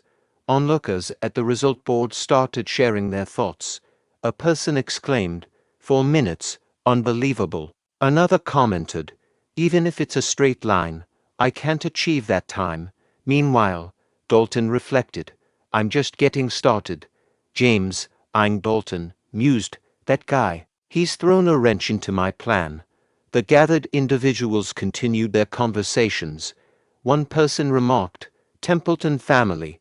Look at him, he doesn't seem tired at all. Dalton inquired, where's Raul? James thought, what, Raul? Why is he searching for the Ashton kid? He never cared during our duels. Why this sudden interest? Whatever. It's not my concern. I've given my best, and my time isn't far off from Dalton's. There's no way a 15-year-old who's not even an expert can beat my record. The top spot is either mine or Dalton's if I do better. However, upon seeing the scoreboard, James was in disbelief. The scoreboard revealed the second test results. Raul secured the top spot with a time of 4 minutes and 55 seconds, followed by Dalton in second place with a time of 4 minutes and 58 seconds. James in third place with a time of 5 minutes and 15 seconds, and Caleb in fourth place with a time of 6 minutes and 22 seconds. Conversation circulated among the observers. One remarked, Raul outperformed Dalton once more, but by a narrow margin. Another questioned, how is he managing that? And his thoughts, Raul considered, I've kept pace with the record nicely. James pondered, how did he pull it off? He's not even an expert. Meanwhile, Dalton found it intriguing, thinking, academy life might not be as dull as I anticipated. The instructors conversed as they watched Raul. One remarked, he secured the top spot in the previous test too, so Raul is set to claim first place overall. The teachers congratulated Sir Dylan, expressing their admiration. Dylan chuckled and responded, thank you. The academy president, Spence D. Templeton, remarked, this was quite intriguing, especially Raul's agility. Does Ashton County instill ranger techniques in their students from a young age? Another teacher noted, I anticipated Raul to be more direct than James. Just look at Sir Dylan. Dylan chuckled and replied, Raul is a unique individual in our family. He has acquired a diverse set of skills. Dylan reflected, I had to provide an explanation, but even I didn't anticipate him navigating those courses so skillfully. James, McNeil's son, dismantled obstacles with force, while Dalton showcased precision with his longsword, reminiscent of Swordmaster Marquis. They utilized the strengths associated with their family backgrounds to navigate the course. Raul wielded a two-handed greatsword, a common choice among Ashtons. However, his remarkably precise maneuvers exceeded everyone's expectations. Notably, he managed to navigate the cave without triggering a single trap, showcasing skills typically associated with experienced rogues or rangers. It's noteworthy that he accomplished this without resorting to a mana blade, and like James and Dalton, Dylan pondered, he concealed his expertise and adept use of rangers' navigation skills. We'll need to have a serious conversation about keeping such things from me. Nonetheless, I am immensely proud of Raul. The second test ended, marking the conclusion of the academy placement exam. Congratulations from his fellow brethren followed, prompting Raul to retreat into the carriage to minimize attention. Exhausted, he reflected, I aim to keep a low profile. Hopefully, they bought it. Things are going well for now. I just need to lay low now and get some rest. Closing his eyes for rest, he experiences a dream of his past life, when Bae DoHyun questioned, what motivated you to do this? The Desen Guild Master, Han Gilju, retorted, you're acting as if your family perished. Oh, my mistake. You don't have one, being an orphan and all. Apologies for that, followed by laughter. I extended a polite invitation for you to join us. If you had accepted, none of this would have occurred. Despite your rank 1 status, did you genuinely believe you could triumph over all of us? Quite arrogant, Han Gilju exclaimed. What's with that intimidating look just because we killed an NPC? In his thoughts, Bae DoHyun mused, merely an NPC. But for me, she was more than that. We crossed paths during the main quest, and she's been my guide ever since. I dedicated over a year to safeguarding her from all threats. She was, in essence, my family. And now, I've lost her to a guild unrelated to the quest. Han Gilju remarked, "Give it a shot. I was planning to take you down anyway." Instructing his guild members to attack Bae DoHyun, they closed in on him. Utilizing his psychokinesis trait, Bae DoHyun swiftly dispatched the majority of them. Perplexed, Han Gilju questioned, "How? I get that you're rank 1, but this is beyond overpowered. Damn gacha company. After spending so much, I only got crappy skills." Bae DoHyun, employing psychokinesis to brandish a dagger at Han Gilju, inquired, "I need answers. Why is your guild killing guide NPCs? Explain immediately."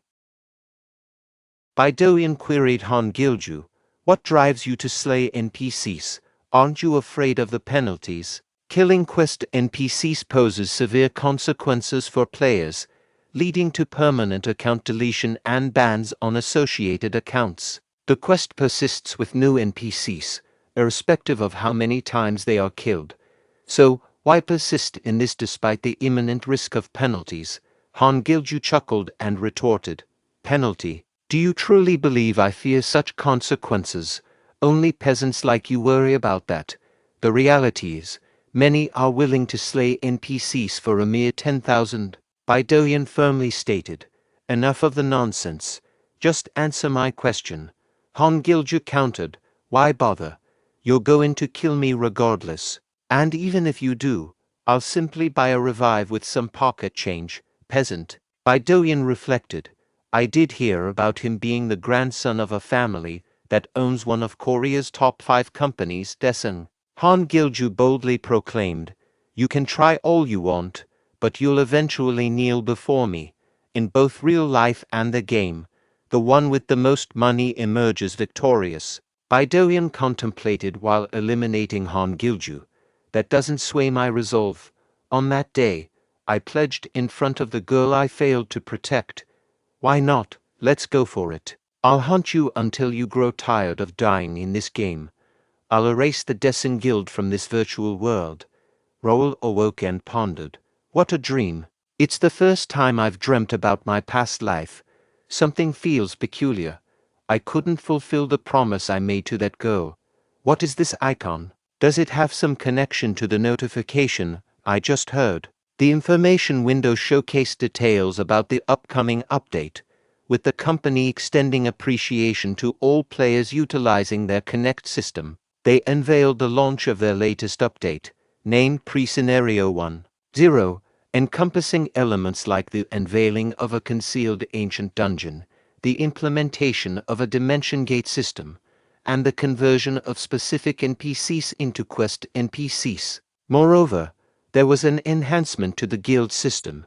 The scheduled release date for the update was set a month from the present, on May 28th. Upon learning about the upcoming update, Raul reflected on his anticipation of such a development, although the earlier timing caught him by surprise. Realizing that this meant a reunion with someone significant to him, he pledged to protect her this time. However, the uncertainty of the update's exact timing left him feeling unprepared. With just a month remaining, he acknowledged that immediate major events were unlikely, but missing this opportunity could significantly impede his plans. Urgency gripped him, motivating a resolve to dominate scenarios and amass resources before other players joined. Recognizing the impact of his decisions on future outcomes, he understood the crucial importance of utilizing the time effectively. Prioritizing leveling up and guild expansion, Raul also aimed to explore the academy library and other free cities. Concerns lingered about the time available for these tasks. Driven to optimize every moment, he dedicated an entire night to meticulous planning, crafting a well-structured and efficient strategy. The beginning of their meeting was signaled by Silver Zero, the leader of the Imperial Hounds, declaring, "Let's begin."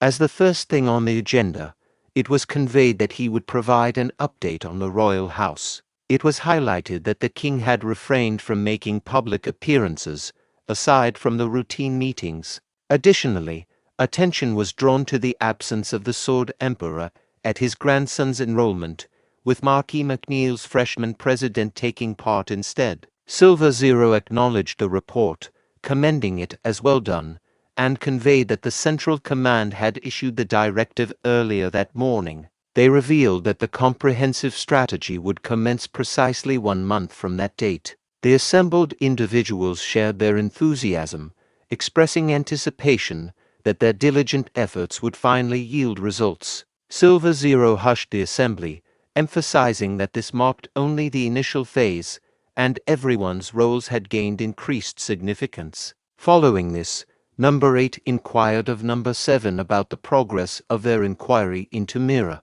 Number 7 conveyed that the preliminary investigation was complete, yet uncertainty lingered due to the kingdom's involvement, posing challenges in approaching the matter closely. Silver Zero sought clarification on their statement, and Number 7 affirmed their certainty that Randall was involved. Number 4, skeptical, noted the absence of any noticeable actions from Randall and pondered if those banished to Mira had attacked their camp.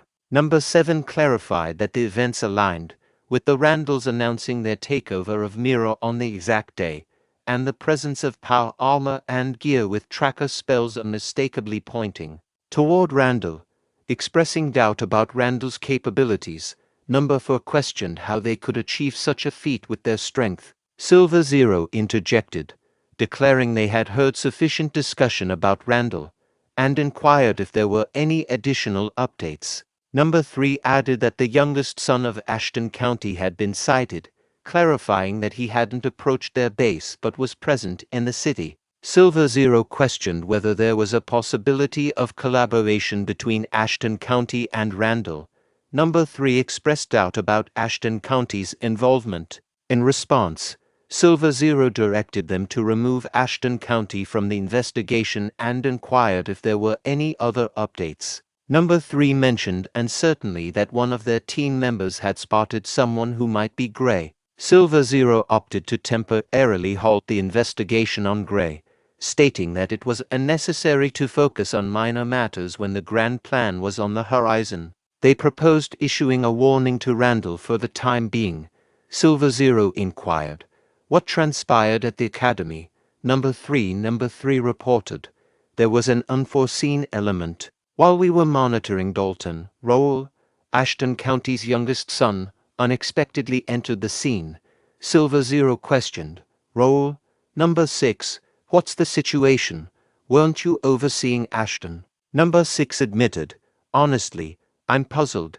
He displayed no remarkable talent last year, but this year, he's demonstrating significant skill. While we have a handle on him for now, I can't guarantee he's not concealing something." Silver Zero inquired, "Could he pose a threat to our plan?" Number 6 reassured, "I highly doubt it. He's just a 15-year-old. I initially intended to utilize him later, but if that falls through, I have a backup plan as well." Silver Zero pondered, "Raul seems to be popping up everywhere, but we can't afford to focus on a kid with the grand plan looming." Silver Zero instructed, "Gray holds more significance than Raul. Find out why he surfaced now. Since the top entrant approach failed, initiate the next plan." Number 8, "How's the progress on the underworld?" Number 8 responded, "There's a guild causing some issues, but it's nearly resolved. I'll ensure it's taken care of before the grand plan kicks off." Silver Zero emphasized, "Once more, a month from now, ensure there are no complications. Stay vigilant until then. Keep in mind, a small variable could jeopardize our entire plan." Working late into the night, Raul focused on his plans. The following day, he reflected, "Staying up is exhausting, but it ensures a trouble-free future. Opting for commuting over dorm living allows me to handle tasks more efficiently. I've organized my classes to be core subjects only, 3 days a week." Among the gathered students, discussions ensued.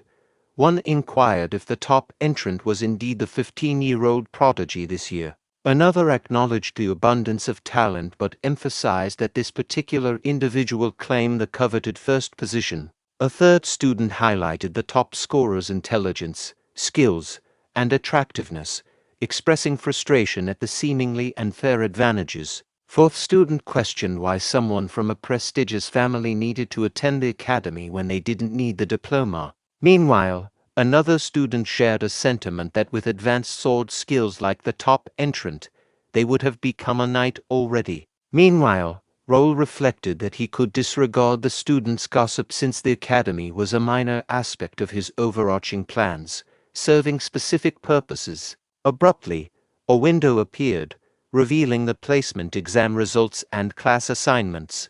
Raul found out that he had clinched the top spot in the rankings, with James and Dalton trailing closely behind. Deep in thought, Raul considered the implications of his ranking and pondered if there were additional details to be aware of. Another window materialized, displaying details about a scenario quest and the placement exam. Despite the grade D of quest, Raul had managed to secure a spot in the S-class, claiming the highest position.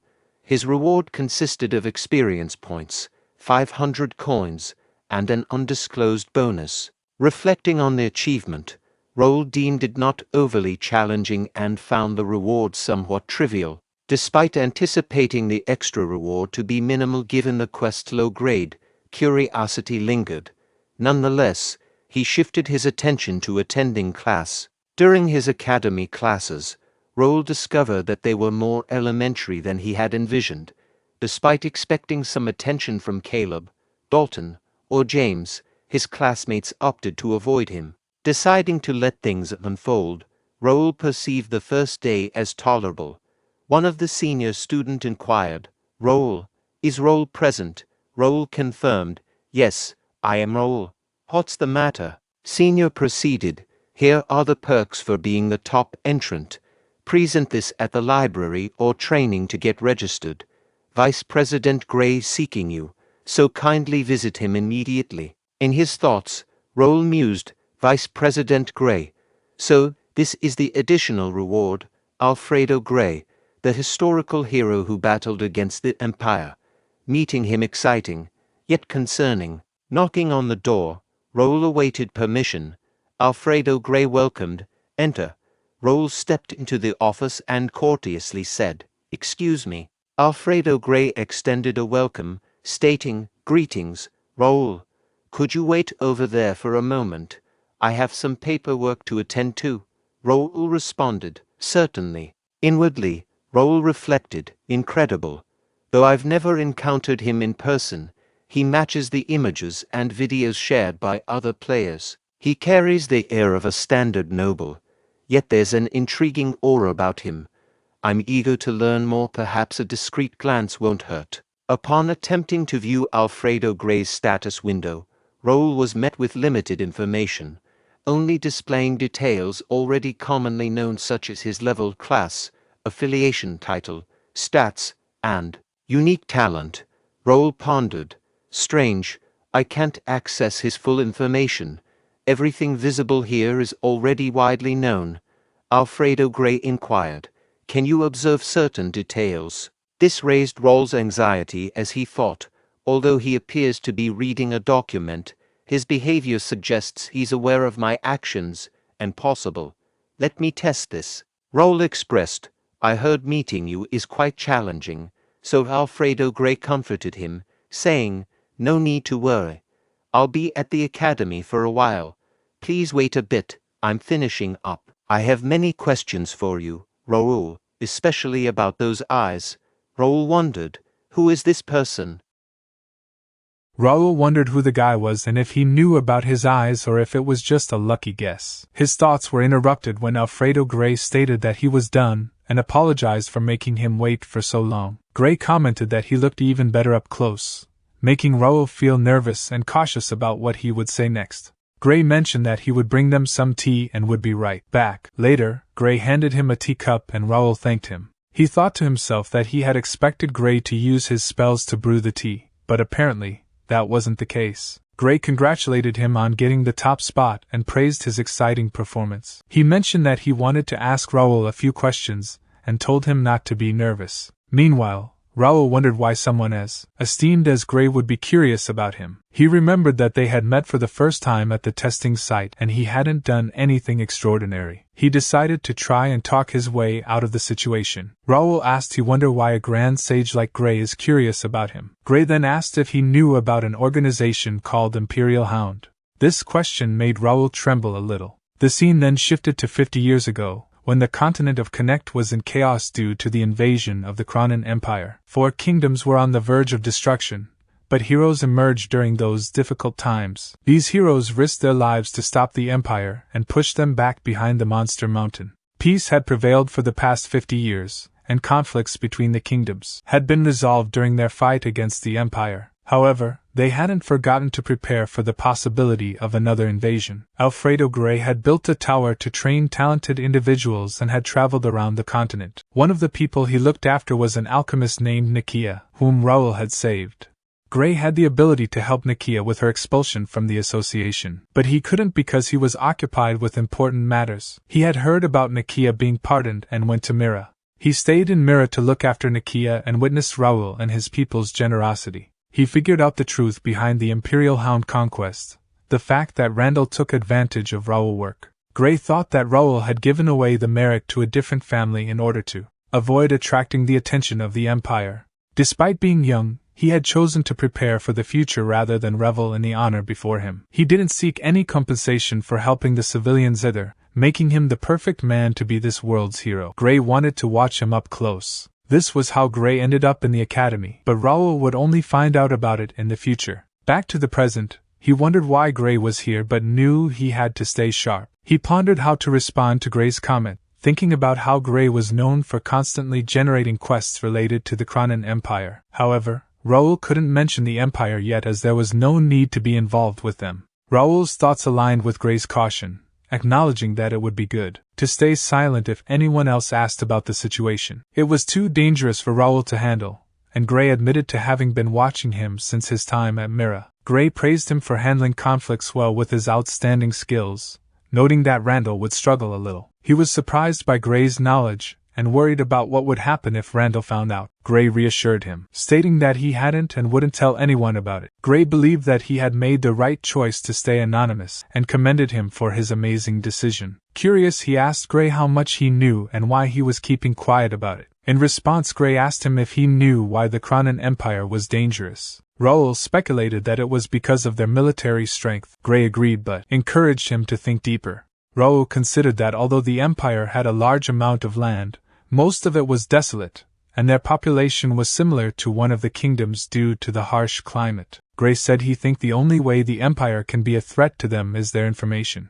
They are exposed to Empire but they don't know much about Empire. As you know, the Empire is behind the Monster Mountain and the Forbidden Barrier. The only way to get to the Empire is through the rift. We built a wall near the entrance and have an army there to prevent an invasion, but the Empire still manages to send spies down here. This means that the Empire has a full advantage over them. If they invade them right now, they'll do it knowing that they have a good chance to win. Hearing this, Raul thinks frightening. It happened the same way in his previous life. The Empire used the players to start the war and were close to victory around the time when he died. Gray said they need more people like him. Young people like him are their wildcards against the Empire. Raul thinks was Gray related to Nikia's growth in his past life. If that's the case, his attention might be helpful. He don't need to struggle after declining his offer. He can accelerate his growth and defeat the Empire. Gray said he only have one thing to say. Something is happening out there. He need him to lay low and make smart decisions. Raul said he will make sure of that. Gray said good. It's getting late. Let's get up. He would like to give him a gift for listening to him for so long. Raul asked a gift? Gray said he will need this in the future. Instructions on how to use it are in the box as well, so read it carefully later.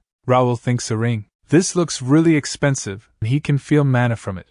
He asked is he sure that he can have this? Gray said please. This is a reward as well. Raul thinks a reward. He don't think he did anything to deserve a reward but it feels nice. He stands up and thank him for everything. In response, Gray also thank him for spending time with him. He hoped the rest of their academy life goes well. Leaving the room, he opened the box. He couldn't help but think he was nervous but it went better than he expected. He even got a gift. What is this ring?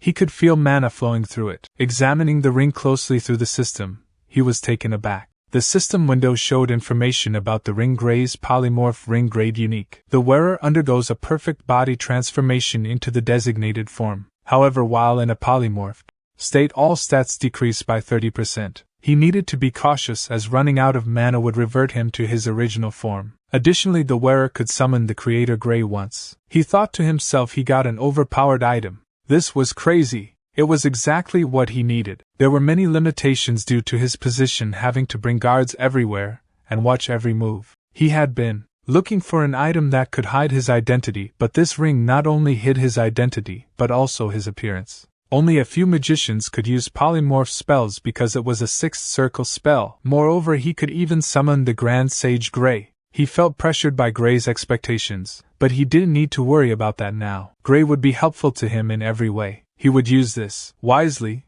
2 weeks later, Raul thought his academy life was going pretty well. No one was hostile towards him because he was staying quiet. But this guy Dalton stuck to him 24/7. Dalton asked him, is he free today? He found a good armory. In response, Raul said he had already told him he was busy, so he should go by himself. Dalton asked, can't he just come with him? If he go back right now, he'll have to train with his teachers. Think of it as saving his friend, please. Raul thought he would have a quiet academy life, but an unexpected variable showed up. A guy appeared and started sitting next to him. He started bothering him 24/7, and this guy wasn't even looking for any other friends besides him. Raul initially found himself annoying, but he hadn't caused harm to anyone. Furthermore, no one else bothered Raul because he was next to him. Dalton inquired why Raul was so busy and suggested taking a break since he had trained and listened to lectures all day. Raul replied that he had things to do and was heading to the library, advising him to find someone else. Dalton expressed frustration with the library, regretting not securing the top spot to prevent him from going there and hoping he would encounter a ghost. Raul suggested that if he was bored he should read a book. Dalton retorted that he would rather swing a sword all day. Raul thinks that he had finally left. As he entered the library, he considered one of the benefits of being the first rank, which was admission to every floor in the library. However, realistically, he could only access the 4th floor at most. Only the royals and a few professors were allowed on the 5th floor, but the 4th floor was still impressive. There were only about 50 students who had access to the 3rd floor. He decided to go find some useful books. Meanwhile, on the 2nd floor of the library, a fairy with green hair pondered that she had seen everyone there before and didn't notice any new students. She also noted the absence of new books, wondering if they were hidden inside the students' bags. The fairy touched a student's head and thought that this student was always trying her best. She found it nice to see hardworking students. Suddenly, the fairy noticed a student sleeping nearby and was outraged. She slapped the sleeping student head hard, causing him to wake up. Although the other students couldn't see her, the student became frightened and ran away, claiming that a ghost had hit him. The fairy warned the student not to sleep on the books again and threatened consequences. She declared that she wouldn't forgive such behavior in the sacred library.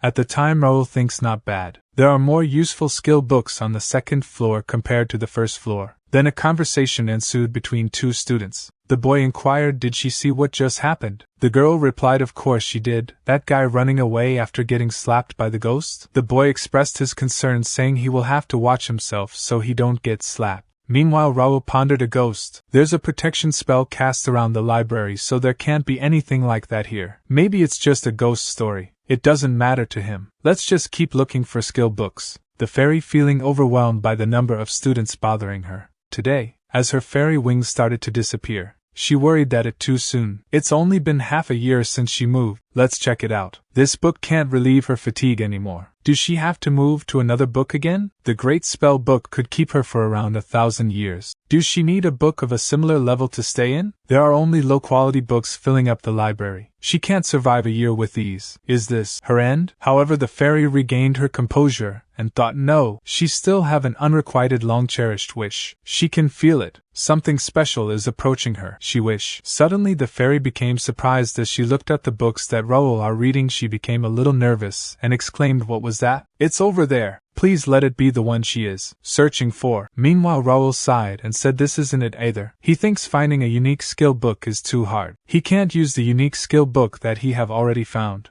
He wanted to find at least one psychokinetic skill book. He is trying to find it using the information he got from another psychokinetic user. It's still hard to find one. He should have asked more about it. He concentrated solely on searching for a skill book, putting aside his thoughts. He stumbled upon a rank C skill book titled as Acrobatic Horse Equitation, and it's a combat skill book. He found Artistic Brush Touch and Art skill before this, so this makes up for it. Let's register it to his dex. He knew that there were a set number of skill slots, so he would have to delete one of his skills to learn a new one. However, he could register the unused skills in his skill dex. He activated his dex to register, and placed the new skill book in front of dex. He was pleased to see it being absorbed. After being registered, a skill book became a normal book just like when any other player obtained them. He decided to find as many skill books as he could while this one was registering. Simultaneously, the fairy from earlier observed Raul's actions and pondered strange human. He is taking multiple similarly titled books and reading the same part over and over.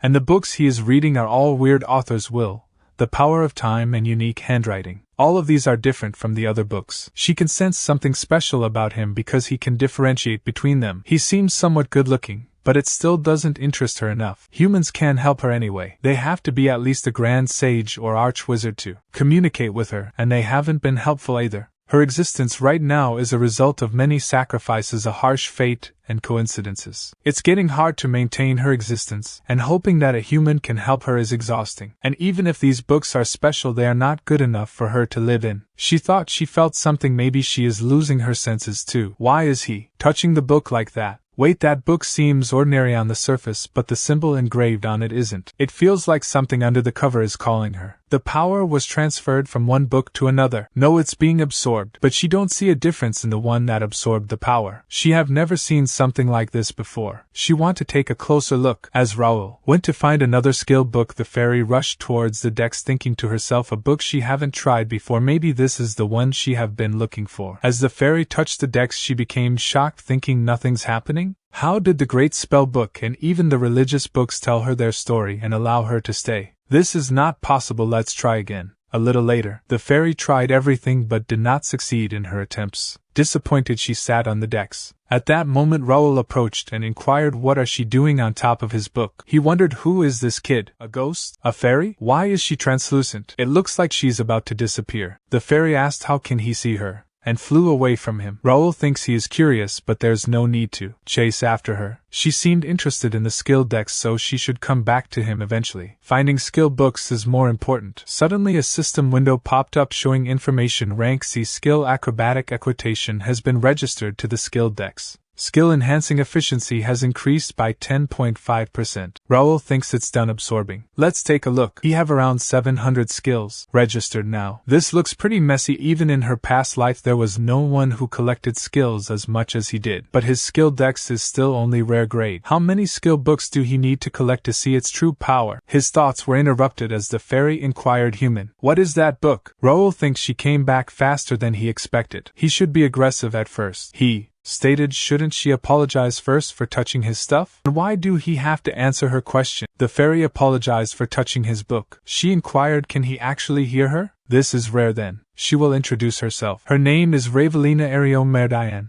He can call her Ravel. She is a forest fairy, one who cherishes harmony and order. In response, he introduces him as Raul. He enrolled into the academy this year. He stated she don't seem like a normal fairy. Ravel stated she actually more of a ghost. Humans call her the library ghost as well. He inquired, a ghost? Like a specter? She responded, excuse me, does she look like a monster to him? She is just a soul on the border between life and death, a being that defies the ordinary. He questioned, sure, why she is interested in this book. She explained this book is special. It's special even among the special ones. He inquired further, do she even know what book this is? She admitted no, she doesn't. This one didn't talk to her, but she is sure this book is special. So could Raul please let her take a look? He thinks, to be honest, he don't even know much about the skill dex. There wasn't much information about it in his past life either. Maybe she can upgrade the skill dex for him? The item is bound to him, so she can't run away with it. He agrees, but she have to promise to tell him everything she learned about this book. She reassured him and expressed gratitude. And he opened the decks as she said let's see and touched the decks. She noted there is a lot of energy flowing through her. She became surprised, quickly moving away from the decks. She exclaimed, "What? How is this possible? There's no way. Did he truly predict something like this?" But the appearance of this book now goes against the rules.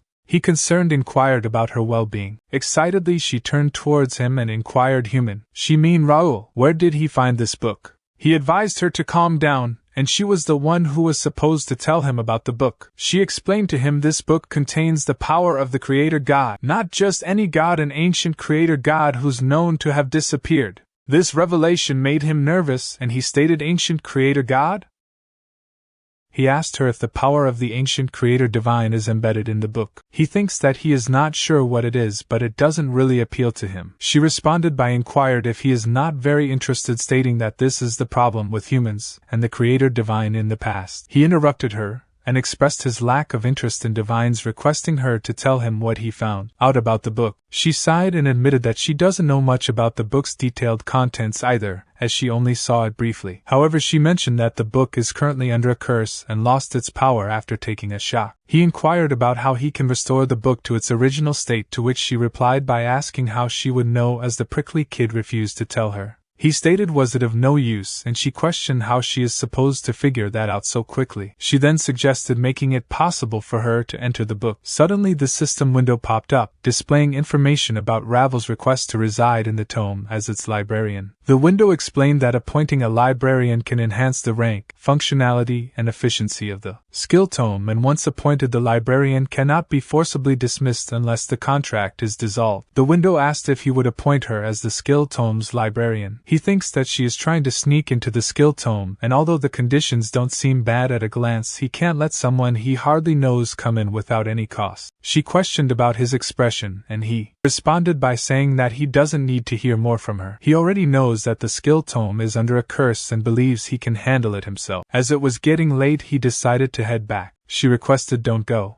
Please listen to her story a bit more." He stated, "Well, he have urgent matters to attend to, so he need to go. Let's talk another time." He is not sure when he will come again. She inquired if she upset him. She is really sorry. It's just that it's been so long since she have talked to a human. He thinks, okay, let's get more serious for the negotiation. He stated he is busy too. He can't really listen to her situation right now. She stated she promised she will be helpful to him. She swear that book is really precious to her. Can't he listen to her story a bit more? He thinks this enough for now. Time to start negotiating. At the moment she started crying while stated it's true. Why won't he believe her? He stated, "No, it's not like that, just calm down." She exclaimed he too much. In response, he expressing regret for upsetting her and offering an apology. She reassured it's okay. However, Raul added, but still he can't give her the book yet. It holds great importance for him, so he'd like to hear her story first. Explain why she ended up like this and why she's interested in the book. He'll decide afterward. She agreed, mentioning that it might be a lengthy tale. She began by recounting a forgotten war that took place on the Connect continent involving various races and divine beings as well as demons. The war had brought the continent to the brink of destruction, and her own race, the forest fairies, faced extinction. In an attempt to save her, the fairies used a certain magic to trap her soul in the book while they themselves were scattered across different dimensions. She explained that he had fallen into a deep sleep, and upon awakening she found herself constantly moving from one special book to another, barely surviving. Each time he woke up he lost many memories, leaving her unsure of how long he had been living. Despite his situation, she had a purpose to find his scattered kin and pass on their tribal wisdom and essence. However, she was bound to the library by the book and struggled to find books that would accept her. She believed that the book in question held a similar aura to the great magic book that had initially accepted her, possibly even possessing a greater hidden power. She pleaded with him to allow her to enter the book, as she believed she would aid him in his quest. He considered her story and decided it was enough to grant her permission to reside in the book. However, in exchange she would have to become the book librarian and potentially be bound to him. He inquired if this arrangement was acceptable to her. She stated, of course, as long as he allow it, but before that may she ask what he want to do with the power in the book? He replied he want to protect his family and his homeland. She might think it's a modest reason, but it's really important to him. She responded that's a noble enough reason. Then she looked forward to working with him, but she won't be able to help him right away. She needs some time to adapt to her new home. She thinks she'll be asleep for about a month, but don't worry, the book functions won't change. He reassured no rush, he just hopes she wake up safely. She thanked him, and she stated when she wake up she will do her best to help him. See him in a month, and that's how Raul gained a little fairy girl as a companion. Time flew by after meeting her, and now there's only a week left until the update. He thinks there's so much to prepare, and it's gotten really tight. Dylan said to him, working hard as always. This brother is proud of him, and he was right. A real oracle came down from the temple, can he believe it? He is an amazing guy. He inquired what did the prophet say. Dylan replied, well, it's a bit vague. In a week what disappeared will return and what was severed will reconnect. To prevent the rise of evil one must open the door, enter, and pick the void fruit. Raul thinks it's definitely ambiguous as an oracle, but it's unsettling to ignore it. He inquired how did the temple respond. Dylan stated nothing special, just preparing the troops as much as possible in case of a major crisis. Raul inquired what about the reaction of the royal family and nobles. He can guess, but Dylan answered just as he expected. Most of them are treating it as nonsense, or suspecting the oracle as a pretext to gain something. Well, he would have thought the same if he hadn't listened to him. There's precedent for it. Raul thinks that there are many precedents, such as the Holy Empire ruled by the Pope here in Connect. The Holy Empire consists of Garnelia, where the papacy is located, and several small and medium-sized cities. Although it is small in size, it holds the title of an empire, and is designated as a permanent non-aggression area due to its religious influence, delivering numerous oracles. Raul expresses his worry, stating that it will be too late if something happens. Dylan reassures him, telling him not to worry and to do what he can now. He mentions that he has already passed response methods to their domain, and hinted at their friendly families. He advises Raul to stop worrying like an old man and to use his strange power. Raul continues to think that their family never sits still when it comes to something mysterious, just like their father and brother. However, he acknowledges that because of this, when he presented the update information as divine revelation, he took it seriously instead of laughing it off. He also mentions that his brother discovered his telekinesis during the process, and now pesters him to show it every chance he gets.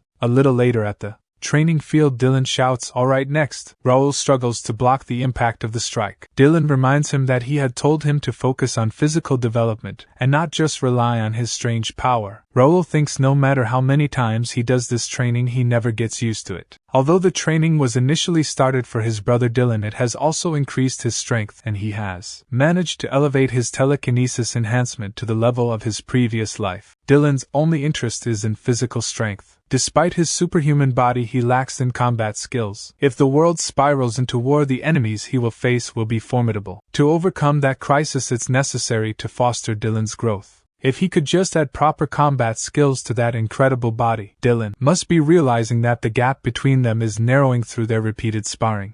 Soon he'll understand that there are limits to overpowering him with just physical abilities. When that time comes, he will have to find the right skills for him. Once the dungeon opens, he can acquire more skill books, not only making himself stronger but also those around him. His plans for the future just got more interesting. After several days, Raul believed that the tasks leading up to the update were almost finished. It bothered him that nothing had changed despite the prophecy being announced, but he understood that it was expected. No lord would prepare for something that hadn't happened yet. However, he still found it regrettable. As the scenario progressed, the kingdom's power would become more necessary. There would be monster invasions through gates, chaos from the lifting of restrictions, wars with the Empire, and other scenarios requiring massive troops in the future. To prepare for these events, it was necessary to minimize the kingdom's damage and preserve their forces. But even with his future knowledge and being born into a prestigious family, he knew there were limits to what he could do. After all, he was just a 15-year-old from one of the many noble families without any special fame. So he decided to focus on what he could do. He attended classes at the academy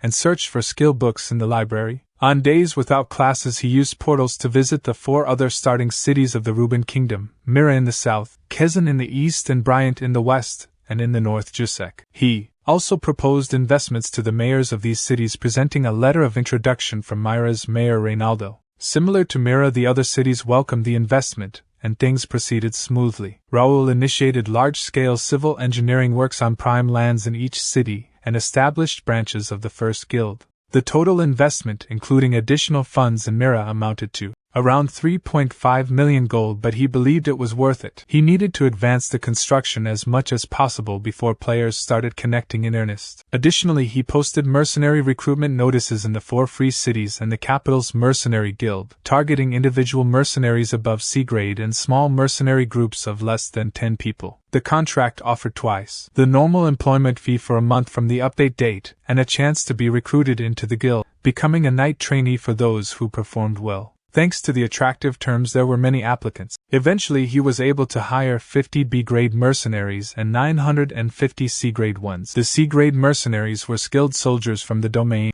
or those with over 3 years of experience. B-grade mercenaries were either solo sword users or captains of small mercenary groups forming a fairly solid force. He acknowledging that hiring them would cost over 30,000 gold and maintaining them would require significant expenses. However, he believed it was worth it as it would alleviate any worries in the event of a large-scale battle like a domain war. As people observed the guild members, they started conversing with each other. One person expressed disbelief, stating that Raul didn't have money to spare. Another questioned his intentions if nothing happened. Raul turned to Sir Philip and inquired about the gathering of the guild members. Philip informed him that all 45 members excluding administrative staff had arrived and were divided into 10 groups ready for group training. Philip also mentioned that he had just issued a summons order to the regular knights who arrived early. Raul commended Philip's work but reminded him not to let their guard down as they had an operation scheduled for that night. Philip acknowledged his instructions. Raul reflected on the significant changes that had occurred, noting that all 6 trainee knights had reached the expert level and had been officially appointed. Additionally, 9 knights including Philip, Jake and Pierce had joined the first knight squad as regular members. The knight trainees and soldiers had also been affiliated with the first knight squad as trainee knights. With these developments, his guild, officially named the first knight squad, had been launched. The system window displayed information about the first guild, including its small 10-level grade, influential regional guild status, Raul as the guild master, Philip as the vice guild master, Bernard as the chief administrator, a total of 50 members consisting of 9 regular knights, 35 trainee knights and 5 administrators and guild buffs, providing a 10% increase in experience and skill proficiency. He contemplated reviewing the specifications of the guild members, acknowledging that he had only recruited those with at least a B-grade potential and expressing excitement for their future growth. With this, all preparations for the update are complete, so now he hoped things go as he planned as he observed the update countdown window.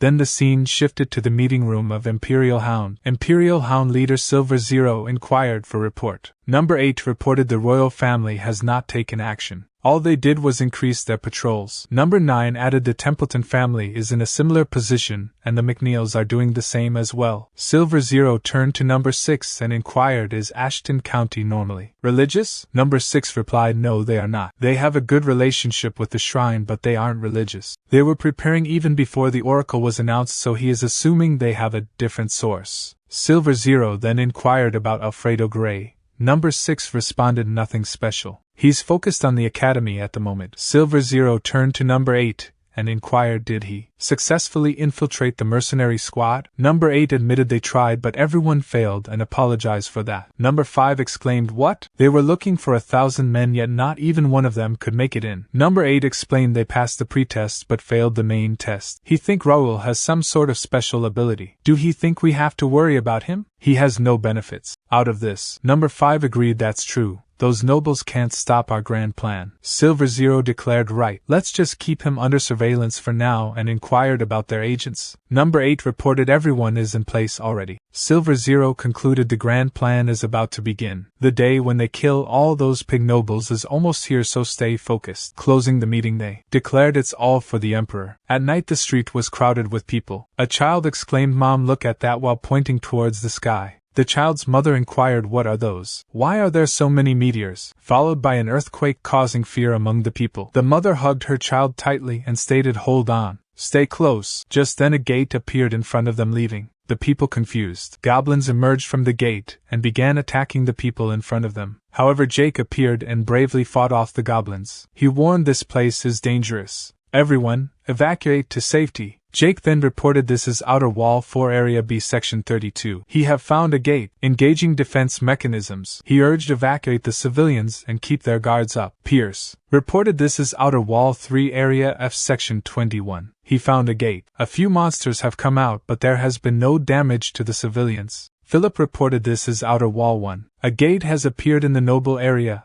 Section 3. We will control the area and hand it over to the guards. Raul acknowledged, stating good, keep reporting. Another report came in stating Outer Wall 4 Area B Section 32. A gate has appeared, requesting backup. Raul responded, understood. Everyone at Section 14 head over to Section 32 to support them. Another report message displayed information Outer Wall 3 Area F Section 21. A group of goblins came through the gate, engaging right now. Raul thinks it has begun the update. He called out to Bernard, who responded with a yes. Raul instructed him to decide who to dispatch from the squad and send them out to each section. Bernard acknowledged that. Raul thinks he knew it was coming, but he wasn't expecting it to happen everywhere. They had prepared as much as they could, but this was still a close call. There wasn't enough information about this quest in the first place. The only thing he knew was that the kingdom was badly damaged in Connect Year 521 due to the appearance of gates. He didn't know the number, location, or rank of the gates. He wished he could just clear the gates by himself, but he was not alone now. He had to minimize civilian damage by using the force of his entire guild. If he knew the gate's ranks, he could place his troops more efficiently. A window popped up showing information about the limited quest Gate Rush. It was ranked as X and the objective was to clear as many gates as possible within 30 days. The description stated that unknown dimensional gates had taken over the world of Connect, and the goal was to calm the civilians by clearing as many gates as possible. The reward depended on the ranking, and the number 1 guild or individual might receive a special gift. The gates refreshed every midnight. Raul saw the window and he grew angry and slammed his hand on the desk. He exclaimed, "What? Refresh?" He couldn't help but wonder if it was inevitable. He had his suspicions, but now it seemed like Connect's defensive system had implemented a special requirement for this quest. Usually it would give players a sudden quest or a follow-up quest, but this time it added a unique twist. No matter how many gates he cleared, it didn't matter. This wouldn't be easy, but he couldn't give up yet. He had to find a way to minimize the damage. A report window popped up showing information Outer Wall 2 Area 3 Section 17. Philip found the Golden Gate he mentioned. Philip added, nothing is happening at the moment, but the force is getting stronger. Raul shouted, do not engage, that gate can suck in anything. Be careful, deploy 3 rank B mercenaries. We will be putting that area under special watch. Philip grasped the situation. Raul thinks a rank D appeared, he can't just stay here and command anymore. He will have to deal with this himself. This marks the conclusion of the 10th part of this manhwa. The 11th part will be posted after there were at least 3 to 4 chapters of this manhwa released. So remember to like and subscribe to the channel for future update. Leave comments to share your experience. Looking forward to seeing you in the next video.